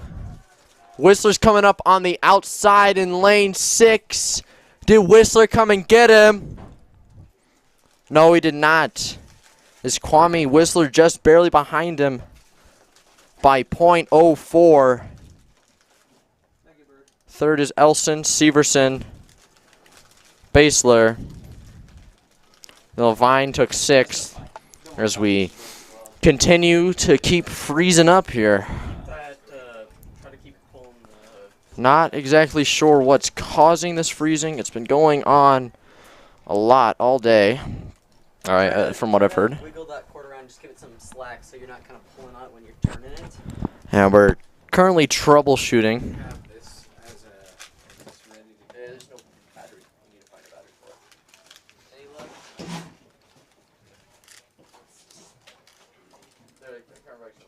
I don't know. Just try to give it some slack. Bird's coming up and trying to help you guys. Oh, we got it back. Move the camera up. It's whack. When they sit it here, are you off? Okay. When they sit it here, it's fine. When they sit it here, it's fine, and the back stretch, it's fine. But it's when they start, it's just this like this curve right here. It's just whack. You guys can move your mic down.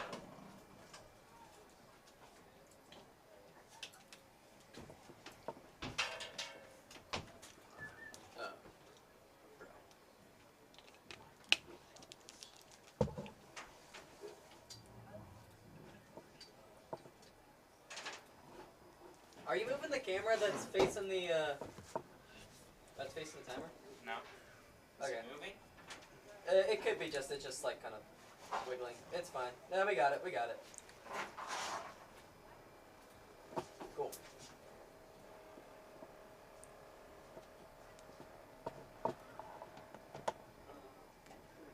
Talk to this camera. This camera should be on. Yep. Okay. Someone uses this camera. You want me to? Which one is this one? It's camera 1. The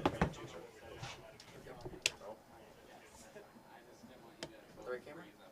Can I Use this? Zoom out. Okay. You could let Bird know that we use the other camera in here. Yeah, just try and get as many people in the as possible. All right, our troubleshooting continues as we have decided to swap to All Reliable, the lower camera that we used extensively earlier in the day. It's fine when it sits here, but it's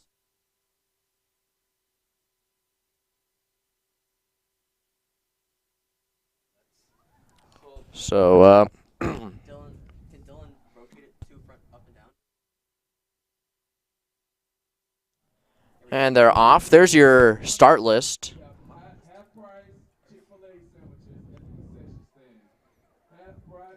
As you can't see the corner, unfortunately.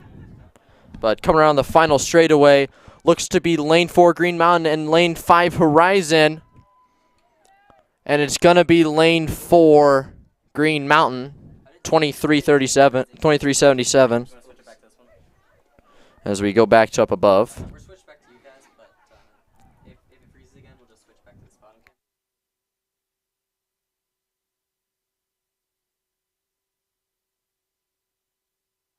All right, and that does it for our, that does us for our 200s. That was the last heat. Here is your start list for the girls' 3,200 meters.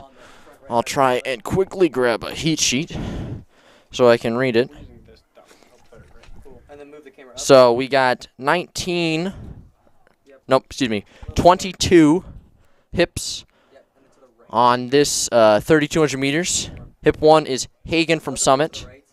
then Crawford from Horizon, Wall from Fairview, Vaughn from Boulder, Stroya from Erie, Chapuras from Boulder, O'Leary from Boulder, Halverson from Golden, Castellano from Fairview, Hagen from Fairview, Sale from Legacy, Knowles from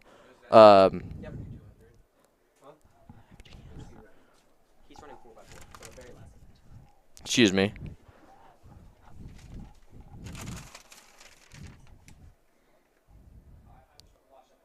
FTNC, not sure what that school is there. FTNC. Fountain Fort Carson. That's what that is. There's our lone Fountain Fort Carson. That makes sense. Nikolai from Brighton. Domino from Battle Mountain. Korthos from Thompson Valley. Avery from Summit. Foco from Ponderosa. Adel from Summit. Luke from Brighton. Poole from Brighton. Turner from Battle Mountain. And Higgins from Bennett. Interested to see what we got for scratches here. But there is your start list for the girls' 3,200 meters.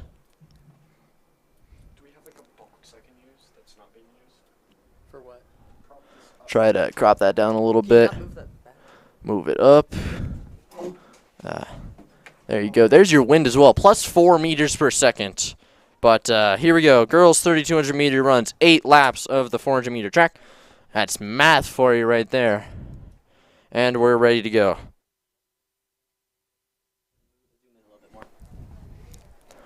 All right. Looks like we have 12 girls out there. That's what I am currently seeing about what we got. Looks like Stroya from Erie, the original 5 seeds, now the 3 seeds. So 2 girls from the top 5 not here, but I do see Ella Hagen from Summit, 10:50 seed time. She is out there. She is leading, and I would not be surprised if she just completely runs away with this game.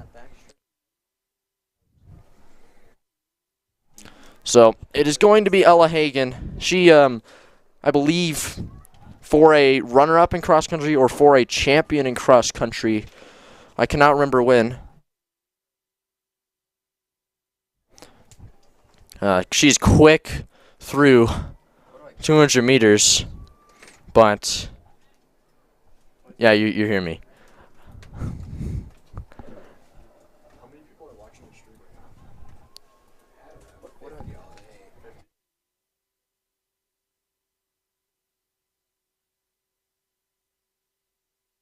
So Ella Hagen coming down the first straightaway. She is looking to be smooth. That's the whole goal of this 3,200 meters. You got to be smooth, you got to be precise, and you got to run a good race. And 75 on the dot. 75 on the dot for her there on that first lap.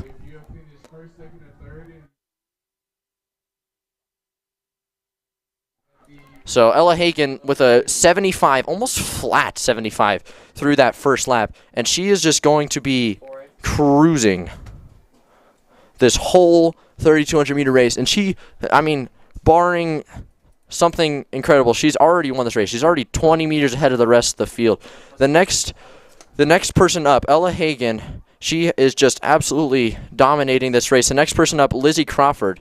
And Ella Hagen, I do remember correctly, for a cross-country state champion with a 17:48. That's almost faster than I ran at that state cross-country course. She is a good runner, and she is only a sophomore. That's the crazy thing about that. Top 2 for cross-country, sophomore, freshman, and here's the sophomore.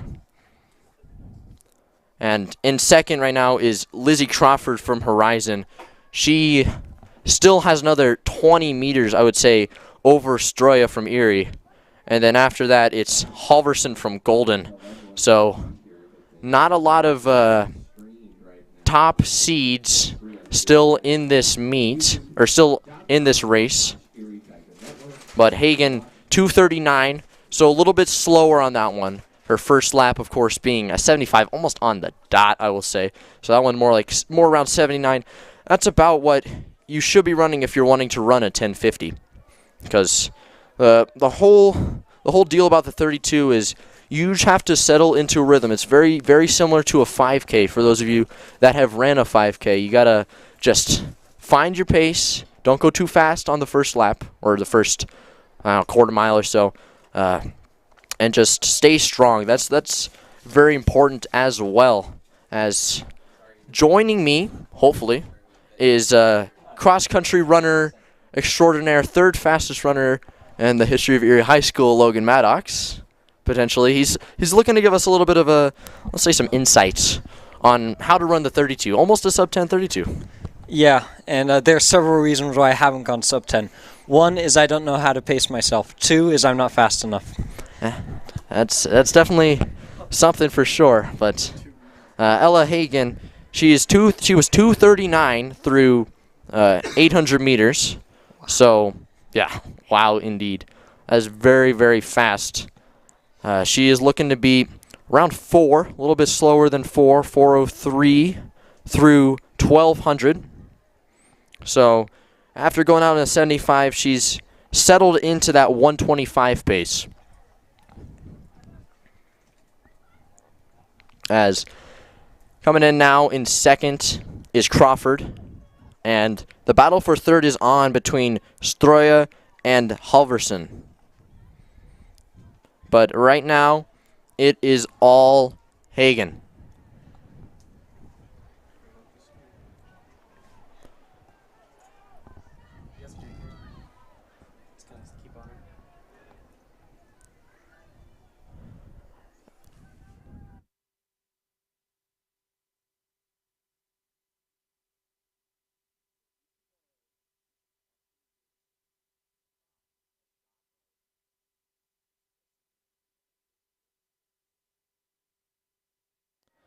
So coming down to 1,500 meters through 1,500, Ella Hagen look at 5:06, 5:07.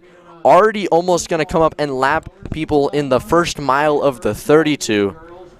Ella Hagen is just flying. First mile for is going to be 5:27. Wow. On pace for sub 11, and if she can negative split this, she may get close to her seed time of 10:50. This is a very impressive race from her, especially considering how hard it is to run one of these races without anyone near you. You have to have phenomenal pacing. That's what she's had so far today.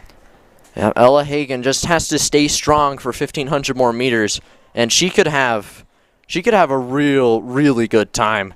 She could have a time where you just sit, you don't run the 32 for the rest of the season, and you qualify for state with a breeze. In a breeze, excuse me. The wind hasn't died down either. Yeah, and the wind is as strong as ever, and she still just keeps running.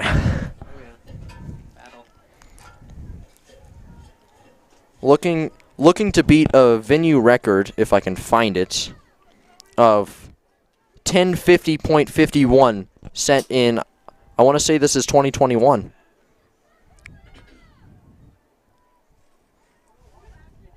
Yeah, it seems right. Fulkerson of Niwot.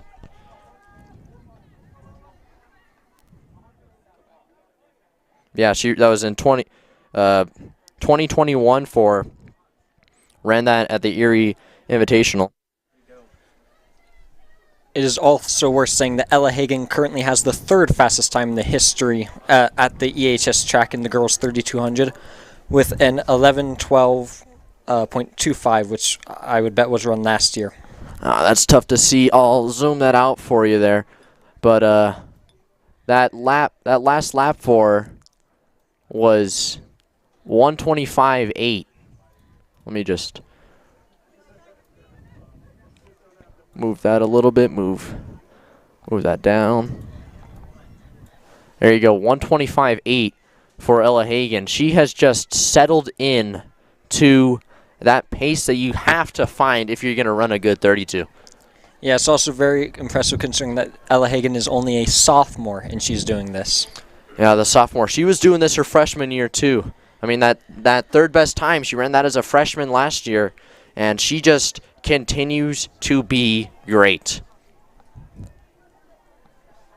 And this is This is the type of runner that you see where, man, she's gonna run in college already. I mean, she's already an elite high school runner as a sophomore, but what could she do post-secondary? That's the real question. Like, what kind of runner could we be seeing here? And 800 meters to go, 8:18 for Ella Hagen. As she is just, she may lap everybody, but second through fifth out of this field of 12. And there's Just sit at that finish line. there's a very real possibility that Ella Hagen double laps some runners in this Yeah, there's a race. very real possibility of that. I would say once she finishes, hand to the person in second, and then once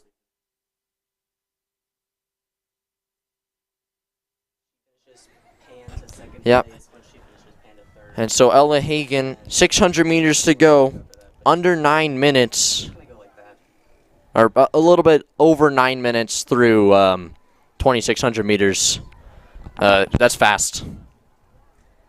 That's very fast. As the battle for third is over, it is, man, it's tough to see who's who. Sabina Stroya's in third. She has gone past the golden runner Halverson. So it looks like it's going to be Hagen, then Crawford, then Stroya, then Halverson for your top four here.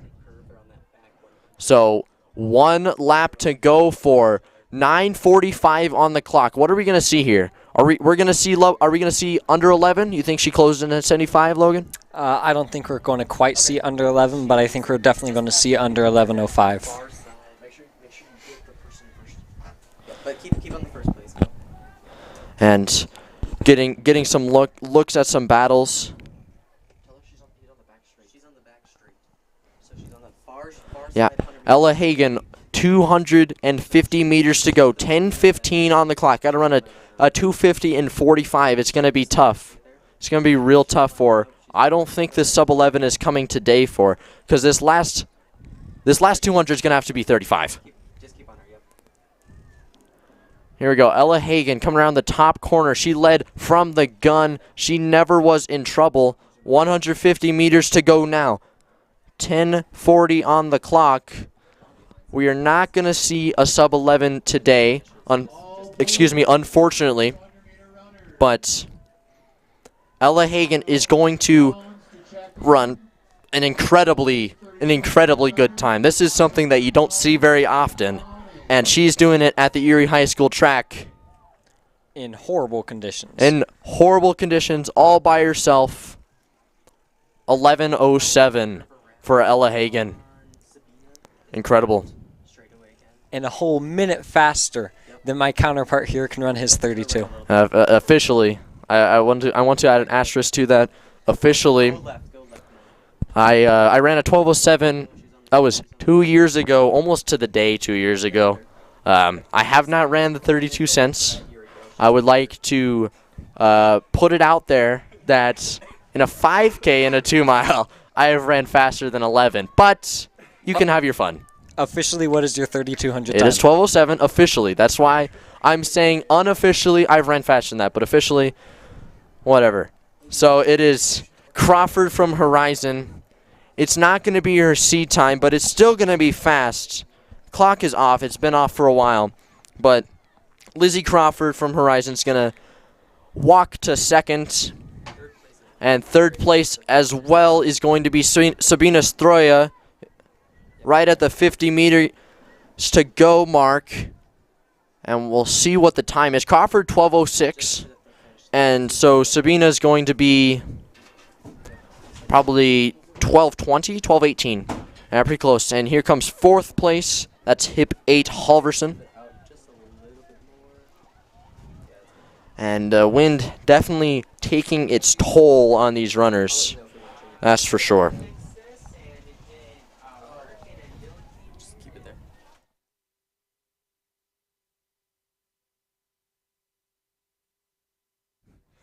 And Ella Hagen, after running a remarkable time, still has the energy to go and cheer on some teammates, some friends.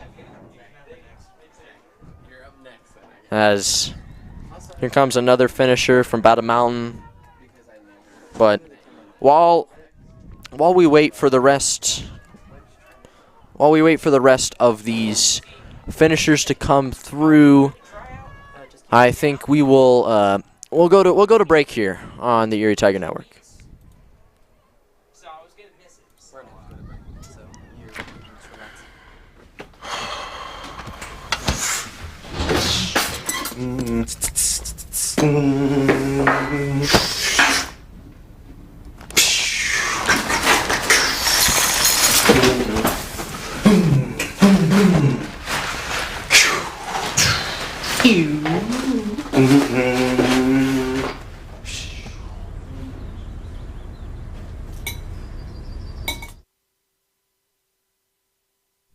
You know that feeling you get when your life is about to change? It's terrifying, sure, but isn't it exciting? You may not know with certainty what lies ahead, but that's what makes life, well, life.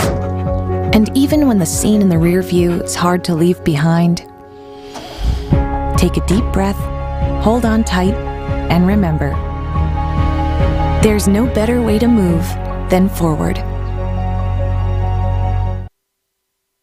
Do you want a better smile, have a broken bracket, or are you a teenager in need of some braces? Then make your way down to Caraway Orthodontics. They are located in Louisville and Erie. Caraway Orthodontics supports Erie High School and its community. Come in and gain a beautiful smile for children, teens, and adults. They also provide Invisalign. Call this number 303-828-0454 or go to carawayortho.com.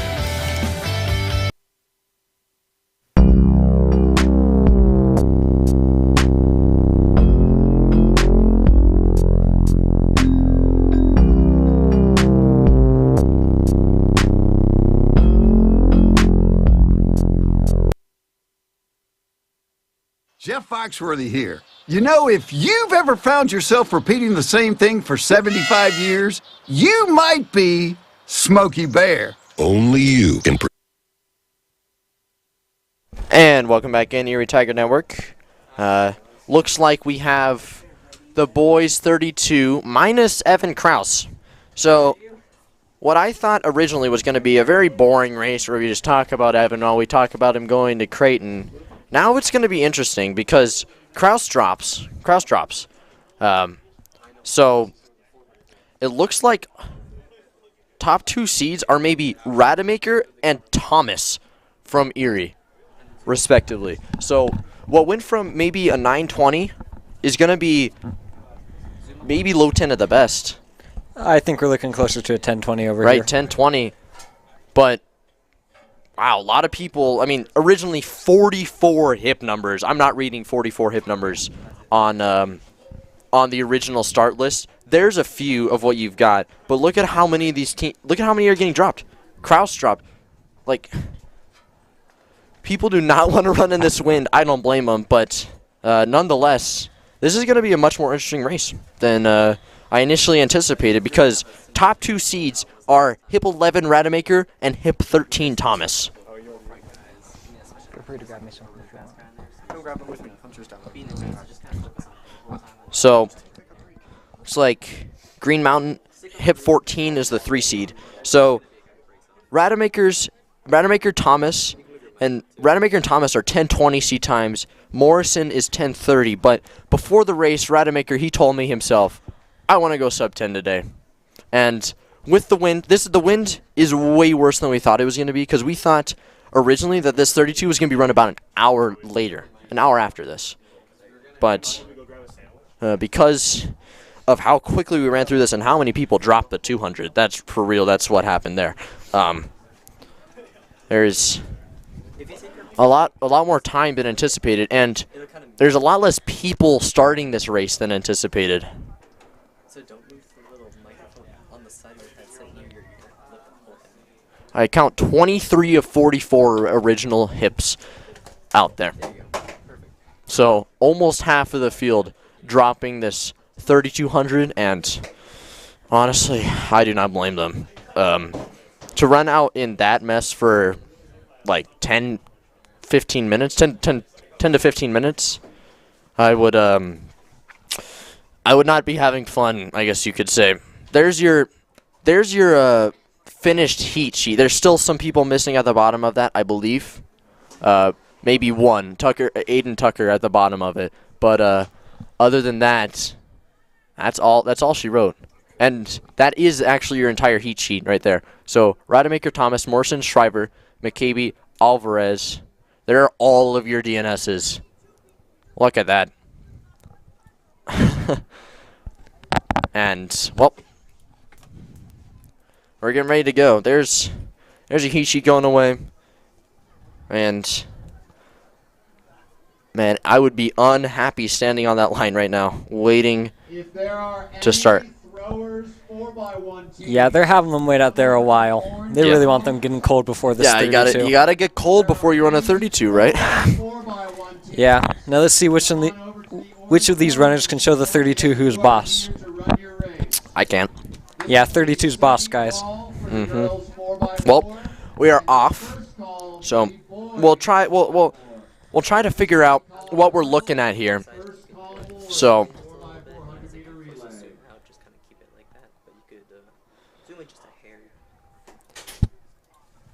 So through 100, it looks like it's Morrison of Green Mountain, followed by Rademacher and Thomas of Erie. That's your top three. Now that is not Green. That is Shriver of Summit. So it's Rademacher, Thomas, Morrison, Shriver, and maybe Bassoff is your top 5 right now.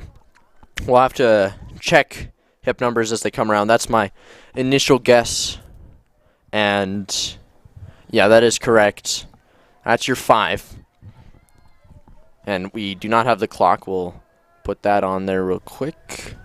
There you go. So first lap's going to be fast. It's always fast. But I mean, if they're trying to run sub 10, this is the pace you got to go. You got to go out around 73. I mean, 75 would be ideal. You got to be even with it, but 73 isn't too bad considering it's a first lap. You're trying to get position, but you have to be consistent. Here's that official lap time for your top 5, 73, 74, 75 for those fellas up there. And it looks like Shriver and Morrison, they're going to try and go for it here. Now, this may come back to bite them by the end of the race with the wind and everything, but I mean, I like the move.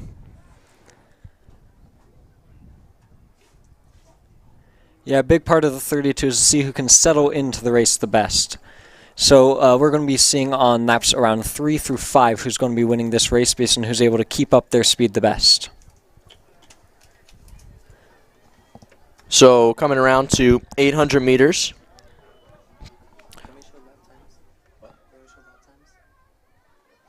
It is still Shriver and Morrison. Thomas and Rademacher.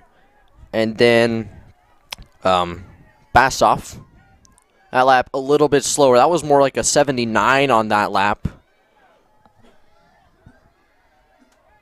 Waiting for the split time to come through, but it was definitely a lot slower, that's for sure. Lap times being a little slow for us, but the pace has already fallen off of what it needed to be if they were going to go sub 10. But it's still on pace for under 10:20, which is what you said would probably be the floor, the ceiling of this race. I don't know what to call it. Yeah, I see the fastest time of this race being around a 10:15, but we really aren't going to be able to tell until laps 5 and 6, which are widely considered to be the worst 2 laps of the 3200. Yeah, and that's coming from somebody who has ran it a multitude of times in his high school career.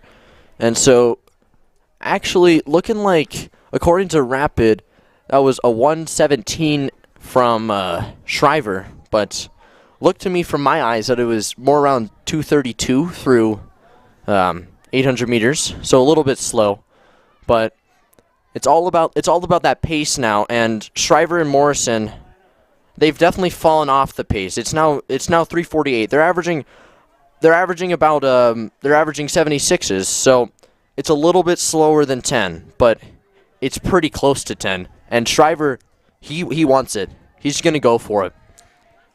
Yeah, unfortunately for them, with conditions like this, you aren't likely to run a state qualifying time. So when you're running out there today, you're just going for the win. Yeah, and our split times are definitely taking a while to update, so we're not going to put them up there. I'll read them off if they come through. There it is, 1:17.95, 1:18.27 for those two. So it's definitely slowed down off that first lap. But it looks like Shriver and Morrison are just going to run away with 1-2. The real question is, who of Rademacher and Thomas is going to get 3? Before the race, I probably would have said Thomas because I know Rademacher's been dealing with a bit of a nagging injury, but Rademacher's looking really strong today. But they're so close together, it could be anyone's race. Yeah, the pace continues to fall off of 10 flat pace, but it's still very, very fast for Shriver. It's going to be about 5:05 for that first mile. So 10:10 pace is what we're looking at here. Yeah, right at 5:05. Yeah. Morrison, 5:09. So Rademacher and Thomas are falling off of their goal pace as they come through 5:16, 5:17. And Bassoff a little bit farther behind that. But Shriver has started to leave Morrison in his dust. Yeah, this is a great race so far today from Shriver. He's totally dominating the entire field. Yeah, the real question is, though, is Morrison going to be able to hang on? I mean, he has a good 30, 40 meters, but there's still a mile to be run. And there's a chance considering his seed time of 10:31 that he maybe went out a little bit too fast on that first mile. I mean, 5 seconds, it doesn't seem like that much. 10 seconds, 5 seconds. But in the 32, that's a lot of time. That's a lot of time and space. Yes, it most definitely is.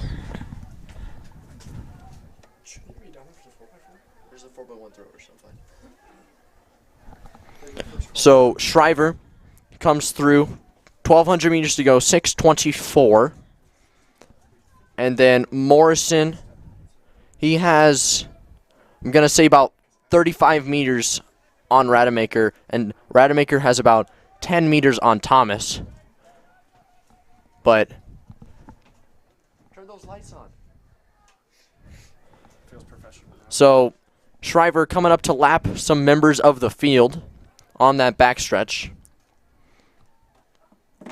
Still 1K to go now in about 30 meters. So through 2,200, and there's some lap times for you. He's definitely fallen off a little bit. 120 now through that 2,000 meters. But through 2,200, he looks strong. And he's coming up. He's got some people to pass. And Logan, when you pass people, I haven't done this. I don't have experience doing this, but you get a boost, right? Yeah, it feels very good to pass people. But the most important thing when you pass them is to not let them pass you right back. But when you're passing people, it makes you feel a lot more confident in how you're running, which generally makes you run a lot faster. Yep, so Shriver has 800 meters to go. He's 3/4 of the way through the race, 7:44. And Morrison has kept pretty good pace with Rademacher, but Rademacher, he actually has made up about 10 meters on that last lap. No, excuse me. Rademacher is actually... I misread it. He actually lost about 5 meters. That's a swing of 15. That's my eyesight not doing well, but it looks like 1-2 is going to be Shriver Morrison, unless Morrison just hits a brick wall in this last 800. So, Shriver, back there on that backstretch, he has somebody going with him from the lapped field, and he gets around him. 5:50 to go now for him. 8:34 on the clock. We'll see. We'll see what he runs here. So 500 to go for Shriver. from Summit High School. Seed time coming in 10:33:39. So I think it's safe to say that seed time is going down for him. He just has to close in 90. So 9:03 through 2,800 meters for Shriver. And for Morrison, he's ran basically the same pace as his trailers for almost a mile and a half now. And he comes through 9:22. And Rademacher in third, it's going to be 9:30. So we'll see what he runs. But for now, it's Shriver on the back corner. 200 meters to go now for him. 9:40 is on the clock. So this is going to be around 10:20, about like you said, 10:15, 10:20. Logan knows running. It's crazy. I actually didn't think I knew running, but apparently I do. Yeah, so Let's 10 flat through 3,100.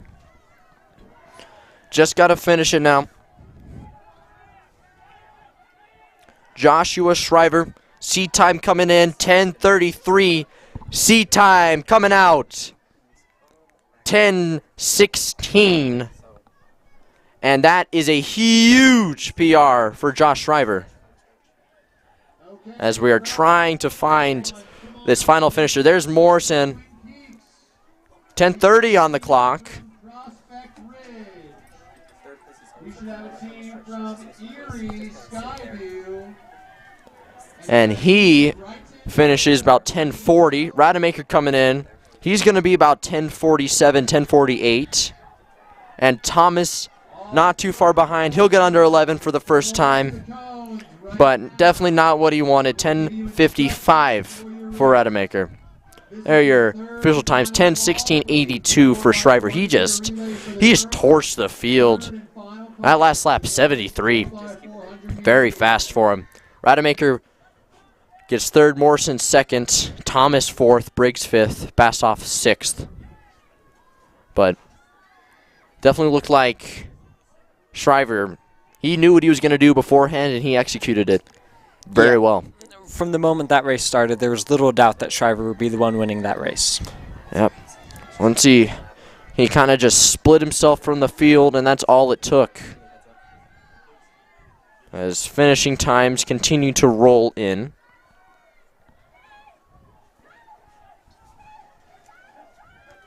And, you know, while we are waiting, we will take a timeout here on the Erie Tiger Network, and I am going to sign off personally. I'd like to thank you all for tuning in tonight, and I'll leave you with my very, how should I put this? Interesting. Very interesting partner, Logan Maddox, and thank you for tuning in. Jeff Foxworthy here. You know, if you've ever found yourself repeating the same thing for 75 years, you might be Smokey Bear. Only you can prevent wildfires. Well, thing is, there's a lot more to say. Like if you've ever found yourself burning yard debris and then walking away, well, you might be starting a wildfire. So for the love of the outdoors, go to SmokeyBear.com to learn more about wildfire prevention. Do you have a plan in place for your family's future in the event something happens to you? Are you caring for aging parents, grandparents, or a loved one with special needs? The Germany law firm named 2017 Erie's Chamber Business of the Year provides expert legal guidance and peace of mind for you and your family in the areas of probate, elder law, and estate planning. Visit Germany Law Firm's Erie Village office or website at coelderlaw.net to set up a personalized consultation. Coaches, please come over to the start area. Sherry Bond is your hometown real estate expert who has passionately been helping people develop winning game plans for their home goals since 1994. Her offense and defense are bar none when it comes to negotiation. Sherry believes honesty and compassion are the keys to seller service. With hundreds of happy clients, you can be confident that when you are working with Sherry Bond, you are working with a team player that truly cares about you for life. 4x1. If you ever wanted to support the Erie Tiger Network, the student media arm of Erie High School, well now you can. We have set up a Patreon page. There's a way for you to send us a monthly pledge in order to provide funding for the program as well as get access to reward tiers. As a Tiger fan, you get the satisfaction of knowing you are helping out your favorite local media organization. As a member of the ETN fan club, you are officially recognized on air and can receive ETN goodies throughout the year. As an in-broadcast red sponsor, you get to sponsor a specific segment of any broadcast. For more information, email bird_brandon at sbbsd.org. This is a $25 per month commitment. As an appreciator of Erie's live broadcast with the weekly news, you can help support this program by becoming one of our patrons by going to bit.ly/ETN Patreon.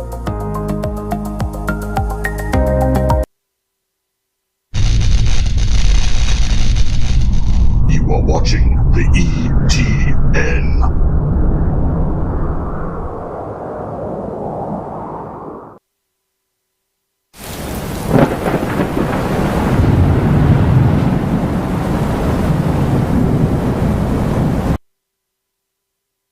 If you want to appear over to that start line, let's do that. Giving me a safety pin every day. Move the camera to the start line.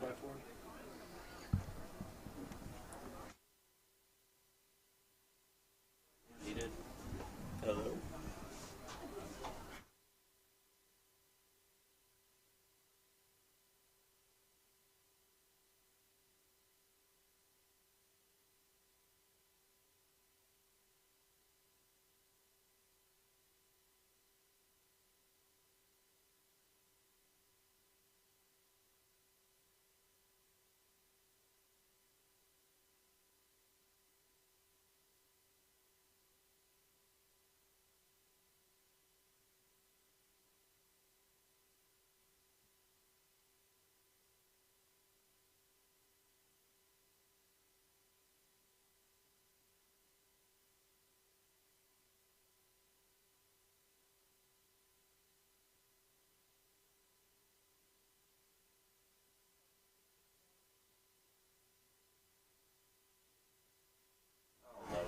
And now we get to watch the Throwers 4x1, one of the most fun events to watch.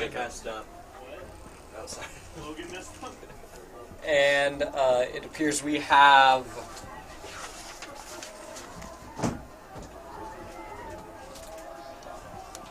Erie, it appears, is taking the lead, as that is, I believe, Cole Powell running for Erie. And Erie is second, heading to the second exchange behind, I believe, that is Twin Peaks. Move your mic.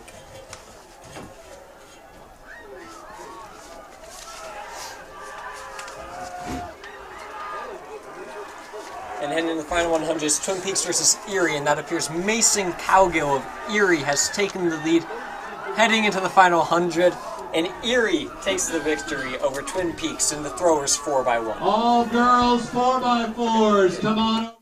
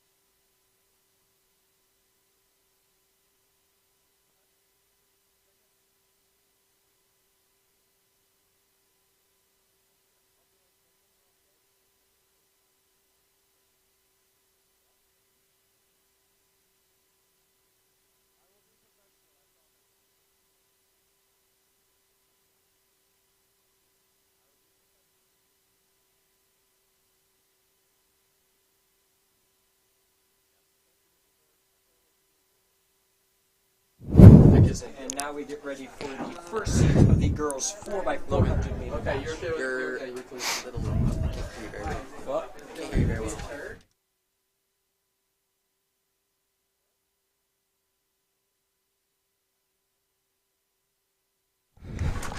And in the first heat of the girls First 4x400 two meter sections battle, of the girls 4x400 meter relay. 4x400 Track meter and running, relay, lane we two, have Mountain, Stargate, and Mountain Range. And Mountain Range High School, Thornton High School, and Thompson Valley High School have dropped out. And I'm being joined here on the girls 4x4 by my good friend, Mr. Dylan Bayer. Glad to be here. And 200 meters into the race, it appears that in first we have, I believe, Mountain Range and Green Mountain.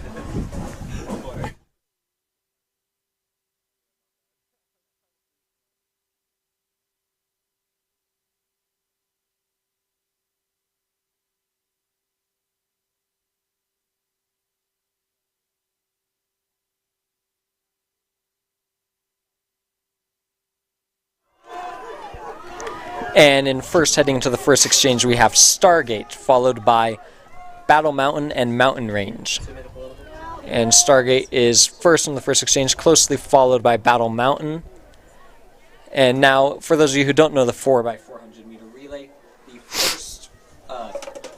first runner has to stay in their lane for the full 400 meters, and the second runner has to stay in their lane for the first 100 meters. Is it really quiet? Before being able to cut in I'm for on the mute. final 300 meters.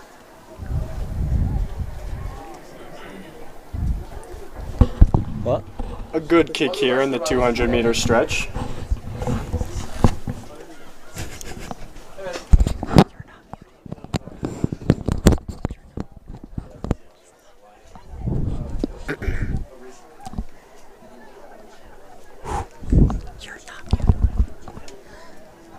And heading to the final 100 meters of the second leg of the girls 4x400 meters, we have Stargate in the lead, closely followed by Battle Mountain, with Mountain Range in third.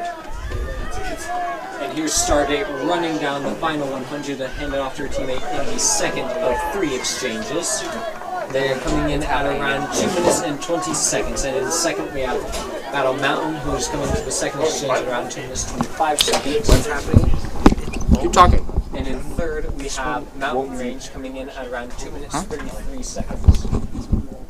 And Stargate is building up quite a lead over their opponents, as their lead, I believe, has grown to 40 meters over Battle Mountain, and it's almost 100 meters over Mountain Range. And here comes Stargate heading into the final 200 meters of the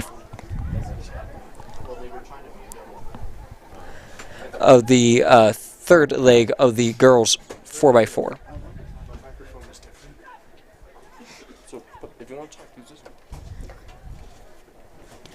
And here is Stargate heading into the final 100 meters of their third runner, with quite a large lead over Battle Mountain and Mountain Range. And Stargate is going to come into their third and final exchange at right around 3 minutes 30 seconds. It's looking like it's around 3 minutes 33 seconds. And to see how fast their anchor can run, to see if we can get a time that is sub 4:45. And Battle Mountain is second into the final exchange at around 3 minutes 40 seconds. And Mountain Range is coming down the home stretch, about to head into their final exchange. And Stargate is building quite a lead. Once again, that is around 50 meters between them and second place Battle Mountain. And Mountain Range is now on their fourth and final runner, and they are about 150 meters back of Stargate. Stargate with 200 meters to go in the first leg, in the first heat of the girls 4x400 meter relay. Their lead over Battle Mountain is now around 60 meters, and they're coming onto the final 100 meters. And heading to the final 100 meters, they're at 4 minutes 30 seconds. So, most likely not quite sub 4:45, but it's going to be close. Stargate flying on down the home stretch. And Stargate wins the first heat of the girls 4x400 meter relay with a time of 4:47.55. In second place, we have Battle Mountain, and in third place, we will have Mountain Range.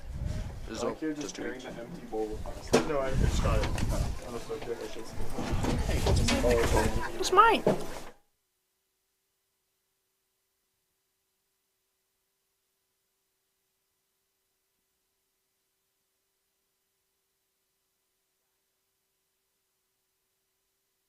The only thing Dylan Bear said. And Mountain Range is coming down the stretch here to end the first heat of the girls 4x400 meter relay, the final girls event of the night.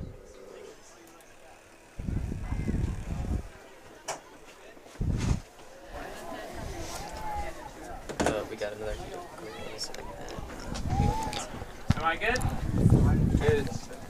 Don't worry about me. I definitely didn't get tricked into thinking I was running a 4x4. That didn't happen. Sounds like a you problem, Dylan. It is a me problem, very much, actually. I'm not good enough, unfortunately. Can you hear me on here? So, getting ready. Last heat of girls' races for the day. And in this girls 4x4, we have Summit High School, Horizon High School, Battle Mountain High School, Longmont High, Legacy High, Golden High, Erie High, and Brighton High. And with the fastest seat time of the group is Longmont High with a seat time of 4:15.85 in lane 4. Now a reminder for the 4x400 meter relay, the first runner stays in their lane for the whole 400 meters, and the second runner stays in their lane for the first 100 before cutting in. Yep, so just like any other relay, you still have to have good handoffs if you want to win. It's not as important. You have to have good runners along with good handoffs, but there's definitely a difference to be made here in the 4x4. And just like the open 400, you have to know how to run a 400 as well. And for those of you who weren't here with us for the open 400, the way you run a 400 is not going all out right at the start, but you need to pace yourself so that you have equal amount of energy for all parts of the race. Yeah, pacing yourself, something I do not know very well about. But nonetheless. Slightly used.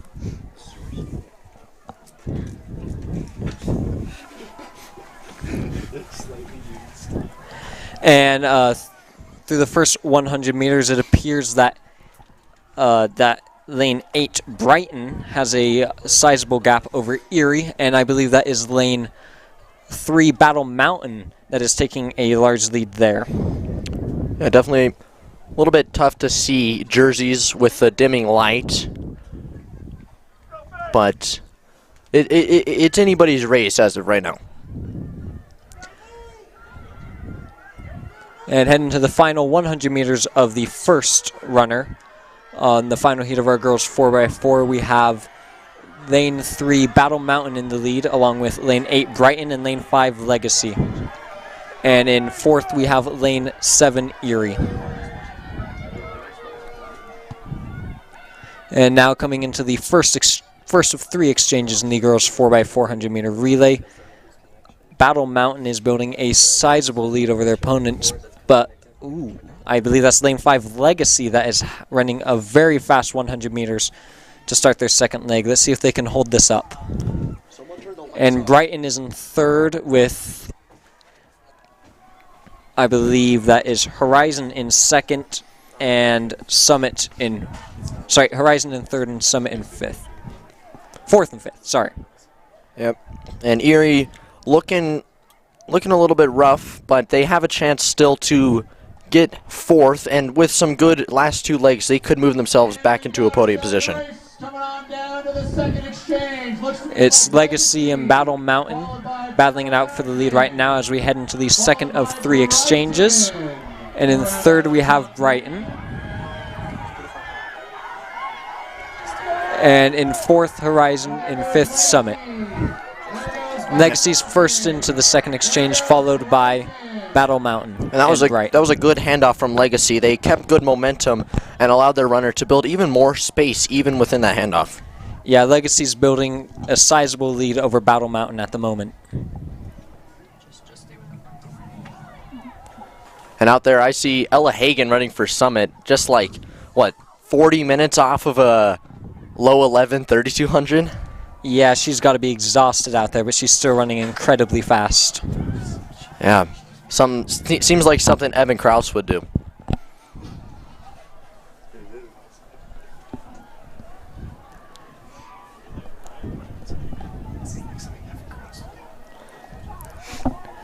And heading to the final 100 meters of the third leg, Legacy is still in first, followed by Battle Mountain, and I believe that is Horizon in third. Yeah, and this is definitely still in reach for Battle Mountain, but it's going to need to be a very good last leg. Looks like Legacy has about 4 or 5 seconds ahead of them, but it's a very bridgeable gap. And then we've got Golden and Brighton, Erie and Longmont. And heading into the final leg, Legacy still holds the lead over Battle Mountain, but Battle Mountain appears to be closing the gap. Legacy's lead is around 15 meters with around 230 meters to go.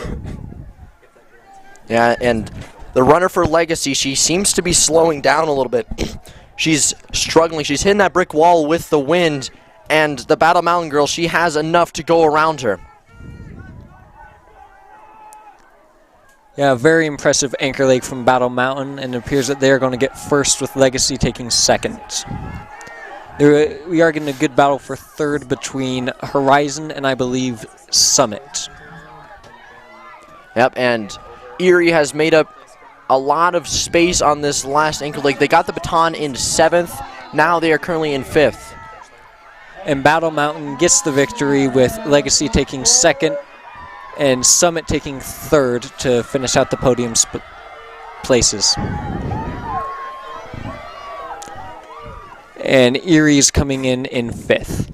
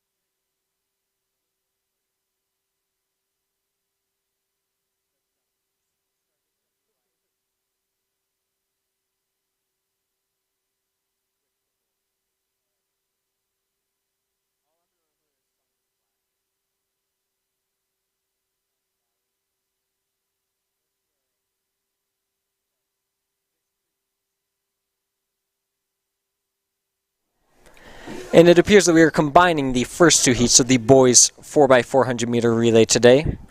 So we aren't exactly sure who's in what lane, but I believe that in lane 1 we have Golden. In lane 7 we have Prospect Ridge. In lane 2 we have Brighton. In lane 3 we have someone. I'm going to go with Summit. Lane 4 we have the Demons. In lane 4 we have Golden, which means lane 1 is not Golden, people. I think lane 1's Horizon. Lane 5 we have Summit. Sorry, Stargate. I knew that. Lane 6 we have... I believe we have Green Mountain. In lane 7 we have Prospect Ridge. Now, this should be exciting, folks. And I'm once again joined by Dylan Bayer. Glad to be here. And that's all you're here from Dylan Bayer today.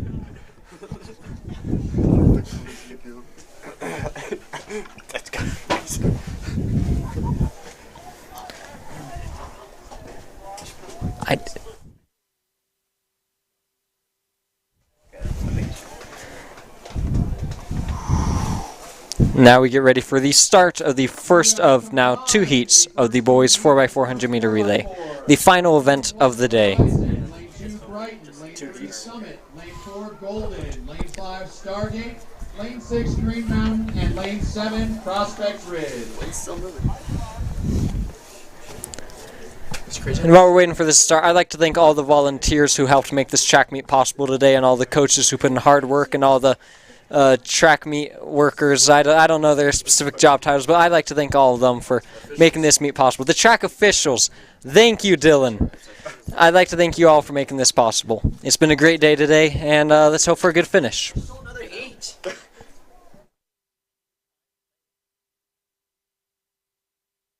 And it started, and it appears that PRA has the lead, though with the stagger, that might not be much of a lead at all. Who knows these days? And in lane 3, we have a team that's, I can't see the color. We're going to go with Horizon, or that might be Golden. We're going to go with Golden. Yeah, that's Golden, and it's not lane 3, it's lane 5, or 4. It's one of those 2 lanes. And heading into the final straight of the first leg, it appears that lane 6 has a slight lead over lane 7. In lane 6, we have Green Mountain, lane 7, PRA. Ooh, and it's actually close between them. I believe PRA is retaking the lead over Green Mountain, and those 2 are cooking. And then we have Stargate, followed by Golden, Summit, Brighton, and Horizon. And PRA and Green Mountain are first into the first exchange.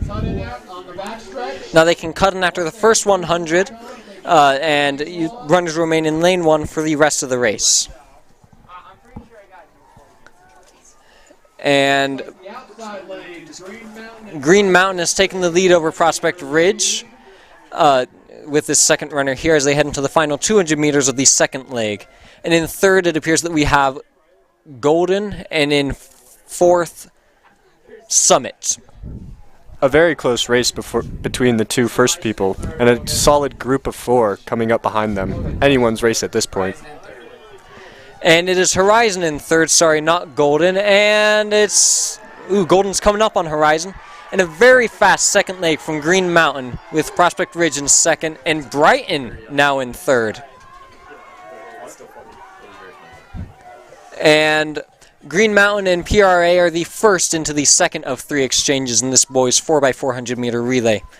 And Green Mountain is building up what appears to be around a 15-meter lead over PRA, and Brighton is coming up hot on PRA, and they have now taken second place from them.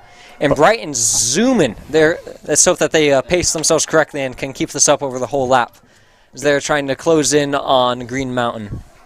And in fourth, it appears we have Summit, and in fifth, Golden, or Horizon. They're so similar. And in first, heading into the final 100 meters of this third leg, we have Green Mountain with Brighton in second, PRA in third, Golden in fourth, Summit in fifth, Horizon in sixth, and Stargate in seventh. And Green Mountain is first into the first exchange, followed by PRA, then Brighton, then Golden.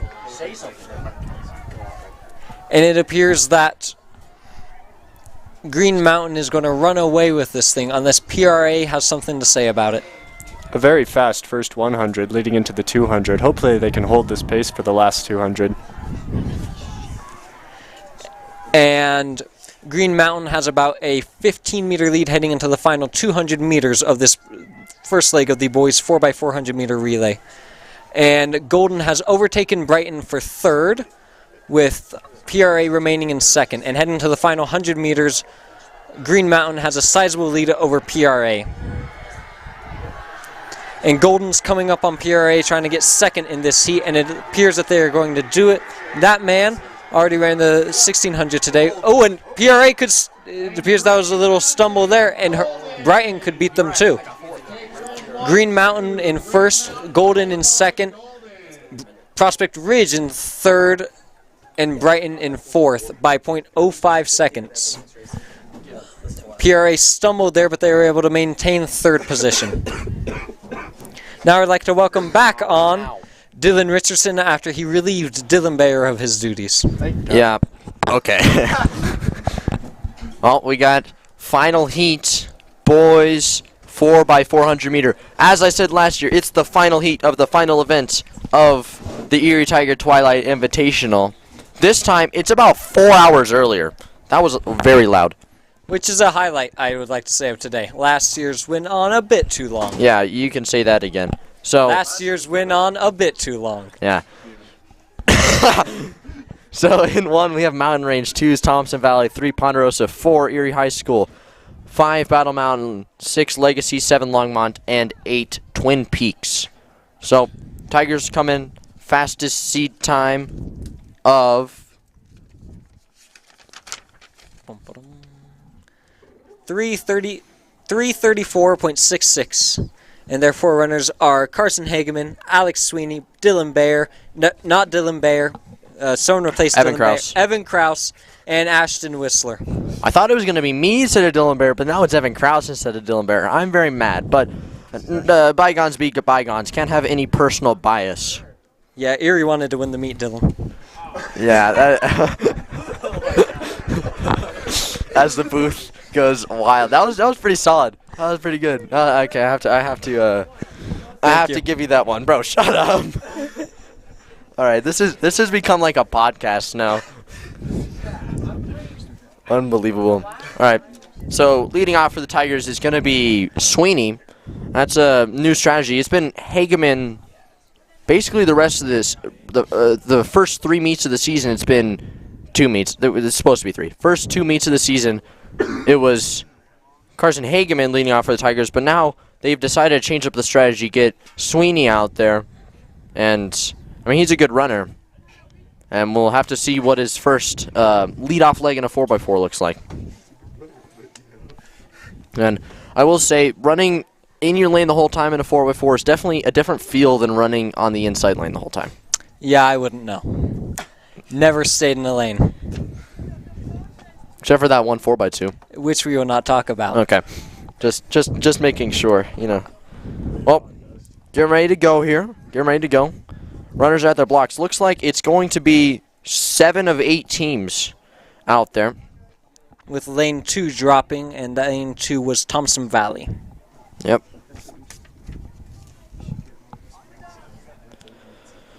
So runners go to their marks. So Mountain Range in 1, Thompson Valley 2, Ponderosa 3, Erie 4, Battle Mountain 5, Legacy 6, Longmont 7, Twin Peaks 8. Final event, Erie Tiger Twilight Invitational.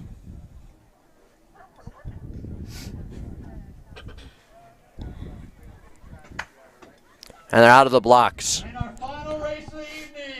Quickly, Sweeney has already made up the stagger on lane 5 and lane 6. That first 100 is fast. That's like a 12.5 first 100. He may be going out a bit too fast, but who cares? This is fun to watch. This is going to be fun to watch. Let's see what Sweeney's got on that second 200. He's definitely already feeling it.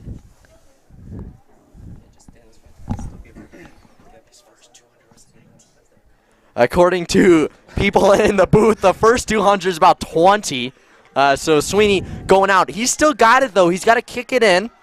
40 on the clock. Tigers looking, they're in first right now. They're in first by a wide margin. Legacy is closer, but it's going to be first to the handoffs. It's going to be the Tigers. Sweeney's going to give it to Hageman, and he's about half a second ahead of Legacy, but already gaining space on that back corner.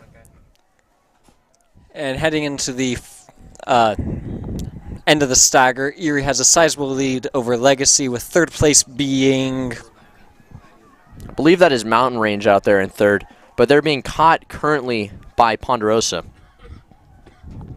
So it is still Erie in first. Hageman has 150 meters left on his leg.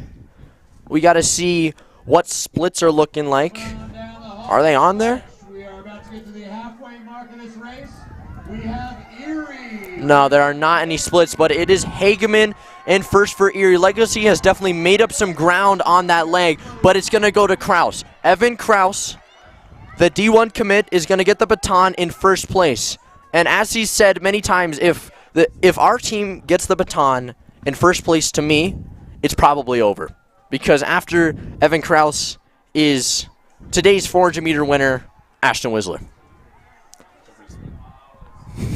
So on the backstretch, it's Kraus. He looks strong. He always looks strong, though.